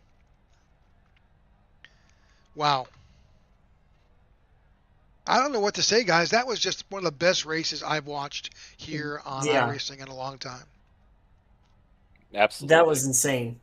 I mean, that was clean, right? I mean, right down to the wire. That could have gone wrong in so many ways, but they kept it clean and just had a great finish. Absolutely. All right, so we'll give these guys a minute or two, and then we'll go ahead and grab them, bring them up into the broadcast booth and get their thoughts on today's event. Let's look for Evan Carbone here.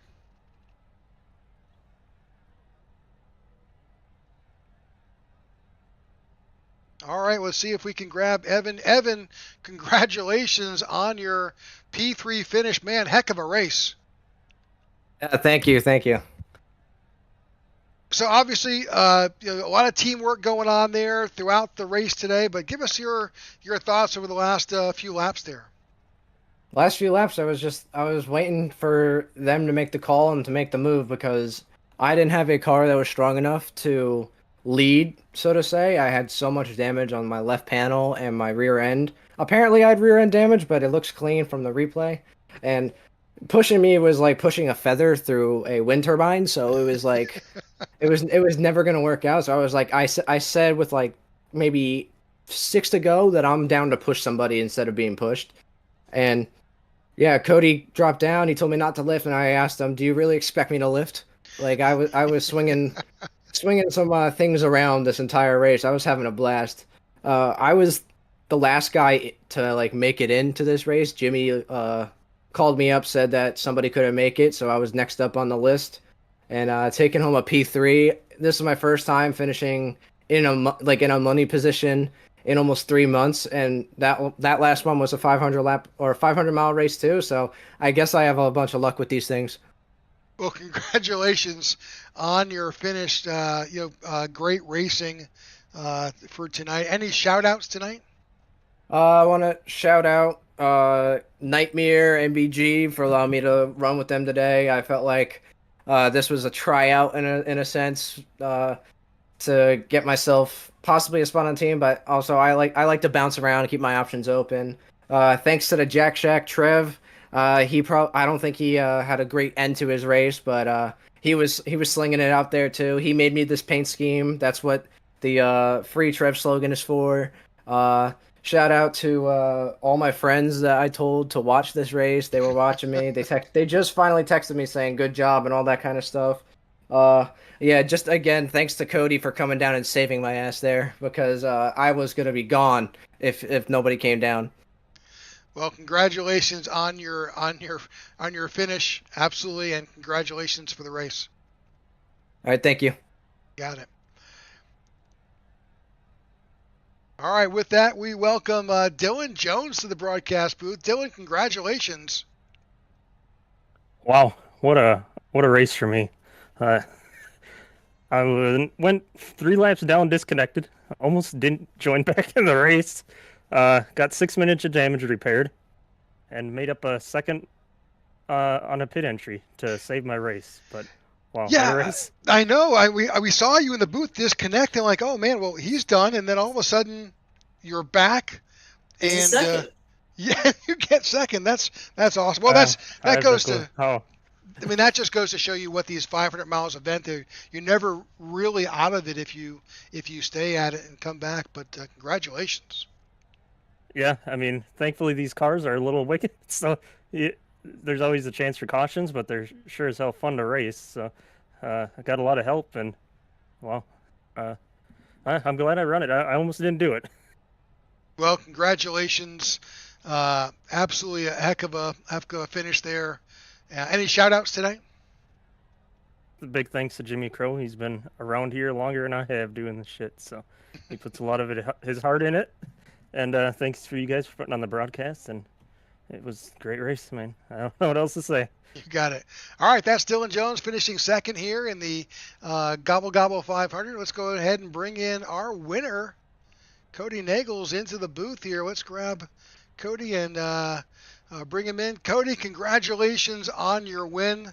Man, what a heck of a race.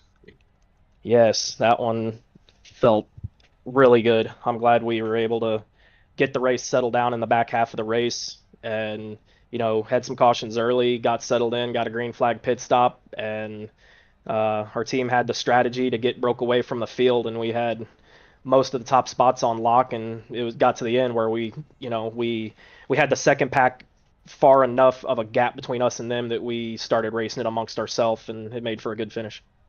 Absolutely. Give us some thoughts. There was a point there where you wound up back in the pack and had to really claw. In fact, you were way back. I think you were in 25th, 26th position. Yeah, I mean, that's the good thing about the Gen 6 car. It doesn't really stagnate like some of the other cars that we run, and it seems like it's pretty easy to get your track position back if you know how to, run through the pack, use the draft wise. It seems to be pretty easy. Just take right rears, take the runs, and you just have to keep an eye on your tires, because later in the runs it just seems like that right front, it wears and it gets the car tight. So I was trying to take 4 tires whenever I could, but when I was starting to come to the front, I took a wave around and I was on really old tires, so I was able to get back up toward the front on worn. But every single time I went to go push somebody, I could feel my car plowing on entry of the corner. And I'm honestly lucky that I didn't hit somebody in the quarter panel and cause a big wreck, because there was a couple really, really close calls. And when we were talking, I was like, I'm going to go bottom because I just don't feel really comfortable right now. And I'm on my last car and I can't really afford to, cause a wreck or get involved in something with, 30 or 40 to go. Well, absolutely congratulations on your win and on your perseverance. Any shout outs tonight? Yeah, I want to thank you guys for broadcasting at IWM. Always want to thank Jimmy Crow for putting on these races. The Gobble Gobble's been going on for several years now, and it's just awesome to finally get one of these. This is one that I've had circled as a big race I wanted to win, and I got it. So big shout out to all my teammates that made it possible. Running with the old Dale Cup boys tonight was just a lot of fun. We had some friends run with us too, and we locked down the top 6 spots, and was a very, very good night. So can't thank them enough, and shout out to everyone watching. You got it. Well, there's your winner tonight, Cody Nagels. We're joined here in the broadcast booth with James Waring and Jimmy Crow. Guys, you put together one heck of a race today. I'll let James go first. Oh, bless you. Thank you. Jimmy and I put in a lot of work. Got one hell of a field. Put on a good show for us. Started out a little rough, but hey, that ending, couldn't ask for a better ending than that. 50-lap green run to end the race. Turned out really well. Absolutely. Congrats to Cody. Man, you deserve that one. Thank you. Thank you very much. Yeah, we were watching those the heat races start. We're like, oh wow, this is going to be a very interesting race. The way this is going to play out, and you guys put some heck of drivers and teams together for sure. Well, I will say this. One thing I want to add. I've talked to James the past couple days. I've had some pretty deep conversation with James, and honestly, this is one of the very few things in my life right now that I have to look forward to, because I'm going through some tough stuff in my life, and I just want to thank everyone that's in this field and everyone that I run with, because you guys give me something to look forward to. And every day is going to get better on a personal level, but just getting to look forward to this, getting to log on, forget about everything that's going on in my personal life, I can't thank you guys enough. And everyone on here has been absolutely super with me and just giving me good advice and everything when I've really needed it. So I want to tip my cap to everyone that's reached out, and just simply the people that I get to race with. It's an absolute honor. And some of the guys in this field I raced against when I was getting on iRacing for the first time, Gabe Butler being one of them. Hell, one of my first leagues was with Jimmy Crow. I mean, I go down through the field: Paul Witt, Dean Wilkinson, Charles Johnson, the TW boys. All a shout out to them. The Checkered Flag Motorsports guys, Buddy Waters, Tony Wright. I mean, there's just guys that have been on this server for the service for a really, really long time, and just to be able to still get in these races with these guys is special. Absolutely. Yes, sir. Good job, Cody. Appreciate you. Yeah, Cody was green as green as green, learning from the Del Cup boys, and look at him. I know Cody catches a lot of flack, but that kid's earned everything he's got on iRacing and put into work. I want to thank all the sponsors, and foremost, I want to thank Donald Sadusky and Ryan, like keeping his name alive. Donald's well respected in the community, well known. I was stressing a lot that first half of the race. Y'all know me. I was stressing, but man, they really salvaged that 500 with that 50-something lap green flag run and all that. I want to thank James for helping with this. Normally, I try and do stuff by myself, but James is awesome. He's been helping me a lot. And like I said, I want to thank JW Paints and Graphics. I want to thank CCR. I want to thank JCB Excavation Inc., Whitey Sharks, all the guys that helped out, all the drivers, especially IWM. I love how you guys call a race.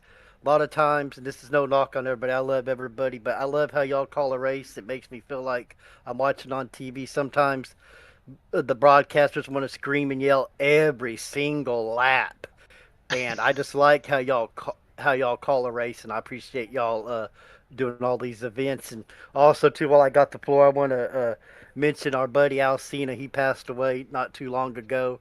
That gentleman did like 4 tours in Vietnam. One of the OGs on iRacing, Rick McKinney, Gary Jenkins, all the guys we lost. I want to thank all the veterans that run with us, all the active military. I want to thank them for what they did and what they're going to do when it hits the fan. They're going to be the ones on the front lines for us. So definitely want to thank all the veterans, all active military that run with us, and everybody serving, and all the fans. And again, I take responsibility. I handpicked the field. The first half was on me. I wasn't going to let them get blamed for it. I picked it, but man, they really saved this 500, and I appreciate everybody, man. Big shout out and big thanks to James for talking me off the ledge and stuff. So appreciate everybody, man. Well, congratulations on putting together a great event today. We're proud to be part of it, and looking forward to going back and watch our own replays. Yeah, and I don't want to put y'all on the spot, but if y'all ain't got plans, Sunday, December 14th, Old St. Nick, 500. Would love to have y'all on the call if we can get y'all, but we'll discuss that at a later time. And again, appreciate everybody racing. Dylan Jones, the OG of this money racing and all that type of stuff. He got that second place finish. No, just everybody, all the guys, everybody did awesome, man. I appreciate them. All right. Well, folks, I think that wraps up. John, Noah, any closing comments? Just want to say, Jimmy, you have an amazing group of guys here. It's always fun calling the races and seeing the town. I always look forward to it and seeing what kind of crazy moves and blocks and amazing racing we see. So thank you for having us, and can't wait for the next one. It's going to be fun. Oh, yes, sir. Appreciate y'all always calling these events for us, man. Thank y'all for what y'all do. Appreciate it, and appreciate y'all what y'all do for the veterans and everything. And thank everybody, all the drivers, all the guys that chip in. Just very thankful. You got it. Sir, you got it. And just a great night all around. I mean, we saw a lot of great racing. Late in this race, we got through some of the riffraff early on, but in the end, it was a spectacular finish. We saw someone come from pretty much out of this race to come all the way back up, storm through the field, finish second. Cody Nagel's winning this race, a huge win for him. Just a great night all around for the fourth annual Gobble Gobble 500. Can't wait to next year, and can't wait for the St. Nick 500 next week or a couple weeks from now. Yes, sir. 14th, man. Hope we can have y'all on the call, man. Appreciate everybody. Yes, sir. All right, so that wraps up our broadcast of the Ryan Sadusky 4th Annual Gobble Gobble 500. Your winner, Cody Nagels, takes home the victory. For all the folks here at the IWM broadcast team and those of you who stayed with us throughout this, we thank you for watching, and we hope to see you again. And for John, Noah, and myself, good night, and have a great Sunday.